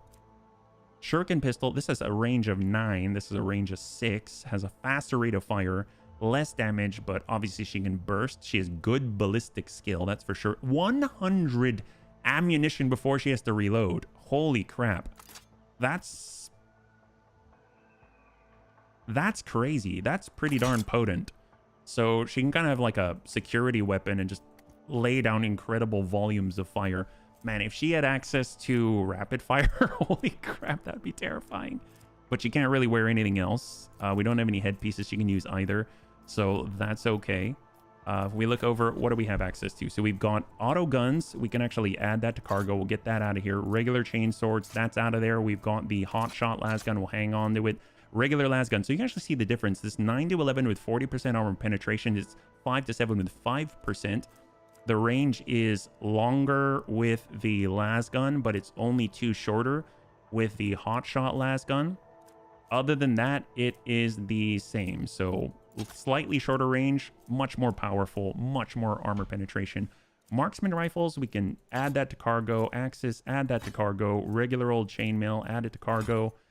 Flak armor to cargo. We've got scrap chainmail, definitely to cargo. And we've got bladed boots, noble silk gloves, and all the rest. So stuff we can't use. Melta weapon proficiency. So can anyone use that? We're taking a look at, I would imagine that maybe our tech priest can. Oh, hello. Abelard can use it. Two-handed ranged weapon. Yes, please. Instead of a combat shotgun, a melt-a-gun? Oh my god, yeah, sure. Why not? That's awesome. Oh, dear god. That is crazy. And then, of course, we've got Our Lady. We've got all the plasma. We love the plasma, the Thunderhammer. And then last but not least, we've got Argenta. I mean, with the hand flamer, she's got the... She just doesn't have the range with it. Combat shotgun. I mean, this is all grand. So I think that's okay. We'll just kind of hang out here. All right, great. So let's go ahead and just sort. That's fine. We'll get the Eldari range armor and put that to cargo because, after all, I don't think we're going to have more Eldari people. Unless we put that on Jai, actually. I didn't even think about that. Can we go to our cargo management? I just want to grab one to make sure we don't get rid of it. Because maybe Jai can use it, you know what I mean? So we'll go cargo list, and here we go. We'll actually add this back to the inventory. We'll split this 1 to 1, and we'll stick 1 in cargo, hang on to 1, and there we go. Perfect. Let's go ahead and level up as well. What do we have available to us? We get the AP increase. Grants +1 additional AP on the 20th rank. Oh my god, that is huge. Absolutely huge. Definitely going to need more ballistic skill the way that we're going, yeah? And hold. So for our girl on Bounty Hunter, she also gets the AP. It looks like we all get it at 20. Ballistic skill for sure. And then she's got Combat Master, Chain Weapon Expert, Dueling Mastery, Power Weapon, Solid Projectile. That's not it. Eldari Weapon Proficiency she has. Dual Weapon Combat, Heavy Weapon. Let's go all the way down. Prescient Sight. Gains additional dodge reduction equal to the ballistic skill. That seems great. And hold. We got our Vanguard with Abelard. He gets the extra AP. That's great. And then toughness. Ooh, weapon skill. Currently he's at 65. His toughness at 65. We can bring this up. Agility. Strength. I guess strength is more damage too. And maybe one day he'll be able to hold like a big thing. But I guess we'll go with the... We'll go with the toughness. We've got our girl Kasha. And she can choose, I guess, maybe willpower? She's kind of really poofed on willpower here. But I guess she can also do... Does she have any other options here? I guess willpower? Because that helps with her psychic stuff, right? We've got Pascal. Let's get... God, his ballistic skill's not great. Like, at all. Let's get agility because if we can get him to 40, he might be able to wear that thing that gives him extra dodge, right? And then we can get... Oh, wait a minute. What am I doing? He's pumping intelligence, it looks like. He could do Melta as well. I didn't realize that he already had proficiency. So he might be able to get it. If we go all the way down to his specialty, he's got calculated relations. He has pinnacle of weaponry. He can get 13 tech use. Reroll failed skill test. +1 in 10 for each test. Brings him up to 105. Oh my god, we're never going to fail a lock test again. And then we go on to finally Lady Argenta. And she will get ballistic skill. There we go. All right, we're all leveled up.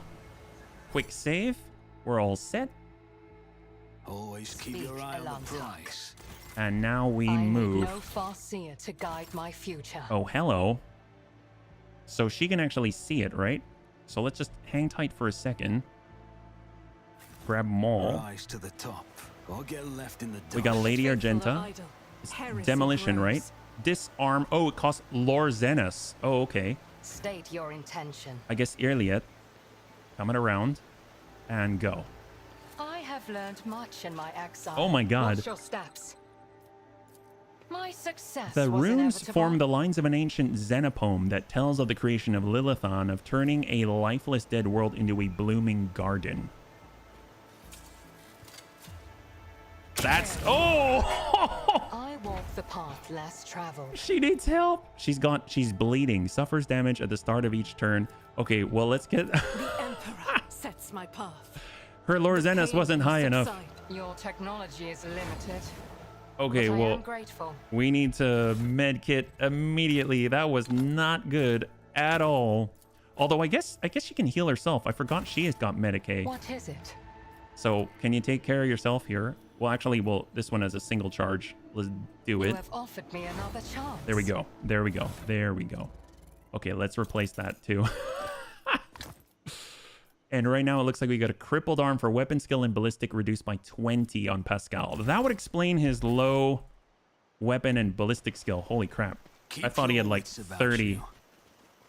So lower warp, athletics to go up. I guess we could come down as well, right? Disciplined for such a performance.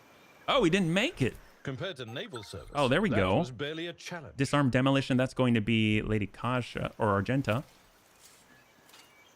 I better myself through And my we've got service. goods.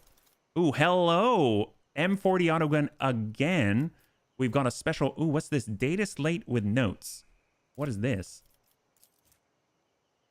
Kurt, I know it's been rough for you since the meeting by the ruins. First contact leaves an impression on everyone. But when I recommended you to the commander, I never thought you wouldn't have the stomach to process the truth. Think what you want, but I'm still your friend. I don't want anything to happen to you because of your own stupidity. I saw your bag with the packs of Nutribars that our lads brought from the settlement, and if you thought no one would notice a couple of clips missing from Torben's backpack, you thought wrong. I want to give you a chance. Return the goods. You know every Nutribar counts these days.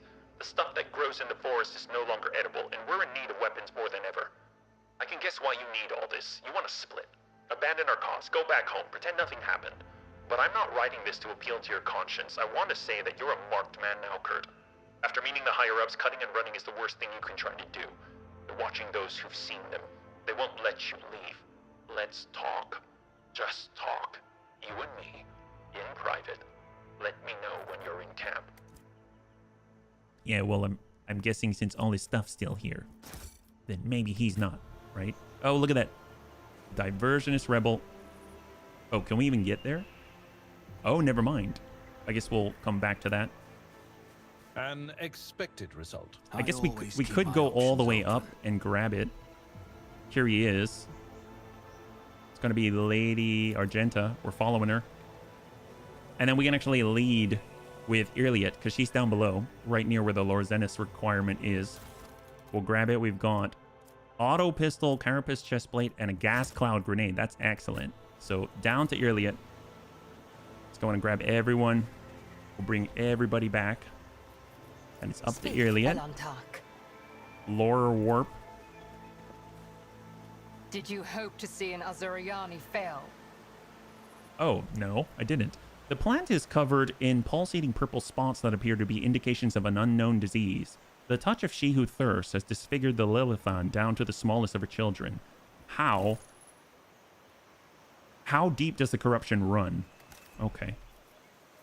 Well, here we go.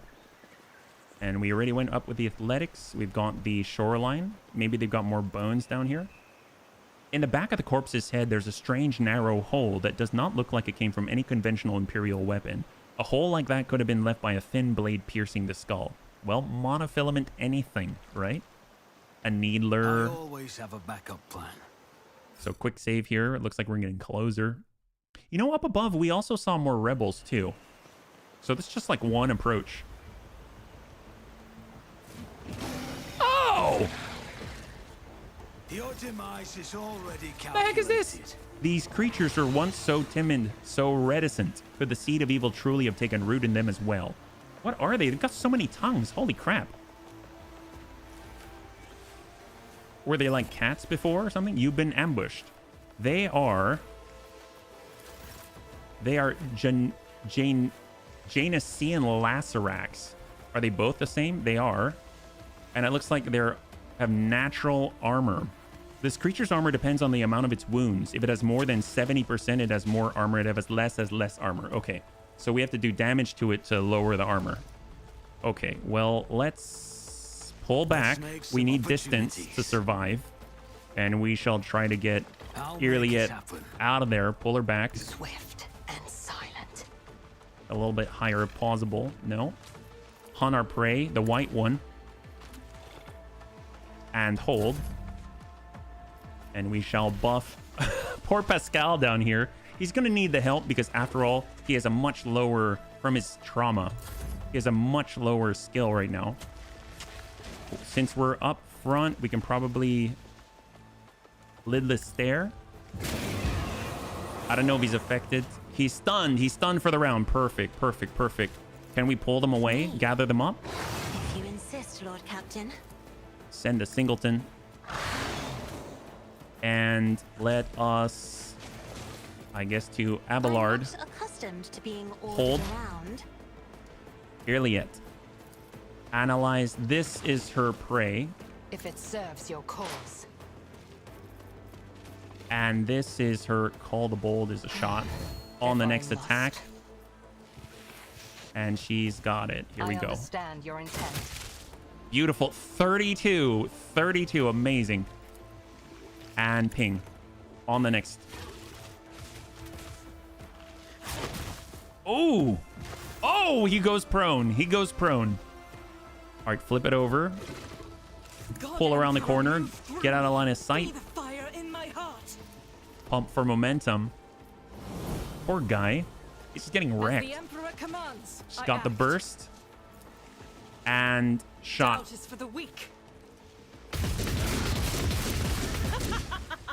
And of course, the lower their health, the less natural armor they have. We can actually run and gun. And we can also, she has one left, so she'll send the ping. I'll do it. This is why I was chosen. And Faith pull back. without deeds is worthless. Poor Pascal. He's so busted. Let's give it to her. 19 downrange. Gosh, I guess we will dash again to the side. My bad. And we got the burst. Send it. Doubt is for the weak. So she's going to do more and more damage the more she fires. It's as good as done. At all costs. Shot. If not me, another enemy down. There it is. Beautiful. We get at all costs again. And we shall hold. On it. Hold. There we go. We've got Abelard. He finally gets a chance. Follow my lead. Get on up. I will do. And attack. And then swing. There it is. Beautiful. Poor guy. Look at this. So he's got overexerted. The character cannot be targeted. Oh, okay, okay. I thought he got another trauma. I would be like, oh my gosh, that's horrible. Poor guy. Poor Pascal. Attention to detail. Awareness. Disarm. Demolition. Nothing escapes my They have sight. very, very diverse booby traps here. Never doubt me. So they've got both demolition and Xenotech The Emperor traps. favors me today. I have failed. This massive statue, knocked over by an unknown force sometime in the distant past, has almost disappeared under the green canopy of the jungle. As it should A be. giant ravenous creature whose hide is pierced with spikes and spines. The skin around the growths is inflamed, as if the protuberances have appeared recently, causing the creature pain. I'm guessing it's more of the Lacerax. It looks like a larger mutated one. This definitely looks Eldari. Like soul stones or something. Save here. I mean, we're on low ground, which makes me a little bit nervous. There's definitely going to be an ambush of some kind. Oh, hello. We got rebels. Oh, there we go. We got a farce here. We have Moiran here. Maybe we can stay away from that tentacly a little bit. Let's go up. Oh, crap. Never mind.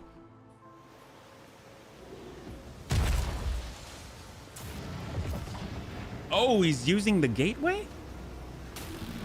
Who's he bringing across? The webway, I mean? Oh, well, they're not going to take kindly to this. They're not even going to talk. The tall being in a fine long garment turns to you, their face hidden behind the blank visor of their helmet. When they begin to speak, even from a distance, you feel the air around the figure grow cold. Monkey, you should not be here. Irliet strides forward, her eyes flashing. Moiran, I am calling you to account. You said that the great danger threatening the Lilithan lurked in the hearts of the Monkey, in their greed and ignorance. And all the while another enemy was looming over this world. An enemy whose tracks you should have seen in things to come. Silent Thresh, she who thirsts, is threatening this world. And you hid it from us. Answer me. Did you or did you not behold our greatest foe in the Lilithon's future? Did you lie to me?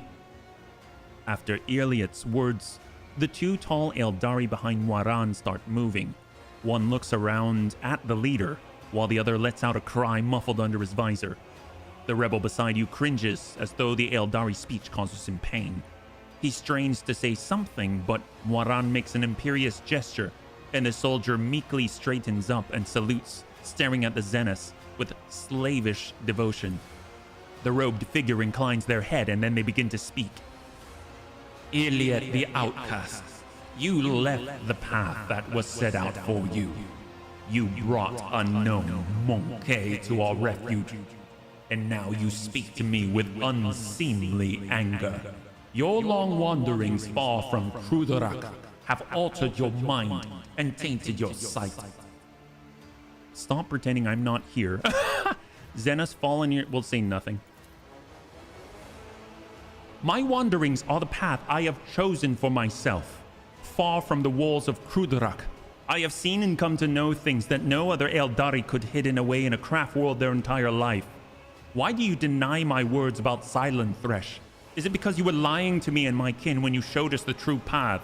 This Elentak was the first person to discover the coming of Silent Thresh. One of those whom the Monkey call Chaos Gods. Without him, I would still be deceived by your words about destiny and the true future. Monkey revealing paths. Ludicrous. Monkey bring pain and strife in our time, for all time. How can you trust a Monkey after what we taught you? After hearing the sorrowful song of the dying world? Moiran turns his head toward you. It was not chance that brought Kruderak down. Monkey destroyed our ancient home, stripped us of our defenses, doomed us to wander amidst the cold stars. The colors of these Xenos are painful to behold, but there's just as much pain in their hearts. Or could it be fear? Despair? I cannot tell. The hues are too strange to... Kasha flinches and a trickle of blood runs down her cheek. Even if Kruderak was destroyed by humans as you claim, I imagine you gave them a perfectly good reason to do so. I'm sorry to hear your home was destroyed, but I wasn't there and know nothing of this calamity. Moiran gazes at you intently. If these words had come from an Eldari, I would have believed them. But you are merely a Monkey, a plaything of your own passions. Any emotion that takes hold of your soul can drive out all trace of reason and honor. You are playing with words and avoiding the question. Notes of desperation and rage are creeping into Iliad's voice now. The Lilithon is under threat from our eternal foe, and yet you're more concerned about the presence of the Elentak than the corruption that is flowing through the veins of this world. Did you never consider that your war might simply be hastening Silent Thresh's triumph? Perhaps the ruler's servants, in their efforts to protect her, will resort to more and more instruments of corruption. Moiran leans down over Iliad, his tone menacing. You left Kruderak in our darkest hour to gratify your ego. You came to us on the Lilithon, and I accepted you as one of our own. I even gave you a real purpose, Iliad the outcast, and you dare to insult me, a Farseer. It was a mistake to let you into our circle. You have turned our efforts to survive into dust with your own hands. I am a child of Asurian Moiran, not a plaything in the cold hands of fate which you claim speaks through your mouth. My choice of path is no worse than yours or any other Eldari's, and my path calls me to fight our true enemies, not eradicate the Monkey. If it comes to it, I will stand with them for this Elentak and see what you are blind to, Farseer. Iliad's eyes are alight with fury. She pointedly lays her hand on her weapon, looking away from the Farseer. My duty is to protect my worlds and my vassals. If Janus is being threatened by the archenemy, I will fight to the end. I'm willing to help the Adari defeat the archenemy, but first we must deal with the rebellions you have been orchestrating. I don't know if I want to fight with this guy. He kind of seems like if anyone is with Silent Throsh or Slanesh, it's him. Let's cool our tempers and try to speak calm. Yeah, that's going to work. Perhaps Moiran would see a little more if he bothered to pull his head out of his butt. Oh, well, it is awfully dark in there. My duty is to protect my worlds and my vassals. If Janus is being threatened by the archenemy, I will fight to the end. The words of a creature whose will is ruled by momentary whims. There is nothing you can do to make me believe in the strength of your conviction. What have you done to these people? They believe you're their commanders. I want to stop the violence on the planet once and for all. If the world is in serious danger, there's no sense in fighting each other. Let us deal with a common enemy together. I've had enough of talking. If you Xenos refuse to bow down before the rogue trader, you will leave me no choice but to kill you. Oh my gosh. I'm actually curious what he did to them. What have you done to these people? They believe you're their commanders. The Monkey believe they're serving fellow members of their tribe. They're wise and noble chiefs. My gift is potent enough to ensure the Monkey hiding in these forests see us as humans rather than children of Asurian, and see your primitive structures rather than traces of our kind. Address the rebel. Come to your senses, servant of the God Emperor. Throw off this cursed fog of sorcery. Stand with me against the Xenos, against these enemies of humanity. Sure. What? The man shudders, screws up his face, and after a second stares around in bewilderment, as if seeing everything for the first time. By the God Emperor! There... Moiran utters a florid curse and calls his kin to battle. Oh wait, how many? Are they all coming through the webway? Oh my god. Witless Monkey. Dude, this music is awesome. Holy crap. Chain weapons, Eldari chain swords. Also the same guardians. Guardian. So this guy has the shuriken catapult. These have shuriken catapults. So we've got 2 melee, 2 shuriken catapults, and then the Moiran has an seer staff or something. Singing spear, strike consign, prophecy of doom, eldritch storm in an AoE, 15 cell radius, mind war. Inflicts load on an enemy, makes them unable to use psychic power. The target must pass an awareness test with a negative 30 penalty to avoid. Oh geez, and he cannot be combat superiority. Okay, well let's see, what do we got? We've got Abelard needs to close the distance. We'll get him right behind cover up here.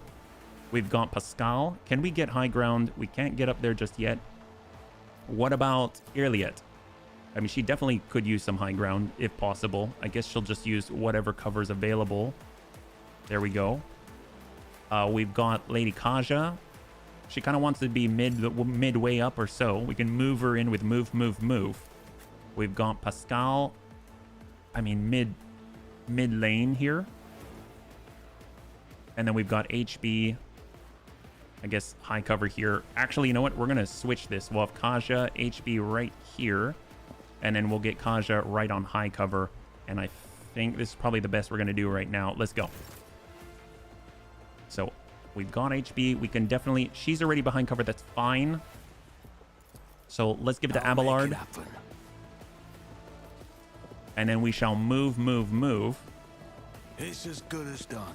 I'm going to stick him right next to the Seer. It doesn't seem smart, but here we go. If we put him right here, or better yet here, and he'll brace for impact because it's coming. It's definitely coming. And hold. And hold. All right, what do we got? Oh, he gets to go. Fantastic. Sworn enemy indeed. I mean, I kind of feel like we should be focusing on... I guess we'll focus on Moiran. We've got breakthrough, endure, defensive stand. Yes. Victory is imminent. And then he can go ahead and do a cleave. 5% chance. Wow. Well, let's... Jesus. This is strength. This is...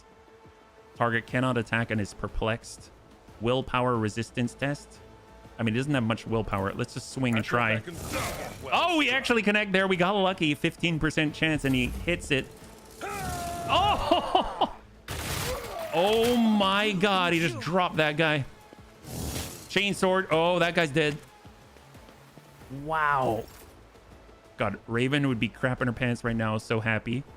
Just because these are so... She loves the Eldar. The enemies of the Emperor Get will on be in. undone. Okay, well, we cannot miss, so we shan't miss. 43 doesn't matter. So what we're going to do, we want to keep switching types, right? So Furious Recital. She's ready. She'll go in and send a ping. Nice, 19 on 1.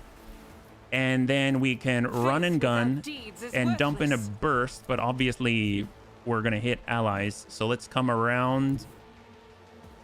All right. We're just going to send a burst right through. 1% chance, but we're going to gain versatility and dodge. So we should have a versatility stack or 2. So right now, what do we got? There it is. Versatility stack. She's got 2 of 1,000. Okay, great. She needs 4 to get the next set here and hold. I've suffered worse. He suffered worse than a singing spear? Where have you been hanging out, Abelard? Ooh, God, that's so fast. That is so fast. All right, Pascal, get up there. Get up there. Analyze the heck out of Moran. He's definitely the prey. We can actually... They've got a really fast fire rate. We might be able to mess with their recoil. And then... gosh. I mean, we could AoE right here. Dodge. I thought that might work, but it didn't.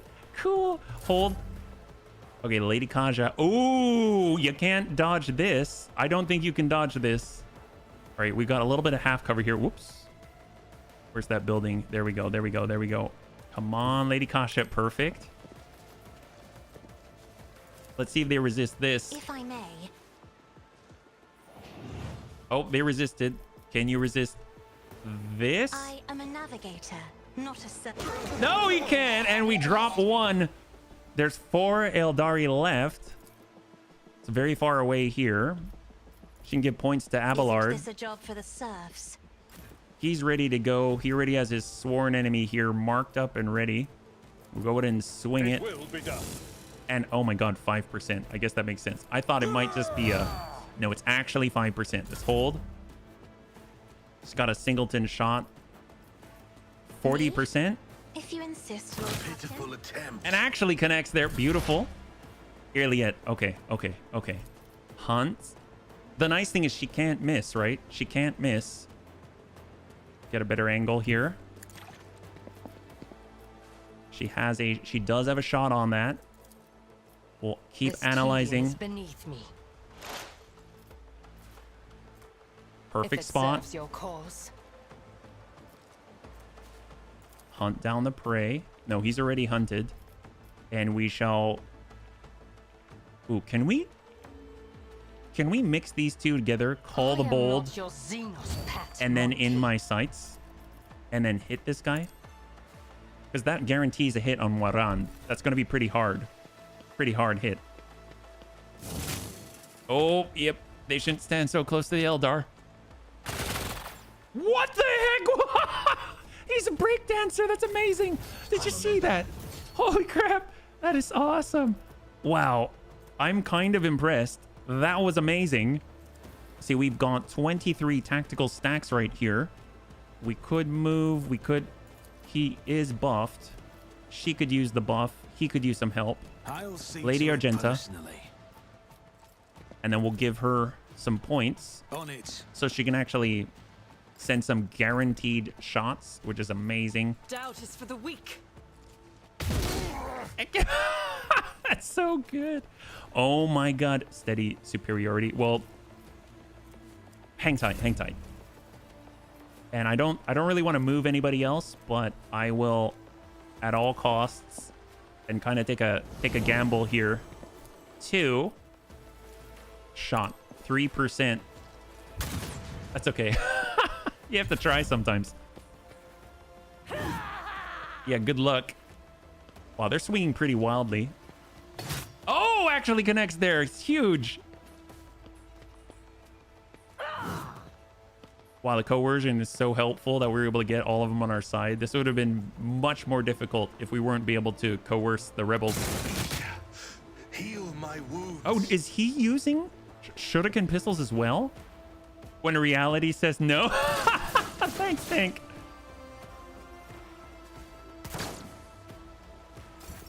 All right. Round two. Well, let's see.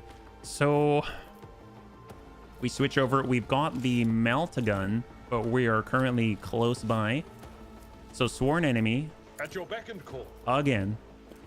And we shall defensive stance. Again. Endure. I will do my duty. We're just getting them all jacked up and ready to go. And we shall swing 5%. That's okay. That's okay. Hold. Ooh. So Argenta last shot with a singleton, so she needs to shoot with a burst. And we're trying our best here. As the Emperor commands, I act. Yes, there we go. And all of the ranged Eldari weaponry is offline. That is fantastic. So now she can send singletons if she so chooses, which is with a firearm mastery. I mean, we might as well. Can we dash out there, get a better angle? We'll get right here. We've got devastating attack. Commands, I act. And she shall firearm. Well, actually, this gives us a reload and equal to weapon rate of fire.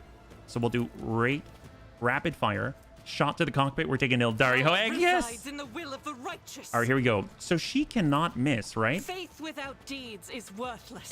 This is why I was chosen. She can't miss. She really can't miss. We should probably eliminate the other guys so that everyone automatically focuses on the boss, but holy crap. You will pay dearly for your actions. Well, I don't know about that if you're dead. All right. I refuse. Oh, wait, hold.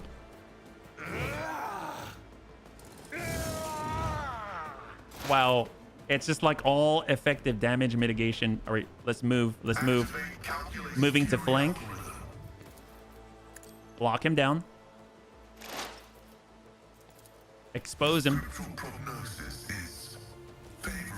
Shot. Oh, whoops. Wow. Did I aim correctly? Did we aim correctly? Does this game work that way? Salvaging a farce here. Oh, salvage? I don't know. 95%. Dear God. Hold. Okay, Lady Kaja. They seem to be preoccupied. Let's get out there. And I want this guy to come a little bit closer. No tears for me. Did he say no tears? Well, they definitely cried for him, Argentina, if you know what I'm saying. Let's go ahead and lock up. Stack that. He's got 12 stacks. He's got 18 stacks. 18 stacks.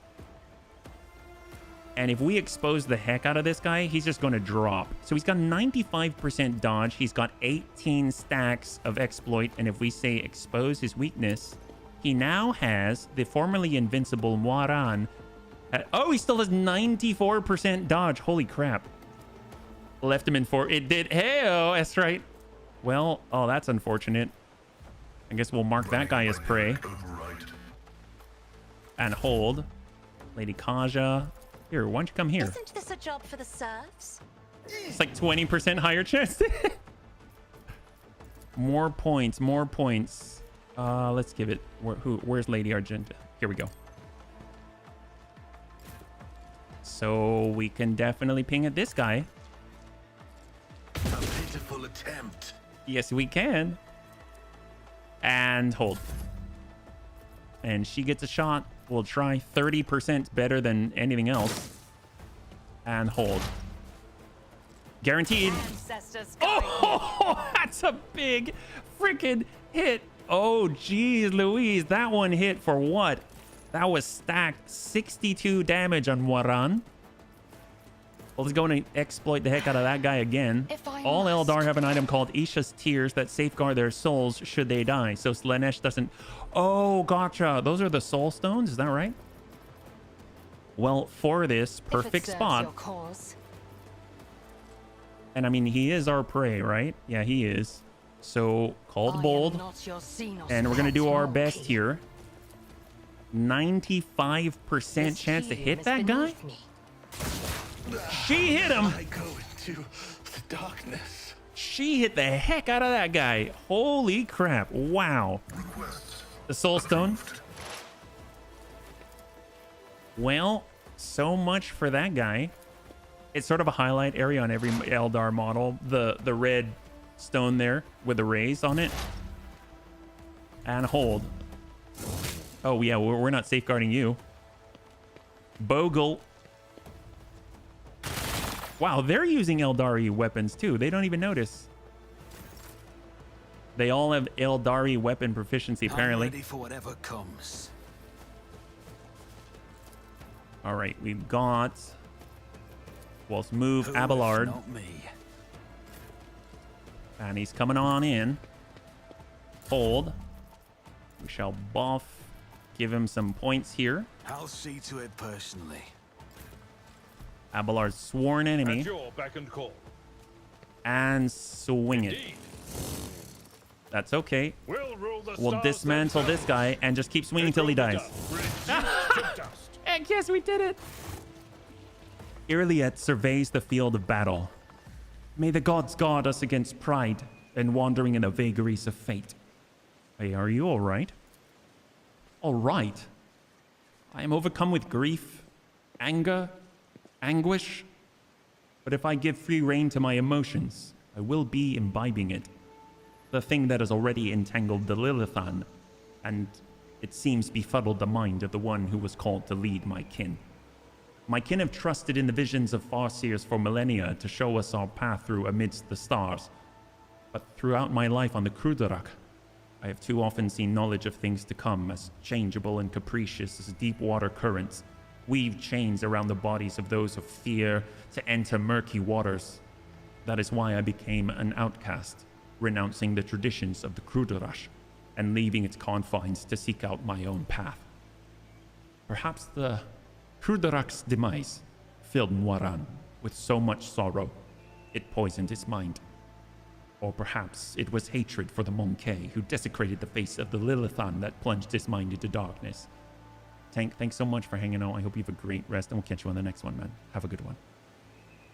Or perhaps Silent Thresh herself was playing Farseer, appearing amidst her poisoned gardens. Irliet begins speaking more quietly, though harshness breaks through in her voice at times. I will never learn the answer to this question, but perhaps if I uncover the secret of Krudarak's demise, I might be able to lift the veil, even a little, on this mystery. There is nothing more to be done here. It's time to return to the shuttle. Irliet gives you a long studying look. Wait, Elentak. Before you leave these forests forever, take me with you to the distant suns. The tale of the children of Asurian on the Lilithan is coming to an end, but somewhere out there among the cold stars of the cosmos that your kind calls the Expanse, there are others, deprived of home, lost, suffering. Irliet shuts her eyes and grief twists her finely sculpted features. We can help one another, Elentak. You will be my wings, I your wounding spear, and your voice of reason, or voice of command, should you encounter my kin. If that is still not enough, Irliet thinks for a moment and continues carefully. I promise you a wondrous reward, Elentak. The treasures of my world hidden in the vastness of space in exchange for the rescue of my kin. If you remain true to your word and do not go back on our covenant. I have always wanted to add a Xenos. It is an honor to welcome an Eldari wanderer into my ranks. You do not lack for boldness. Even your request is worded not as a plea but a treaty. But I like it. So we have a deal. Irliet looks at you, tilting her head slightly. Do not forget that the Lilithan still needs help. Vistenza Viat must be slain so that the maiden world can live. And remember your promise, Elentak. When we leave the Lilithan, it will be to go to the distant stars. Moiran saw them in his visions, and they sang mournful songs about the fate of my people. and I will fight beside you until the Song of the Stars turns into a funeral lament. The surviving rebels are panting heavily, catching their breath after the battle. One by one, they look at you expectantly. People of Janus. Oh, okay. Well, we got an iconoclast. Let's do it. People of Janus, you have suffered enough. The Xenos have been taken care of. Now it is time to free yourselves from the chaos-worshipping governor. All right. Jubilant cries shake the forest. The survivors shout out your name, praising the rogue trader and gabbling promises of eternal loyalty. It seems that with the removal of the Eldari, an unseen weight has been lifted from their shoulders. Oh, this is awesome. So we leveled up again. Who's Bogle? The Emperor protects. Okay, and let's go in and loot Moiran. So we have a Singing Spear, Sanctioned Psyker or Unsanctioned Psyker Divination. And then we got Shuriken Catapults, Eldari Chain Swords. All of these, I think, are Eldari Ranger Armor. They are. And then we've got a regular weighty axe. So not regular, but a weighty axe indeed. They should stack. They do stack. We've got 5 on there. We can definitely split. So we'll do 4 and 1. And we shall take the... Oh, where did the 4 go? And there we go. On the bottom. Add to cargo. So let's go in and sort it. And now we've got our weighty axe, which is not very good. We've got our shuriken catapults, which I guess we'll hang on to it until we can see Jai. And then we've got the Singing Spear. We've got the regular carapace chestplate. We'll add that to cargo. We've got regular old chainmail. Add that to cargo. And oh my god, we've got rune armor. Plus 10% dodge if the wearer's willpower is more than 50. Her willpower is 30. Ow. Well, that's cool. I don't know.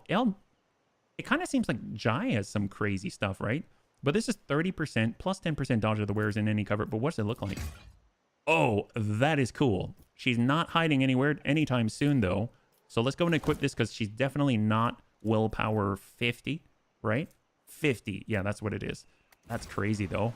I dig it. Always keep my options open. I guess she, in theory, she could use... No, she can't use a Singing Spear. She can use a Shuriken Catapult, which she already has. Okay, that's fine.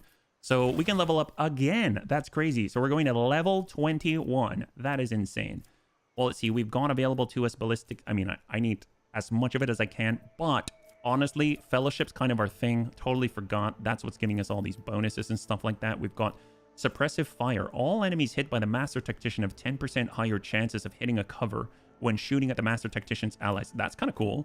Nerves of Steel. Whenever the Master Tactician or their allies gain momentum, they gain +1 more. Joint Offensive. For every enemy hit by the Master Tactician's attack, the Master Tactician gains +1 stack of tactical advantage, so we can keep building it up. And all Master Tactician abilities work as if the Master Tactician has 6 more stacks of tactical advantage. Very, very useful indeed. So I like the Joint Offensive. We can keep building that up. That'll be great. Irliet. So she's our bounty hunter. She's got Ballistic is as high as it's going to go. I mean, her Perception... That's going to be great to get that up there as well. Agility's 45. Weapon skill.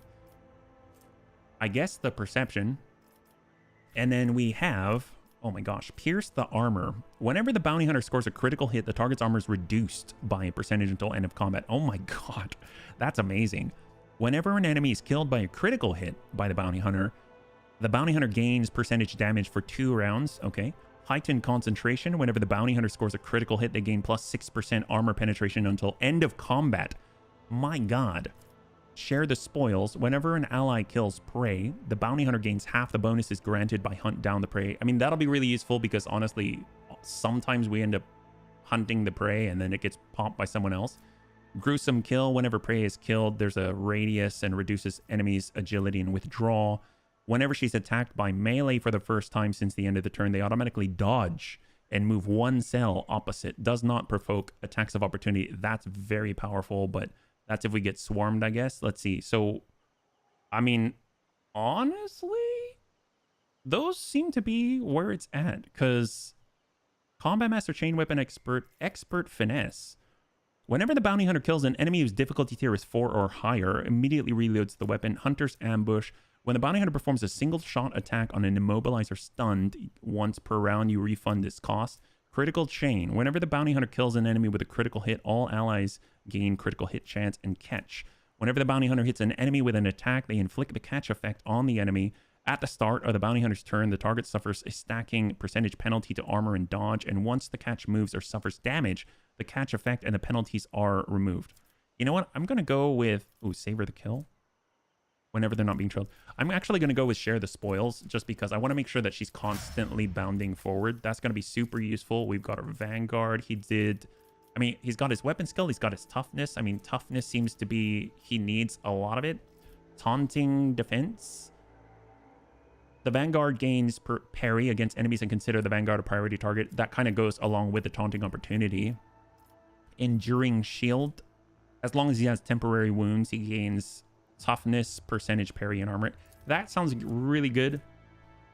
Allies affected by any of the Vanguard ability gain armor. We'll stick with Enduring Shield just because he is buffing his toughness. He's almost at +8. That's crazy. She has her willpower to keep boosting. So we'll get that up there. Joint offensive. For every enemy hit by the Master Tactician's attack. I'm going to go with that. I don't know if that counts. Well, I don't know if that counts of... Does she have any navigator things, actually? Because we have all these things that scale with it, right? Whenever a creature in combat gains an extra turn, stacking +5 bonus till end of combat. So that just keeps stacking, and she's already buffing her willpower, so she's going to be at 70, and then every 2 turns gain another +1 on her willpower. That's crazy. We've got ballistic. Oh, I keep forgetting that he currently has a trauma right now. I guess intelligence. Let's go. And then we've got... She has a lot of the same stuff. Bounty Hunter's allies gain critical hit chance against enemies affected with one or more of the following effects. Well, prey is going to happen all the time. So that's cool. And then Lady Argenta, she has... Does she have any specialties down below? And I think these have to do with her background origin, right? Although I think we've kind of exhausted them. So what does she have recommended? Always ready. Begins combat with 2 stacks. Oh, that's nice. Just an automatic boost there. And then I definitely want the... I think I want the ballistic skill, right? Yeah, we do. So now she's got a decent ballistic skill. That's going to help with her hit. If we look around, we still need to loot. Some auto pistol. Keep your wits about you. We'll grab some of the guys back here. I'm glad they're actually allowing us to loot. And then we got Lorzenis. Did you hope to see an elegant arch made from some matte material. You see no joins nor traces of fastening, as if the entire structure was made of one. Ripper Rebel. I don't think there's anything else left. Do we have any goods? Oh, we do. How do you get back there? You know what? I think the rebels are up above, and that's where we could have gone to in the beginning. Don't want to go to the void ship yet.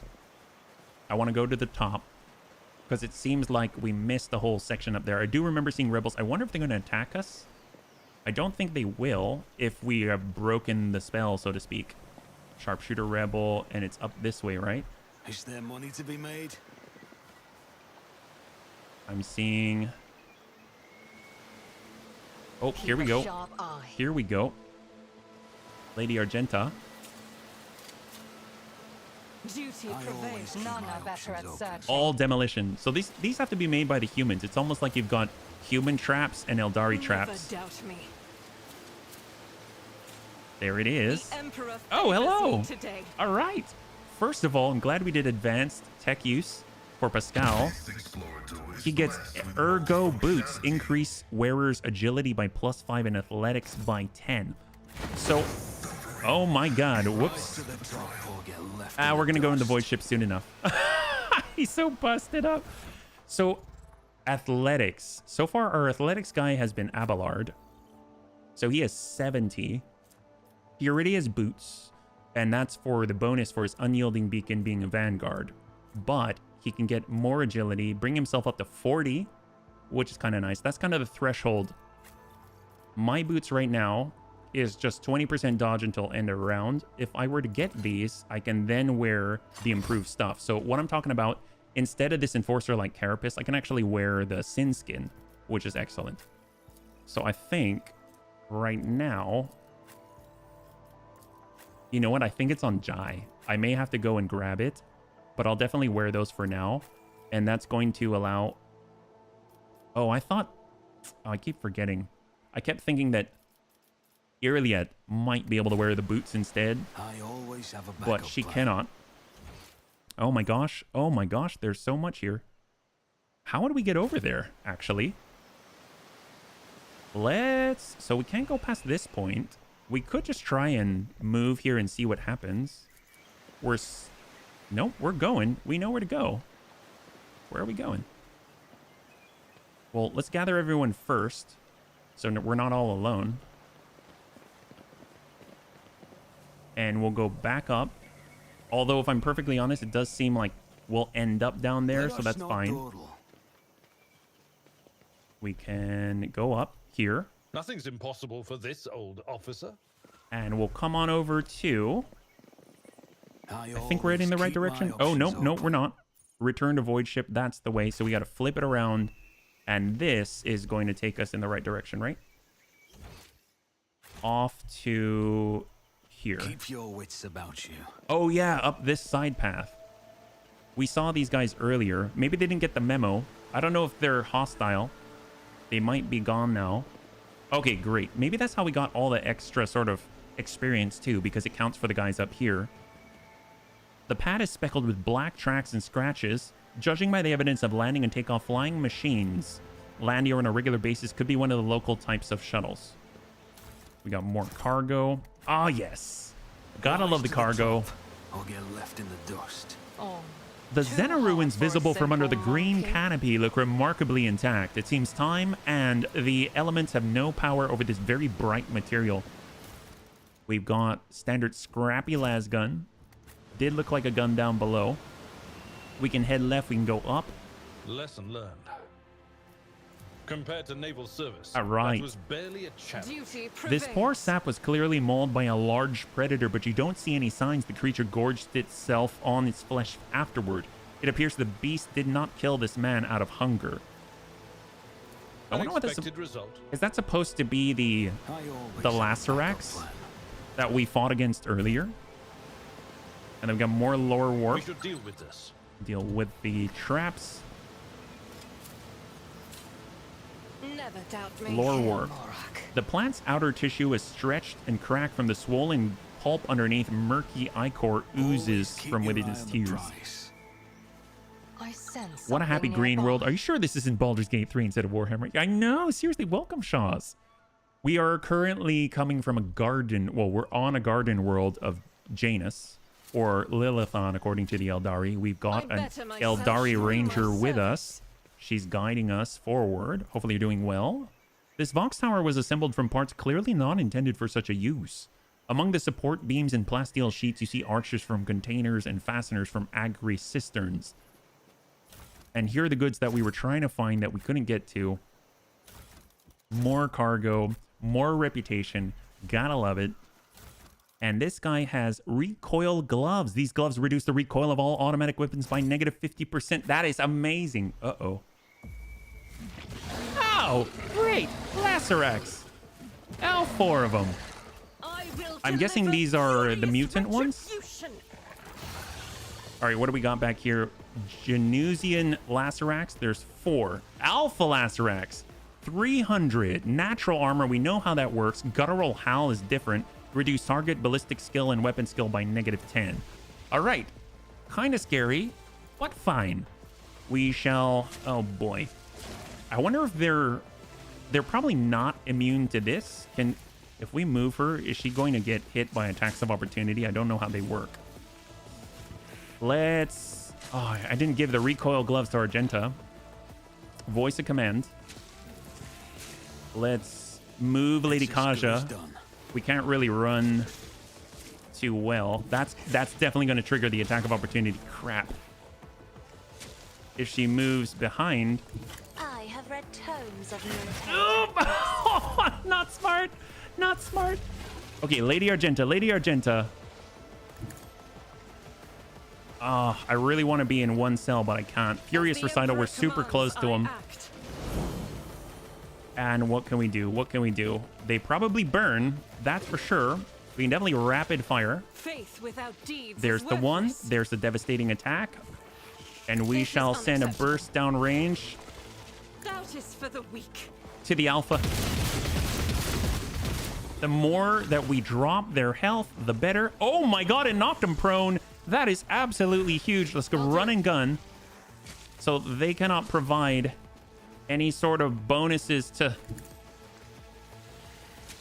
any attacks of opportunity if Kasha has to move. And we got a shot we cannot miss with this. The Emperor commands, is why I 16.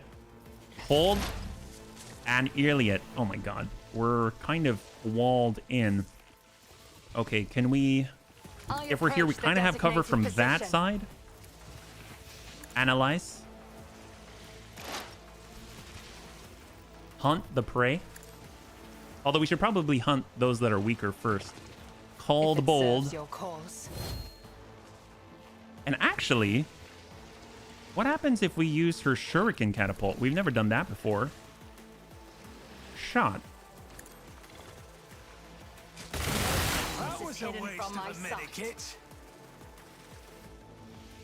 Oh my god. That was a lot. Jeez. Who saw that? Holy crap. Flip it. In my sights. Shot. Understand your intent. On the next turn. Guarantee. Oh, HB's in trouble. Oh, HB's prone. Here comes the Alpha on Kasha. Kasha's down. Kasha's down. All right, all right, all right. This is okay. Sure. We will analyze. We have more prey. We will help with our recoil. And we will joint analysis. And we can move and swing. Or better yet, I guess we'll just get a shot on. We get a free grenade, right? Free grenades. Oh, that's not bad. And the four, you know what? I want the Thunderhammer, but we can't get in. All right, shot. Whiff, hold. All right, Abelard. Come on, Abelard. Sworn enemy. Charge in. Oh, we can't make it here. Here. In we go, in we go. Defensive stance. Cleave. Brace. Hold. She's set. I'll do it. Rapid fire. That is not the Emperor's will. And oh, because he's up, that's why. We've got to dash back. We got to dash out. As the Emperor commands, I act. So here we go. We've got devastating. We might be able to knock him prone again. Refuse. Here's the burst. Doubt is for the weak. Wow. Faith without deeds. Get the reload. Worthless. And just move. Rejoice Hold. in battle. Heck yes. There we go. There we go. You know what? Seems like this can pierce pretty well. So I'm going to go for, let's see, perception, hunt down the prey. I mean, this is already prey. That's prey. This guy's now prey. If I must.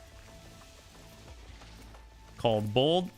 And we'll go in and burst through. He's only got 11. Burst him. Soul slips beyond the veil. Heck yes. He's got 27. 27. And since that prey went out because he's a bounty hunter, he can now choose the next prey. We'll prey on the Genusian on the far left. So now all are marked with prey. Keep stacking. And we shall expose. He's got 4. He's got 9. All right, stack him. He's down to 9% armor. Now let's go and pull back. Hold. Iliad's up. And gosh. Hold. HP's back up and HP's back down. Time to redouble our efforts. Oh my god. Wow. All right, Pascal. what do we do here? We really need to drop that. That's for sure. So that guy's exposed. Stack him. Tactical knowledge will gain armor and damage. It's got a lot of stacks out there. Let's go ahead and grab it, and we'll apply it right here. So he should have more armor now. I think. Armor 44%, 41% dodge. Got the shot 55. If we expose him, he goes down to 60%. All right, shot. Whiff. Hold. Oh. All right. Okay. Cleave. There we go. We clear the alpha. And since that was prey, we get the opportunity again. Stack. Expose 6. And now he's on 12 and 34. Hold. Abelard's up. It will be done. Sworn enemy. We still have points. Let's go in and heal ourselves. Field medicine at its finest. Endure. And hold. We can dash out of danger. I'll do it. And we can send rapid fire. Burst right into... Well, this guy's lower. We probably want to finish targets. As the Emperor commands, I act. Oh my god, that is amazing. And then he gets a stack again. So now he's on 11 and expose. There we go. Now he's down to 12% and 19% dodge. And we shall call the bold for the next attack and hold. She's going to run and gun. She's going to come on over so we don't accidentally hit our people. I will bathe this battlefield in righteous and fury. send a... She's got one, huh? All right. Send a burst. As the Emperor commands. Hold. Nearly yet. I am not your Xenos pet. I deal death with There it my is. hands. Oh, that was a bit messy, but we're good. Is there money to be made? All right, so what do we got? Can we actually loot those? I don't think so, but we do have the recoil gloves. That's super exciting because, after all, it's going to help out a lot here. So this is +5 bonus attack use and increased damage from flame weapons by 3, which is cool, but we haven't really been using our flamer much at the moment. So I'd really like it if we can get those recoil gloves. There they are. Recoil reduced on automatic weapons by 50%. That is huge. So for tech use, this allows you to deflect. If we get the gloves off of here, I don't know if Irliet can use it. She cannot. Right now, the gloves we have are 5% damage and 5% crit hit chance to single shot and Deadeye. We've got... This are the Grenadier gloves. So I almost want to give this over, which are deflection gloves. I mean, honestly helpful because his ballistic skill is higher if he wants to parry as it gets closer. But, I mean, the tech use is nice. I guess we'll just hang tight with this for now. These are the charging boots, and these are the 20% dodge until end of turn. Right now, everyone has deal damage, get movement. This is kill 2 or more with a single attack. You haven't... The attack doesn't spend your movement points, so you can still move. Wearer gains perception % bonus times dodge until next turn. Oh, that's from psychic powers. This is the extended bonus from Resolve for Unyielding Beacon. She has nothing she can wear, unfortunately. And then we've got our agility and athletics, and we still want to get the Sin Skin. Got it. Okay. So if we take a look now, there's only one more thing to loot here, and it's way down where our ship is. So can we just automatically run on down? Is it going to take us there immediately? No. Always keep my options open. It will not. It will not. So we got to go a little bit the manual way. Oh, hello. That's not it. This way. Here we go. Rise to the top, or get left in the dust. So I guess that was sort of their way of communicating, hey, you're going to fight against beasts. So be ready. And I think there's an athletic way to get down. Here we go. Here we go. Keep your eye on the prize. And this takes us to the right place. We can get on down. We missed Nothing's one impossible chest for down this there. old officer. And our void ship entry zone is down there as well. So all the way down. Let us not And it's going to take us... yeah, and then we make a right here. Our void ship's right there. We just got to go past. It's on the building right on the right side here. And then the loot should be there. Fortunately, they actually... I like the fact that you can sprint faster. Oh, right there, right there. What do we got here? Oh, it's on the top. I didn't even see that. We have an Orthlak Mark IV. Solid projectile. What is that? Well, I know that good old Abelard has been using this, the stub revolver. And weigh every step. Sometimes, though, you just fire your biggest cannon and save the day. Well, yeah. I mean, that's kind of the way to go sometimes. So this seems like it shoots faster. That's very cool. And it has a chance to over-penetrate as well. The thing about the stub revolver is that you'll be able to send off 330. Each shot's going to do more. Only one more range more armor penetration. So I feel like more consistency from the stub revolver. But very cool that you can basically double the volume of shots. So that basically is like 10 to 16 instead of 10 to 14, but less armor penetration. So yeah, I like the stub revolver. Glad we have it though. I can see that if we come to the back, yeah, I think we've got the whole map now. So let's head on out. We're going back to the void ship, and we can finally take a look at Jai as well. This is excellent because she's got a lot of Xenotech on her, right? So let's see what we get. We made a lot of progress. This is kind of crazy considering we have about another hour left. So here we go. We're going back to, our hull integrity is excellent. And then we're heading back to the bridge. There will also be Heinrichs and Jai that can level up as well, but we'll hold on them for now. I just want to take a look at the gear because I think the Sin Skin I currently have on Heinrichs, I believe. If not him, we might have it on Jai. I do miss Jai though. She's very jovial.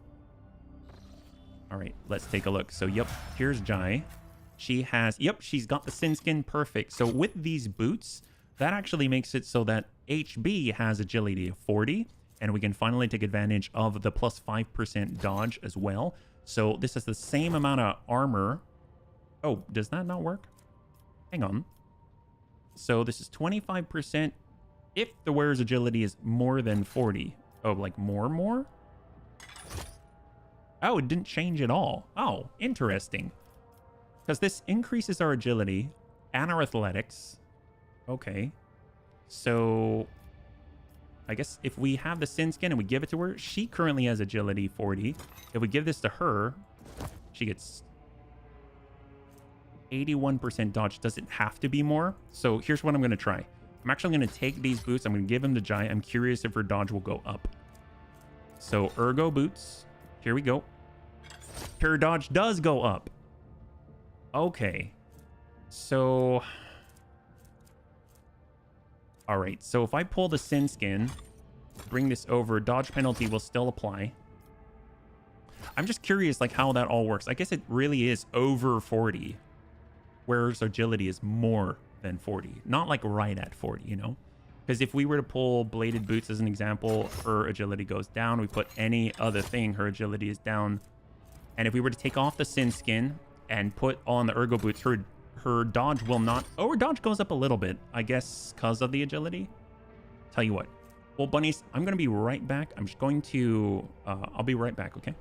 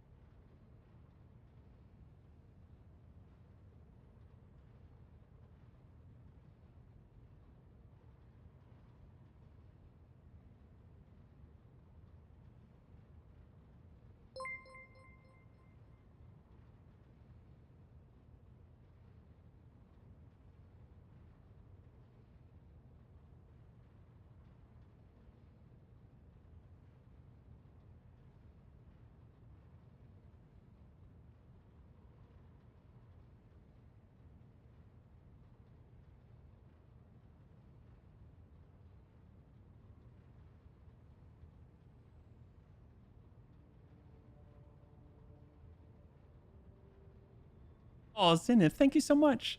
You've subscribed for 17 months. Thank you so much for the resub, man. And it was while I was not looking. So here's the thing. Gosh, and with your Twitch Prime, thank you so much, man. That means a lot. It really does. I know you can only use it in one place, so thank you. Right now, we just got back to the Void Ship. We need to take down some servant of Slanesh who is masquerading as a governor, and we need to make sure that they're okay. What I want to do is basically strip Jay down, and that's going to allow us to hopefully equip Irliet as best as we possibly can. So if we move on over, she's got the resolve here. We'll get Irliet. And let's see what we can actually equip, right? So this is willpower more than 50. This is with a pistol. That's not going to help her. Lore, Imperium, and Commerce. So Wanderer's Portent versus what she has. This is better. Wow. So we can't do single shot. We can only do Deadeye shot, but Deadeye shot costs 1. That's crazy. Whenever the wielder scores a critical hit with a single shot attack, they gain an additional attack this turn. Yes, please. This is so much better. My God, this is an incredible rifle. Holy crap. Well, she can also use the Ghost Sword. I forgot. Holy crap. So if we wield the Eldari Chainsword as an example, not the Shuriken Catapult, and we look at the Ghost Sword right here, 12 to 18, more armor penetration. Okay, so the Eldari Chainsword has a higher output, but the Ghost Sword has more consistent damage output. Yeah. 27. Holy crap, just in case. Thank you so much for swinging on by. It's so good to see you again. Holy crap. Bunnies, if you haven't met Just in Case, he's kind of like, I'm a little starstruck every time. You were kind of one of my first introductions to Battletech. So thanks so much for swinging on by. And thank you so much for the resub for 28 months. High five. That's awesome. Wow. That's crazy. Thank you so much. And if you're joining us right now, we just picked up Irliet. We are on the world of Janus, which is an agricultural world, and we just cleared out some Eldari, I guess, guardians of the, well, they call it Lilithon, but we're on Janus, according to the Imperium. And since we picked up Irliet, we are just pulling all of our Xenotech in one place to see if we can best outfit her from Jay, yeah? It's a filthy Xeno. Hey, Graham, unfortunately, but also Raven loves the Eldar, so do I, yeah. Just got home, have you on while getting some work done? Thank you so much. I appreciate it. Well, let's take a look. We're just doing a little bit of comparison here. The Wanderer's Portent is way better at the moment. Ghost Sword, you know what? Even though we picked this up from that world, Eldari Chainsword seems to be better if we want to use it. Shuriken Pistol, it'd be fantastic if we use this in close range, and then we also utilize the pair holster because it's going to allow us on a critical hit to attack again with a pistol at 0 AP on the next one. She doesn't have very high willpower, unfortunately, so she can't really utilize the rune armor. I think I'm actually going to stick with the Shuriken Catapult, though, because very, very, very good with it, right? And as far as the cloaks go, any armor she can wear other than the Eldari one, yeah, good to see you as well. Glad to see you still hopping along all the time. Yeah, high five. Did you find the Space Wolf yet? No, we're currently in Act 2. I don't know if that matters, but if he's later, then no, we haven't. So let's see, Roguetrader Cloak, that's Fellowship, dodge reduction for melee, against warp damage protection, immune to burn, that's nice. We've got the melee attack damage versus Cloak granting the wearer 10% dodge. I mean, they seem to be dodgy, so let's stick with it. She can actually wear this. Interesting, the Arsonist's Bracers. Wow. So what's the deal with this? If we look at the info, it doesn't say anything about Eldari. If we look at the other gloves and look at the info, it says, must not have features Eldari equipment. Wow. Wow, okay. I don't know, would just see him in teaser vids. Oh, okay. Yeah, no. Always played Harlequins when I played, half because the models are so pretty, half because I could field a full army of 25 to 35 models, and that was way less expensive than... Yes, yes. I actually have my orcs right here. Oh, well, I'll show you one of them.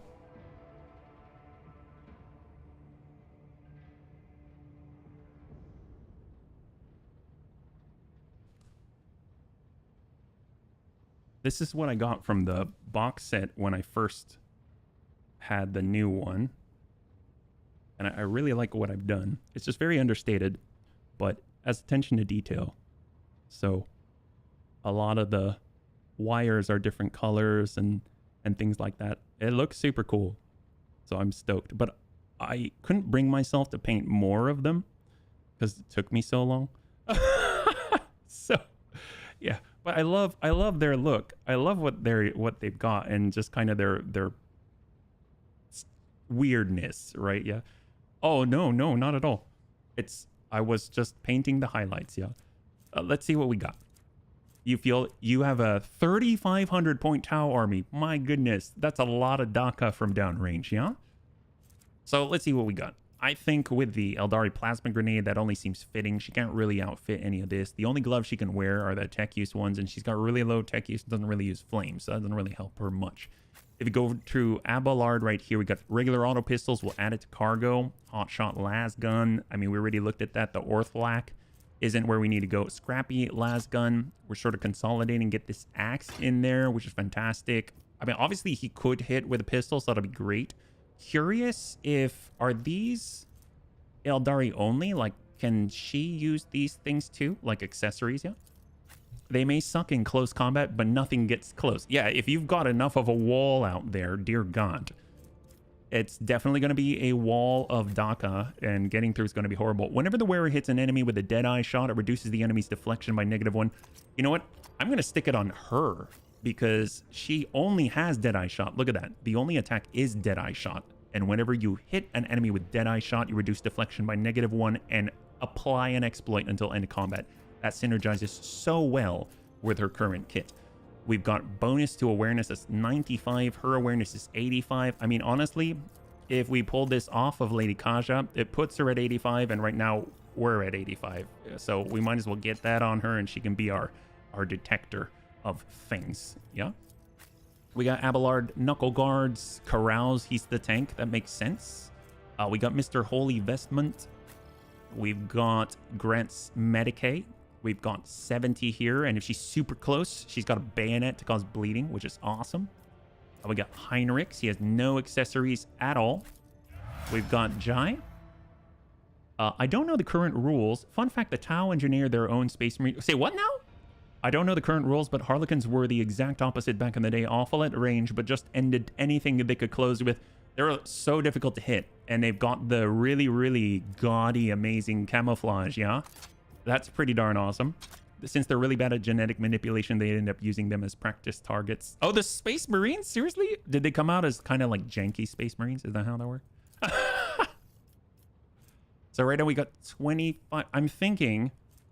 So bladed boots, dynamo boots, and wear ergo boots. So if we toss this on, our dodge goes to 80. If we put on the sin skin, then it doesn't go up at all. So my thought is this is based off of the very base stats and not actually your regular. Because if we take the sin skin and we put it on Jai, it's at 40 right now.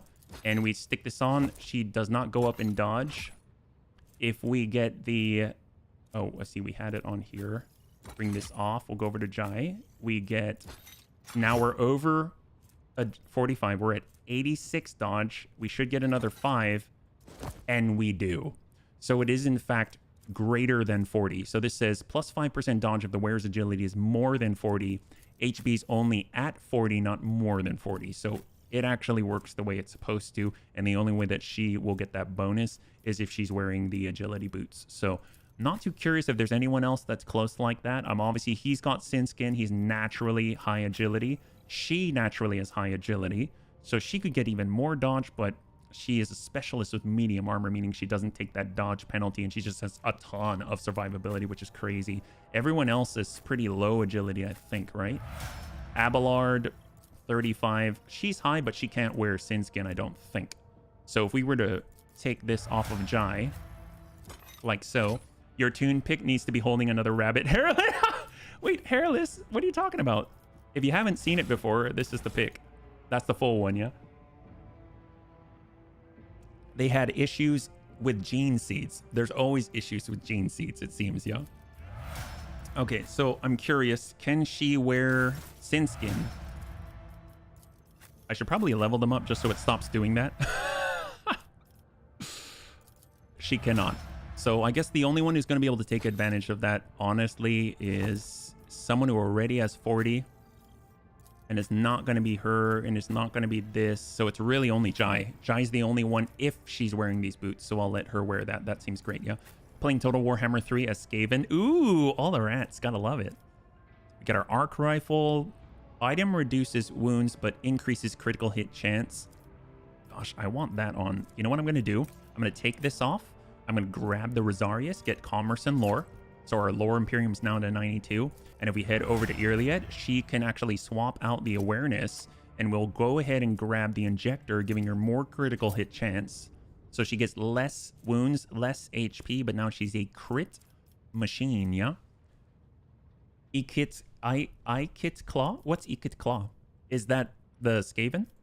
That's like a, I'm guessing a hero or something like that.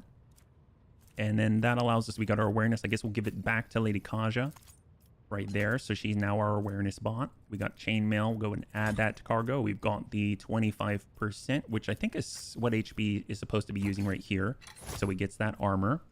We have the Face of the Sovereign. I believe there's no way this is Eldari. Yeah, must not have features Eldari. It's the legendary Skaven Lord, or one of them, doing shooty rat armies. Oh my. He's the leader of one of the Skaven clans, the ones that are all about technology and even get warpstone nukes. That sounds cool. I'm all about a little bit of nuking, yeah? So we got deal damage to an enemy, whereas a 25% chance to gain MP.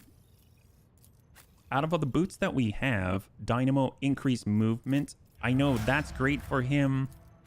She can't wear them, so pretty much it's going to be HB. So HB is going to be moving around the battlefield quite a lot, apparently. Or better yet, do we have... Boots grant wearer 3% dodge. Oh, because he's a psyker. Yeah, I'll take the movement. Movement's awesome. Obviously, we can get more dodge at the start of our turn until the end of the round. I mean, it's not like always. I guess it's only when it's active on our turn, right? We get more dodge. It's not too useful.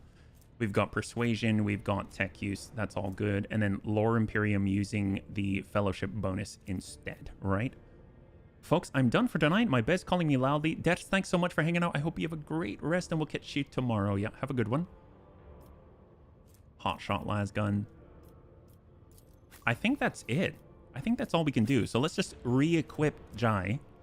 She's got her 2 pistols, so that's kind of how she started. We'll let her do it. We've got shuriken pistol like so. Then she can actually use this. The pair holster's kind of like made for that, I feel. And then she has no need of this. All attacks of opportunity deal an additional plus agility bonus damage. Ooh. Well, that's if she's using a sword, right? There's the Clave. Is this usable by Eldari? Prerequisite, you must be Drukhari weapon proficiency. Oh, gotcha. We'll give that to her, yeah. Fighting Nurgle right now, it's so unfair. They have no range and they're so slow. Last time I played as him, I get undercities in all the Empire and then saved up enough money to all in the same turn start building the warp nuke in their city. And once they're all built, all of the Empire exploded in a fiery green light. It was beautiful. Hey, if you worked for it, go take it. Go take it. That's awesome. Shuriken Catapult would be great, but I almost feel like she should just... I guess we can use the Ghost Sword too. She can dual wield the Ghost Sword, dual wield the other thing. There we go. So she's doing both.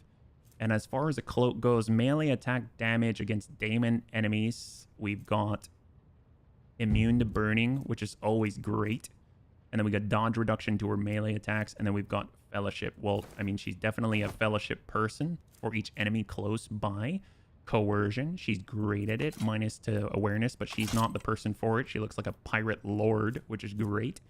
And then as far as Mr. Heinrichs, I mean, he's okay. When he falls unconscious, he can dodge things in melee. I think this is looking pretty good. Although, between the Deadshot Stub Revolver and the brand new Orthlak, the difference is a little bit less. I think it's okay for him to use this. So we'll go ahead and grab that and hold. All right, here we go. I'd like to go back. Now that our crew is set, I'd like to go back. Coronus Expanse. Obviously, we can also go to the store later once we actually can turn in all the reputation from the cargo, which is going to be fantastic. But I definitely want to go back to Janus. We want to go back to Governor Viat's estate because things about to go down, right? Because apparently she's protecting Slanesh. She's paying in human sacrifice. There is the Eldari here already, and they are trying to protect the Garden World. and even they may have fallen to Slaanesh. So a little bit wild, yeah. If you want Fallout, hey Wasteland Wanderer, but Warhammer 40k checks out the lore on Krieg, like the Krieg Marines, no? All right, here we go. Keep my options open. Quick save already. I think it's so funny and so telling. Just something so small. Attilius Quint. I guess we can stop by him first. Something that's so telling is just the fact that the Emperor's temple is decrepit and abandoned, right? What do you have to say about the governor's helper, Irliet? Oh yeah, never mind. Off we go. She's like right here too. Is there money Up we go. Now time to confront the governor. Oh, although the planet that the Death Core of Krieg hails from. Oh, heck yes. I totally forgot that Magus is here as well. We could inform him. He might have something to say, but I guess we're headed inside, so we'll come back to it. If we can. If we don't accidentally end the world because of Slaanesh. So quick save. We are here. And we shall approach her room. Apparently there are secret rooms out there. And I don't trust her ally in there. So we're all going. Entourage is going.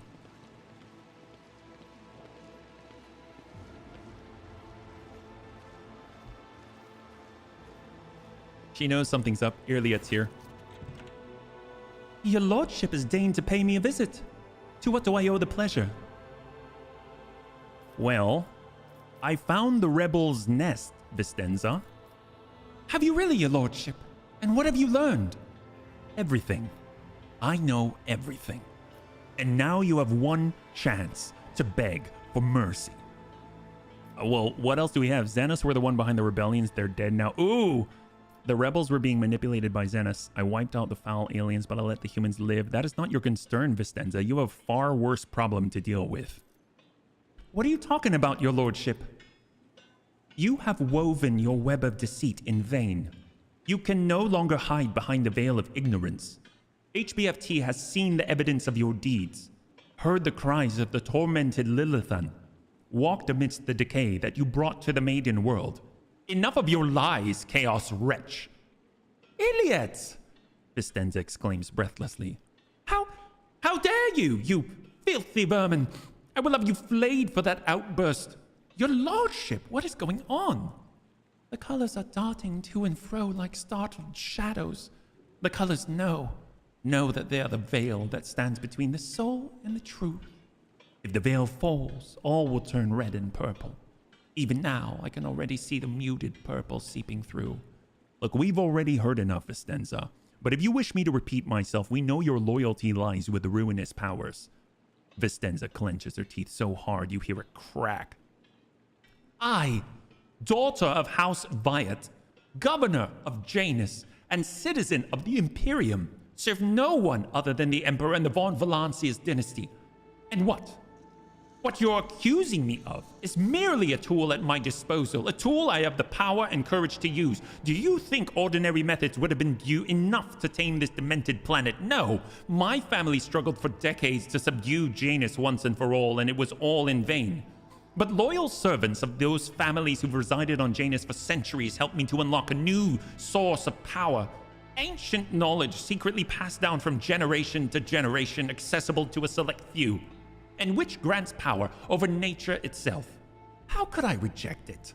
How could I undo all the work of my predecessors, who were entrusted with Janus, who faithfully served the von Valancius dynasty, and who with a madman's obsessiveness hewed this rock into a stunning diamond? 2 days spent among the initiated was enough for me to start hearing the voices of angels in my ears. Angels who gifted me the keys to conquering this world. And before you offend my ears with more accusations or moral admonitions, remember who has dutifully served your dynasty all these years. Remember who has devoted her life to turning Janus into the primary source of wealth in your protectorate. Remember to whom your predecessor entrusted one of her most valuable words without fear of treachery or conspiracy. Without me, without my service, my sacrifice, Janus would be nothing. Pascal's vox emits a pensive hiss. Behold, proof of why knowledge must remain in the hands of the worthy. Many lay people are capable of possessing it, but a wise mind that is not bound by oaths of obedience to the Omnissiah is vulnerable to corruption and free thinking, even more vulnerable than the mind of an ignorant commoner. What more proof do you need, Elentak? The Monkey has confessed to her handiwork. You are not saving Janus or improving it, Vistenza. You are destroying this world with your own hands. I will not allow a miscreant like you to continue wrecking evil. Argenta, please present our counter-argument. Sound of heavy bolter. Oh, I wish I had a heavy bolter. That would be amazing, Oxford, yeah. Here we go. You made a mistake in thinking that anyone would come to your aid on my world. Servants to me. I'm guessing this is the secret room. Oh!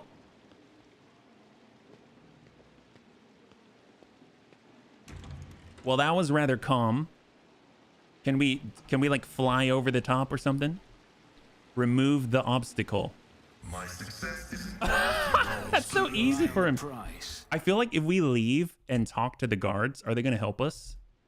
I mean, if we come on out. Oh, no. No one's here. Guards, wardens. No one's going to do anything. Senior armsman, your lordship. Wow. Wow, guys. Wow. This does looks like XCOM mixed with Jagged Alliance. Ooh, that sounds cool. I love Jagged Alliance. Apparently, it's not going to lead us anywhere, no? Oh my god, there's cages. Hello. Is this Xenotech or no? I have no idea which. Let's hold. Found that was easy button. Yes, we did. It was super easy. Well, tell you what. Argenta's gonna go around. I don't know if it's Xenotech. I assume it's demolition. We've got ooh, a bolt pistol. Heck yes. Well, she can definitely use that. Let's proceed. Hello. Hello, nurse. Lore warp. And then this one's demolition. Okay, so it's a combo. So they want to make sure that you're bringing Earliets. State your intention. Here we go. Just coming around. And we need to disarm this first. I failed my kin. Wow. Wow. Does she even... Gosh darn it. She can't wear that thing that gives her more lore zen... Anyway. That's embarrassing. Okay, that's fine. Idle, well, that was not easy. Since then, Imperial scholars surmised the word Monkey, also spelled Monkey, of the Eldari lexicon, refers to any non-Eldari species they deem inferior and in need of extermination. In general, it is now a pejorative term used to describe humanity. Operation successful. All right, quick save, because this is probably going to get nasty. Oh my god, what are they doing? Intoxicated noble. Oh god, they've all got web arms and stuff. I always keep my options open.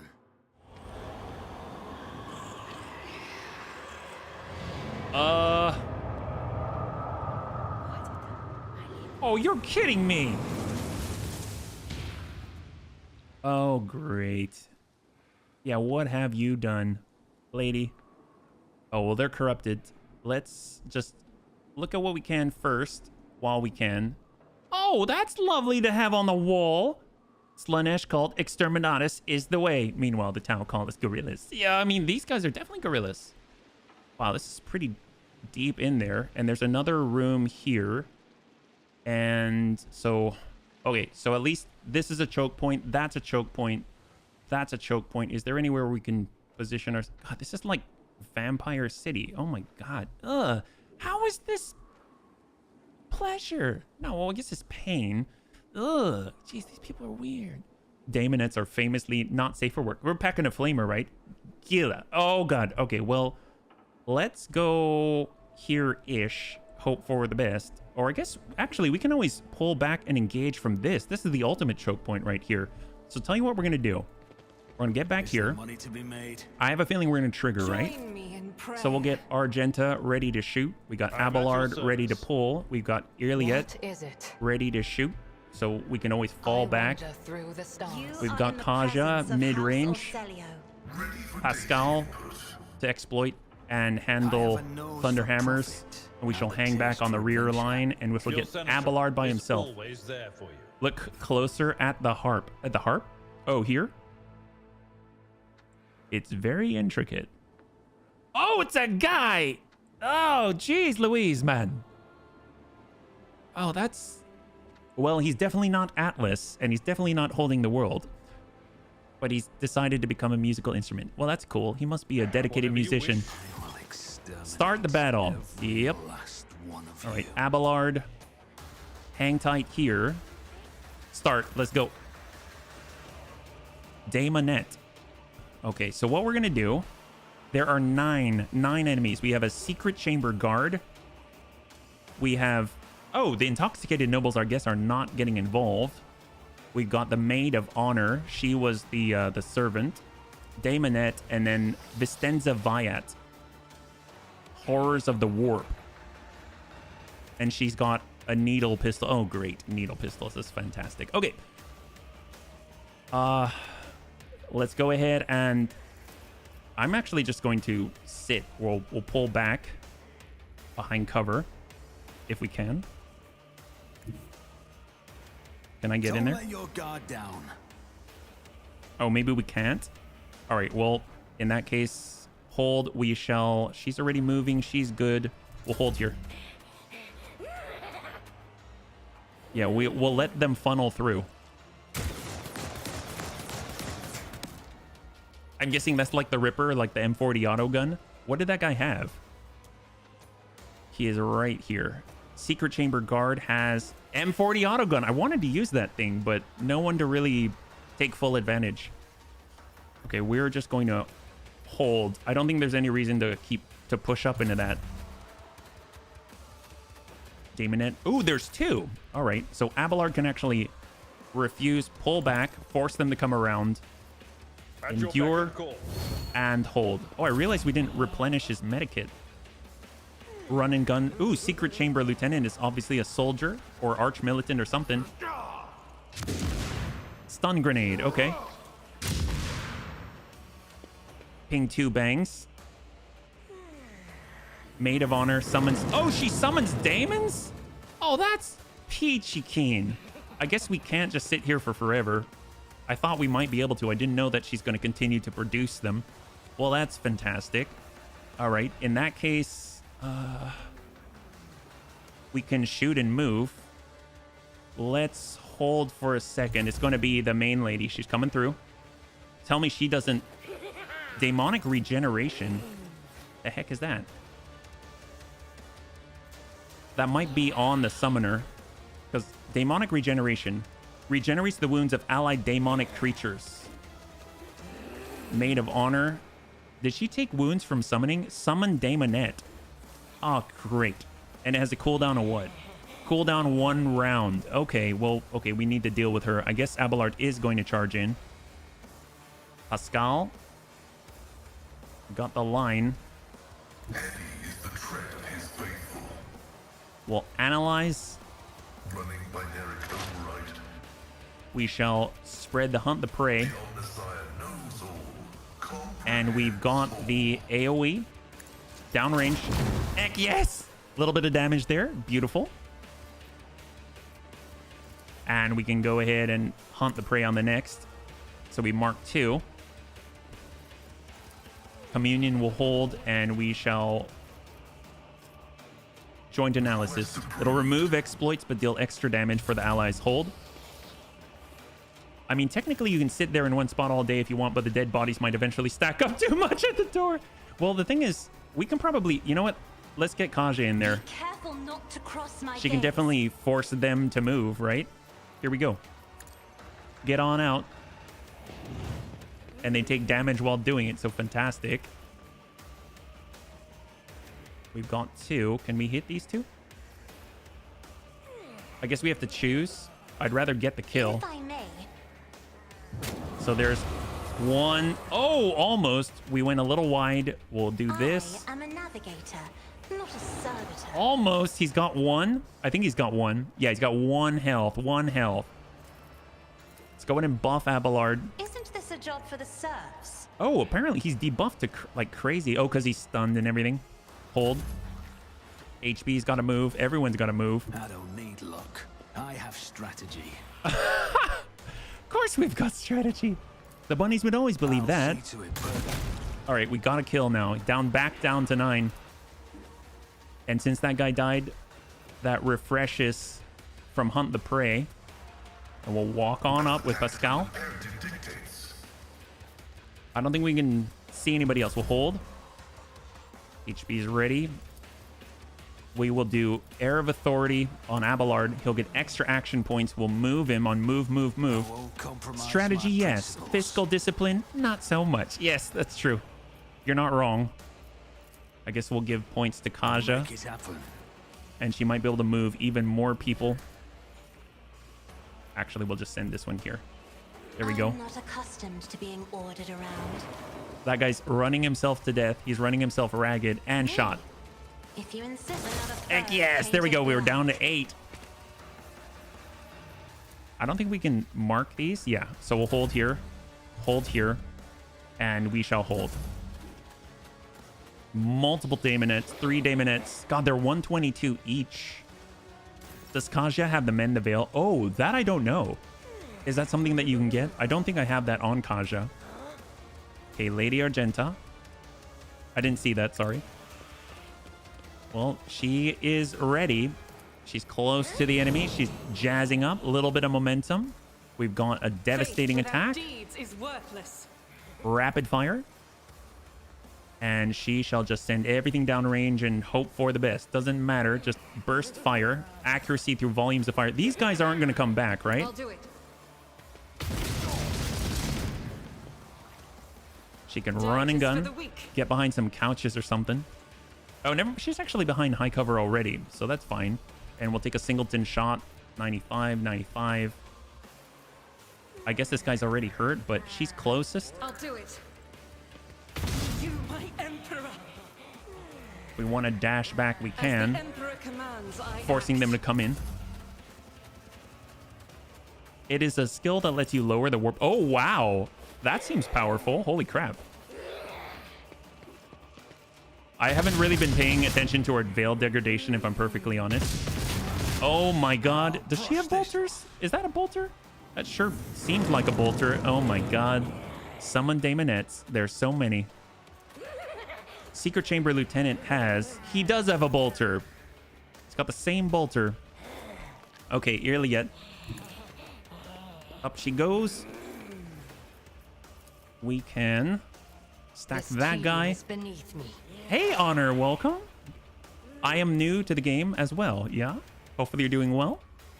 We will hunt our prey. I am not your Xenos pet, Monkey. Monkey, indeed.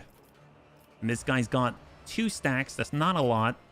Precise attack. I mean, what's a hit chance on this? 86? That's pretty good. We shall do Call the Bold. If I must. And precise shot. There we go. If it serves your cause. And she lands it. Beautiful. Perfect spot. I don't think we need it. We're going in for this tedium is the in my sights. Yeah. I'm also new to... Oh, okay. High five. Well, welcome. Very good to have you with us, Honor. We're currently fighting against Lanesh, if you're curious. All right. Well, here... I mean, he does have AoE push and everything like that. So I guess we can Thunderhammer these guys. We can ping.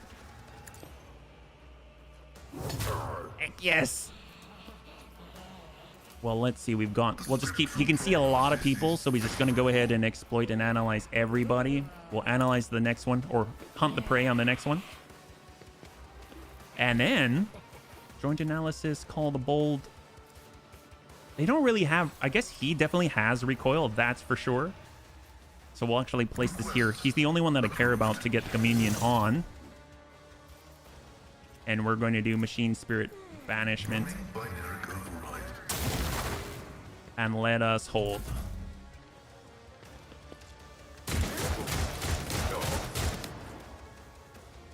Why, he's helping us? Amazeballs. All right, get around. The navigator is coming. I wish this were cover right here. Wow, these guys are completely... They just don't even care. Well, maybe we can make them move away from us. Isn't this a job for the serfs? Free attack of opportunity, maybe? Heck yes, there we go. Beautiful. Oh gosh, I wish I could move him. I guess we can give him more points, but that's not going to do it. We've got force grenades. We've got blinding grenades if they fail a toughness test. Let's... Oh, boy. Definitely going to need a little bit of extra.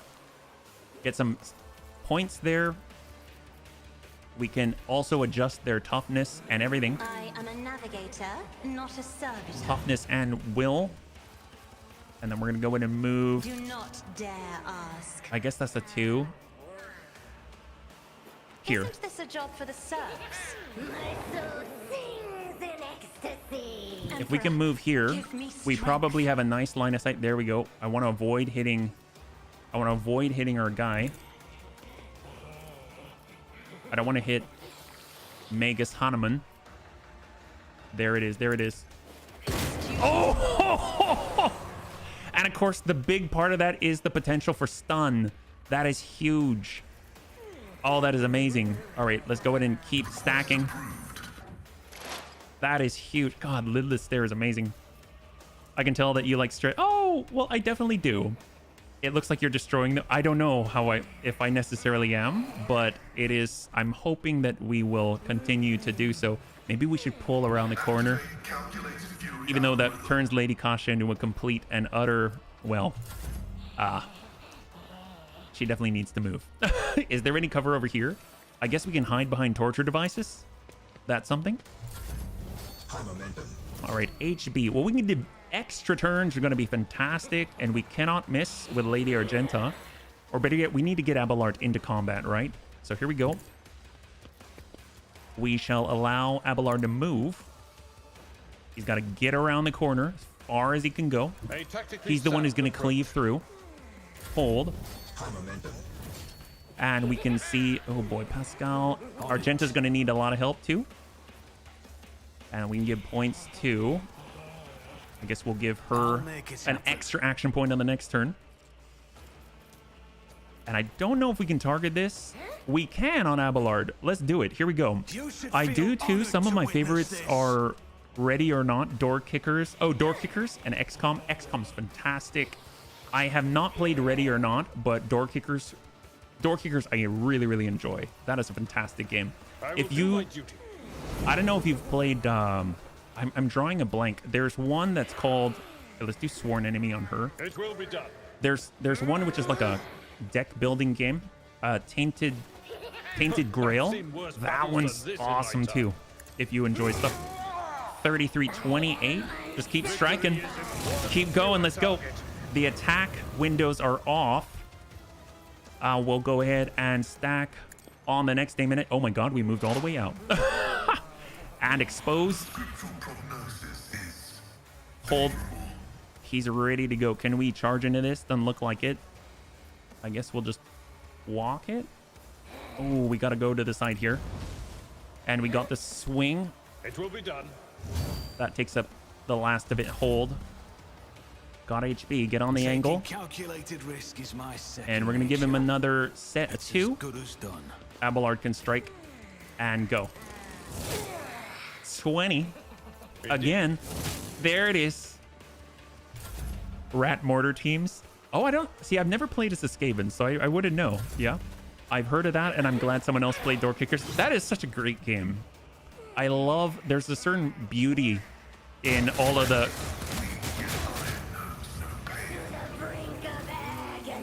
See, they don't even care. That Daemonette, he didn't like her anyway.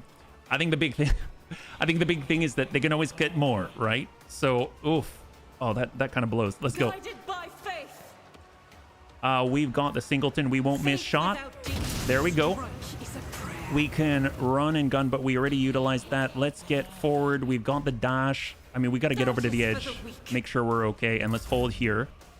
That leaves Abelard. Abelard does have charge. He's ready to go. We're going to go ahead and Sworn Enemy. I want to get the Maid of Honor. She's kind of the bad one back here. We'll charge the Sacred Chamber Guard. And let's do it. Smack that guy. There we go. Beautiful. And we shall swing. There we go. 24. Endure. This turn for him, definitely a fine hour indeed. And hold. Oh, God. There she goes. Thing about Ready or Not, though, is a first-person shooter. Gotcha. Gotcha. You like top-down better? Kind of like this, right? Like isometric. See, we got Iliad. I mean, she hasn't really been in the fight much at all because I haven't really given her the option. Definitely want to take down the Secret Chamber Guard. We can mark him hunt the prey. We shall get a boost, extra damage on the next hit. She's got the shot. We'll take the Singleton Precise shot. 41 on crit, 22 left. 22 left. Let's go ahead and just keep spreading the stacks. Oh, thank you so much. Thank you. The bunnies love the hat as well. They're the ones that, well, they're the ones that got it for me, yeah? Stop trying. Here we got our shift. Well, we're definitely not going to miss that. So we're going to let that be. That's going to be on the next turn. Vistenza's backing up. Demonic Regeneration is going to help with the wounds. Let's get behind some cover, some semblance of it. We're going to go in and send a little bit of stack there. I'd like to get an explosive, but we're definitely going to hit Abelard. Is it going to be worth it? Probably not. So if we can, we've got overcharge 95. Do we need it? Or can we send a Singleton? We can send a Singleton 95%. Let's drop that guy. Beautiful. Oh, and 2. Oh, that is unfortunate. Well, hold. He gets a turn. I don't like it. Nope, nope, nope. He doesn't. Push up, push up. The nice thing is Abelard is going to get attacks of opportunity. We can pull all those people away. Here he comes. There it is. Beautiful. And he gets a strike. There it is. 1. And then we can probably... There it is. Again. And this has got it. And he's got 8. That's beautiful. This kind of reminds me on XCOM. If you've got the Sword Master abilities and they get attacks of opportunity on anyone within their range. That is crazy. Hold. Rebel Cops. Oh, I've never... What's Rebel Cops? I've never heard of that. Here, let's go in and push. Oh my gosh. I guess right here. We might be able to get multiples. There it is. There it is. All right, so just the Daemonettes. There's 4 left, right? Yep, 4. 2 Daemonettes, the Summoner back here, and Lady Vistenza Viat. We can definitely deal a little more if we've got the sight, so let's push up. We didn't end our turn. We have sight on the Daemonettes. We're close enough. We can send the Lidless there. Just don't want to hit our Seneschal, but he's in the line of fire. I guess... Can he get it? No. I guess we can still move. Oh, I'm a little torn here.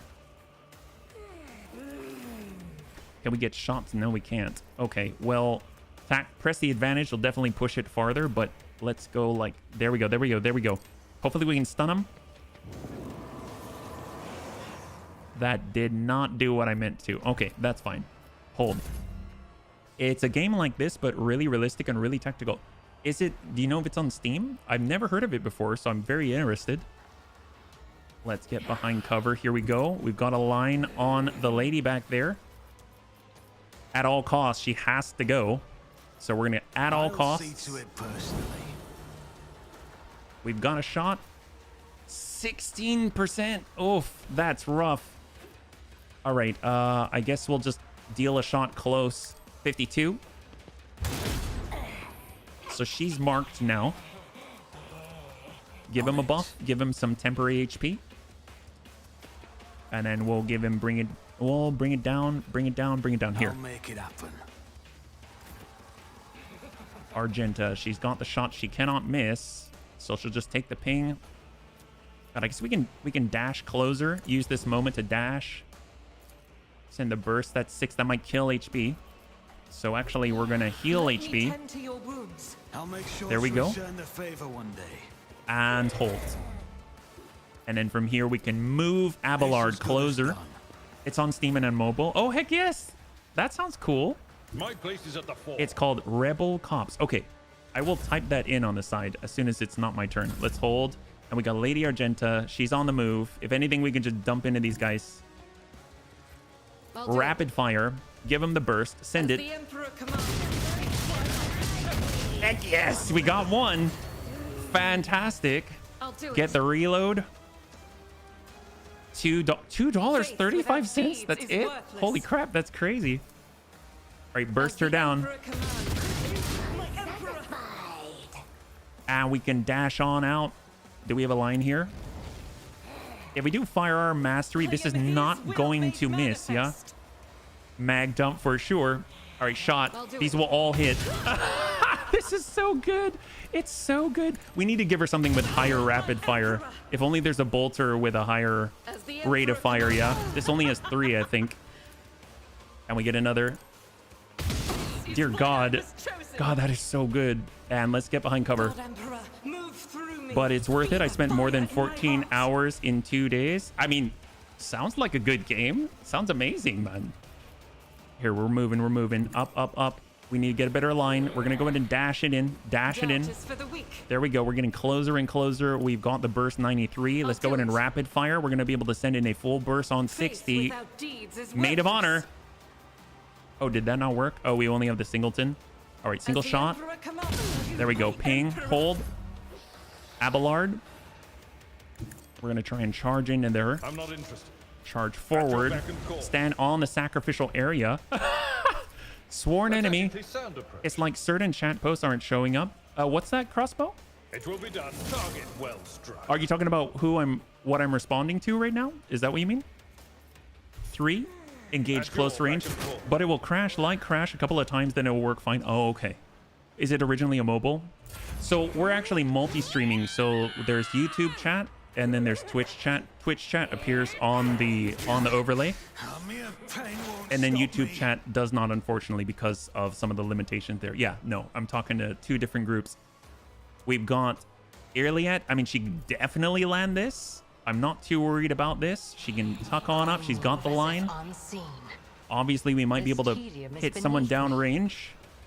We've got the singleton and precise shot. 86 shot to finish. Heck yeah! Oh, that's terrifying. She's so good. All right, hunt the prey, hunt the prey. Oh, that actually gets rid of all the daemonettes. That's crazy, yeah? You see them? Oh, you're talking about in Twitch chat, Honor? Is that what you're talking about? I know it's a little bit confusing. Well, there's one. It's just Lady Vistenza. She's in serious trouble. And that cuts off the reinforcer. It does. Serious. It's crazy. Well, he can't see just yet, so we shall... Let's hold. Let's hold right here. No point in pushing it too far. We want to move as one. Kaja on the corner. Okay. Yeah, it should appear above my head, like right up here is Twitch chat, yeah? Can we pull her in closer? I'm afraid not. Should be within 4 hexes. Yes, we can. Fantastic. I'm not accustomed to being ordered around. Sucks to be Lady Vistenza. Oh, whoops. Oh my God, I killed. Blessed are those who sacrifice for the Imperium. Whoops, I killed our tank. Sometimes you have to know what's behind the boss so you don't accidentally kill your allies. Oh, that's great. Cool. Well, we should... Let's give a little points to Argenta. She's fallen into our trap. Now we're behind her. Here we go. Devastating attack indeed. And let's go ahead and send a nice pop right here. Big hit just like that. Beautiful. And we shall dash even closer. I'll do it. Everyone loves it. And hold.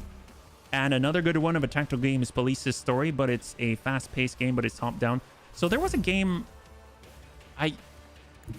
I think it's You're Under Arrest? I'm so confused. There was one which is like you control the police and you can't respond to everything at once, you know? It looked really, really good. Faith without deeds is worthless. So let's not kill our own. We're going to stand with our allies and we shall burst downrange only on 60. That's pretty good, I guess. What do we got? Irliet lowers her weapon, but her shoulders remain tense. She finally catches her breath, shaking her hair out of her face in a fluid motion and looks at you. You have done your duty, Elantek. From now on, the Lilithan has hope for the future. A future without Cylon Thresh and her followers. This world is yet to be cleansed, but there is a time for everything. Now is the time to thank you. Irliet bows her head slightly.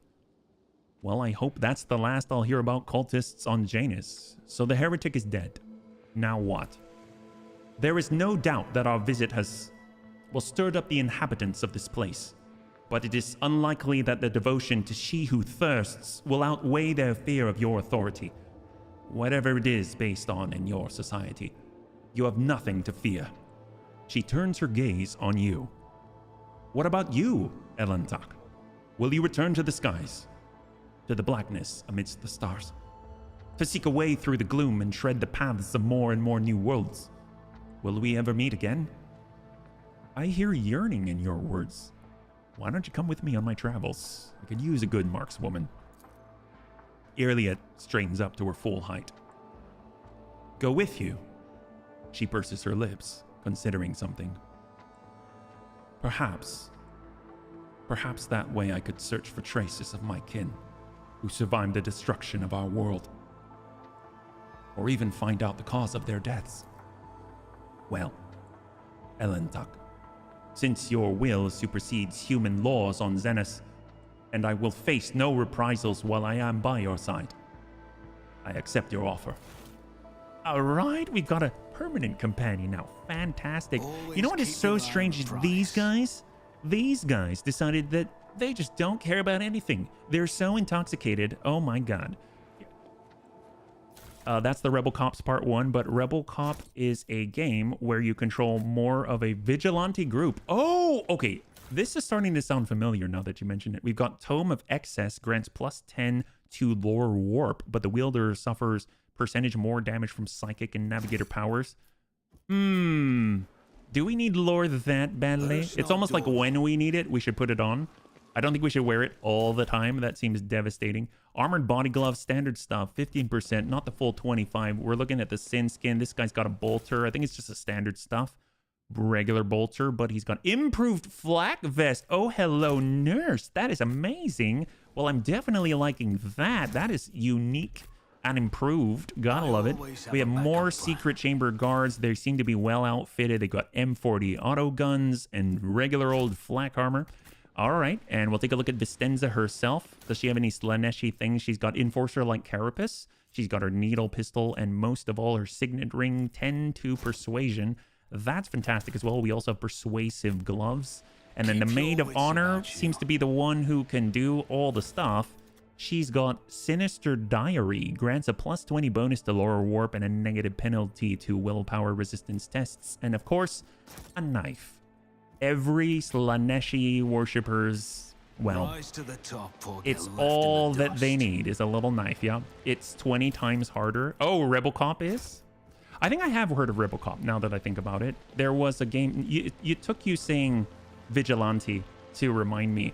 There was a, like, you go in and it's actually like a tactical game. Like, you can take cover, all that kind of stuff during the combat portion, yeah. I'll need to take a look. I found. So we have more goods. Oh, hello. So this one is demolition. All right, off we go.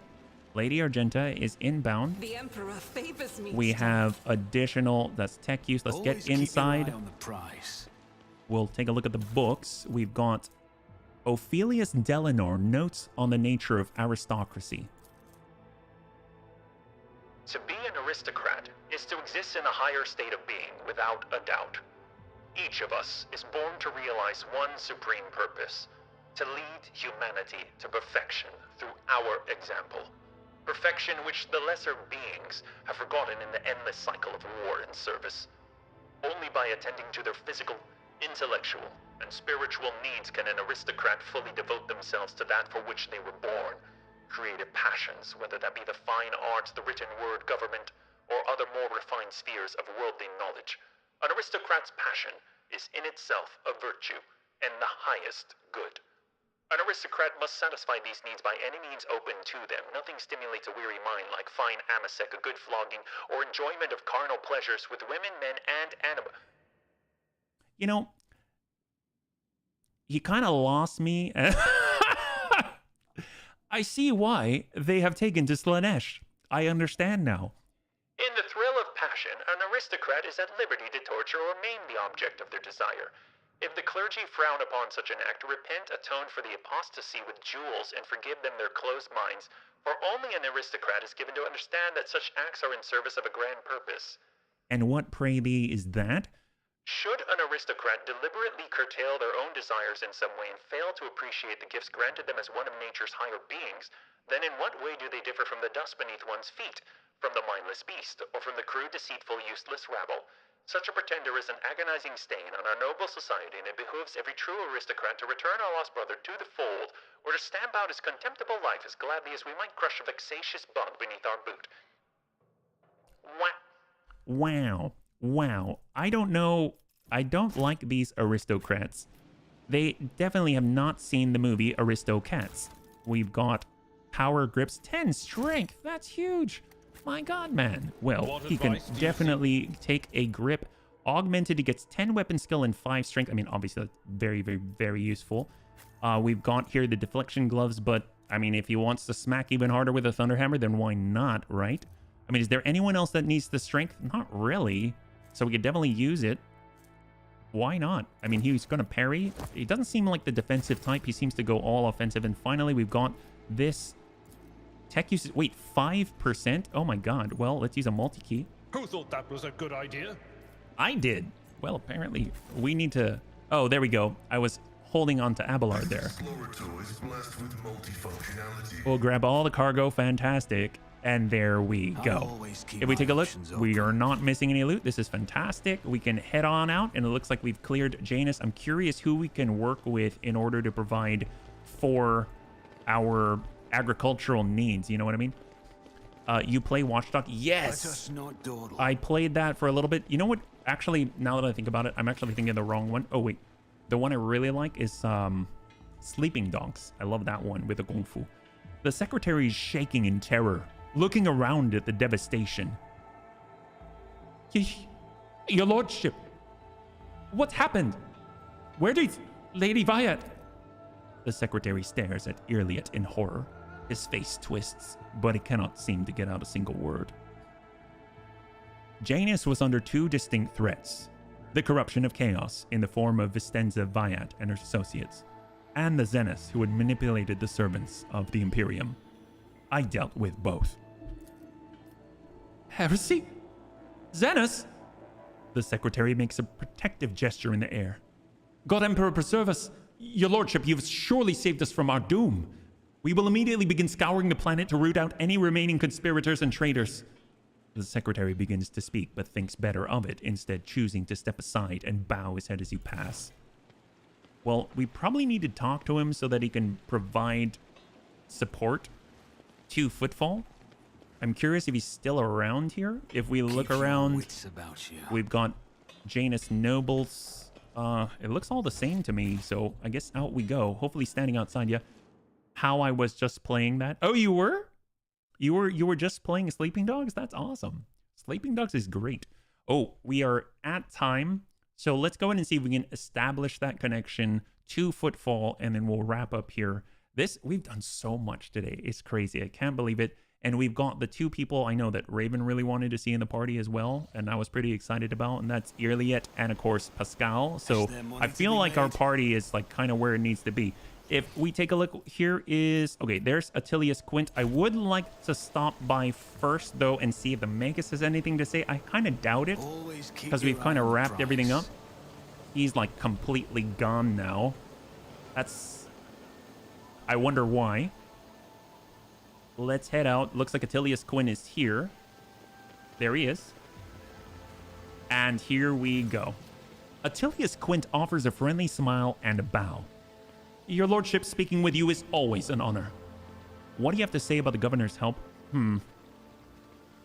How are we supposed to... Let's see, what are your duties? I mean, we already did all this, so what do we say about Irliet? And... Okay. Let's not. What skull are you talking about? Why do you have to send a skull to someone on Footfall?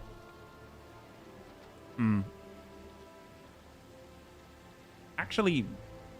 Yeah, what skull are you talking about? A most remarkable item, I must say. A true anomaly. One moment. After rummaging in a nearby container, Attilius draws out a parcel which he immediately unwraps. Here it is. I believe the finished piece was intended to be given as a gift to the governor, but under the current circumstances, I doubt I will be able to send it to Footfall anytime soon. Irliet stares at the skull in silence. You can see her jaw working under her delicate skin. After a few seconds, she abruptly turns away. Pascal's mechadendrites reach toward Attilius with interest, seeming to unnerve him a little. Adequately preserved. It is a pity that it is empty inside. It could have become a proper servo skull, herald for the Roguetrader. Unorthodox. look very nice. Remove it from my sight.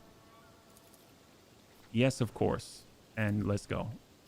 I'm really surprised. I thought we'd be able to, have a backup plan. I guess, guide or at least connect to Footfall some of the food and provisions. I'm curious if when we get back up, that's going to be the case. So let's go back to the Void Ship, and I don't know if it's just automatically going to claim it if we talk to the Voxmaster, talk to Janus or something like that, but, or not Janus, Janris, right? When will the stream be next? Actually, tomorrow. Ooh, hang on. We now have control over the granaries of Janus. There we go. The promise of help given to the liege of Footfall Vladame Tokata can now be fulfilled, should the rogue trader so desire. Send provisions to Footfall, giving its inhabitants new hope and asserting their right to rule over the station. Yes, there we go. The inhabitants of Footfall Station will praise the bunny trader who spared them the painful choice between starvation and succumbing to the reign of Incendia Corda. To welcome the new bunny trader, the Adeptus Mechanicus' planetary office brought to the ship an offering of several versatile macro combines, ancient machines whose carcasses had been found on Janus and carefully restored. The Sacred Steel Titans will serve the von Valancius dynasty. Heck yes. Oh, and on top of that, it seems like we can now have a new colony. So if we need to, oh my god, there's new things. There's Tears of Repentance, which are consumables. There's Star Blight, which is Drukari weapon proficiency, so we can't use it, but Jai Hidari can. And Sophocracy, which is the Pexilium stimulant. Bonuses for a couple of rounds, so it looks like we've got efficiency and provisions. Okay. Ultraquisitors, Xenotech and provisions, complacency and profit, or security. Affects the ability of the colony to cope with negative events on its own. Chemicals and provisions. Well, I mean, if we've got to choose, I would like to get the profit factor. In the days of the mutiny, many among Janus's pampered nobility fled the planet. They're to be replaced with more enterprising servants. A small but ambitious Ultraquisitor syndicate belonging to the Casbalica mission has contacted the rogue trader with a lowly request to entrust the governance of Janus to them. With Vladime Tokata pushing all of his competitors out of the cold trade, the Ultraquisitors are hoping to change their line of business and become dignified aristocrats serving House von Valancius. Oh, I don't like how that sounds. That sounds wild. Let's go ahead and execute. We're going with it. We'll see how it goes. Holy crap, that's crazy. Well, bunnies, thanks so much for hanging out today. And Honor, very good to meet you. Nice. You will see me, hopefully, and you got yourself a new... Thank you so much, Honor. Bunnies, thanks so much for hanging out today. We just did a whole lot. We've been moving through the warp. We've been able to clear out Slanesh from Janus. We've been able to connect the agricultural world back to Footfall.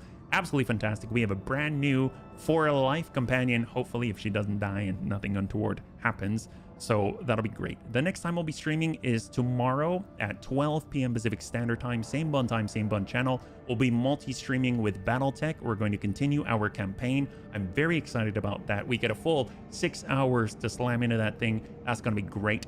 And then the day after on Friday, we're also going to be streaming at the same exact time, same bun time, same bun channel. We'll be back with Battle Fantasy Challenge number, I think number 10. Yeah, we're here with number 10 now, so that's great. And, you know, to all the new bunnies, thank you so much for joining us. And if you'd like to help us out, we are trying to hit 1,000 subs on YouTube. So thank you again, Honor, for leading the charge on that one. Really, really appreciate it. Other than that, if you'd like to hang out until the end of the music, we'll go and give someone a nice raid. I had a total blast. I hope you did as well. And I can't wait to get into the next one with you. Have a good night.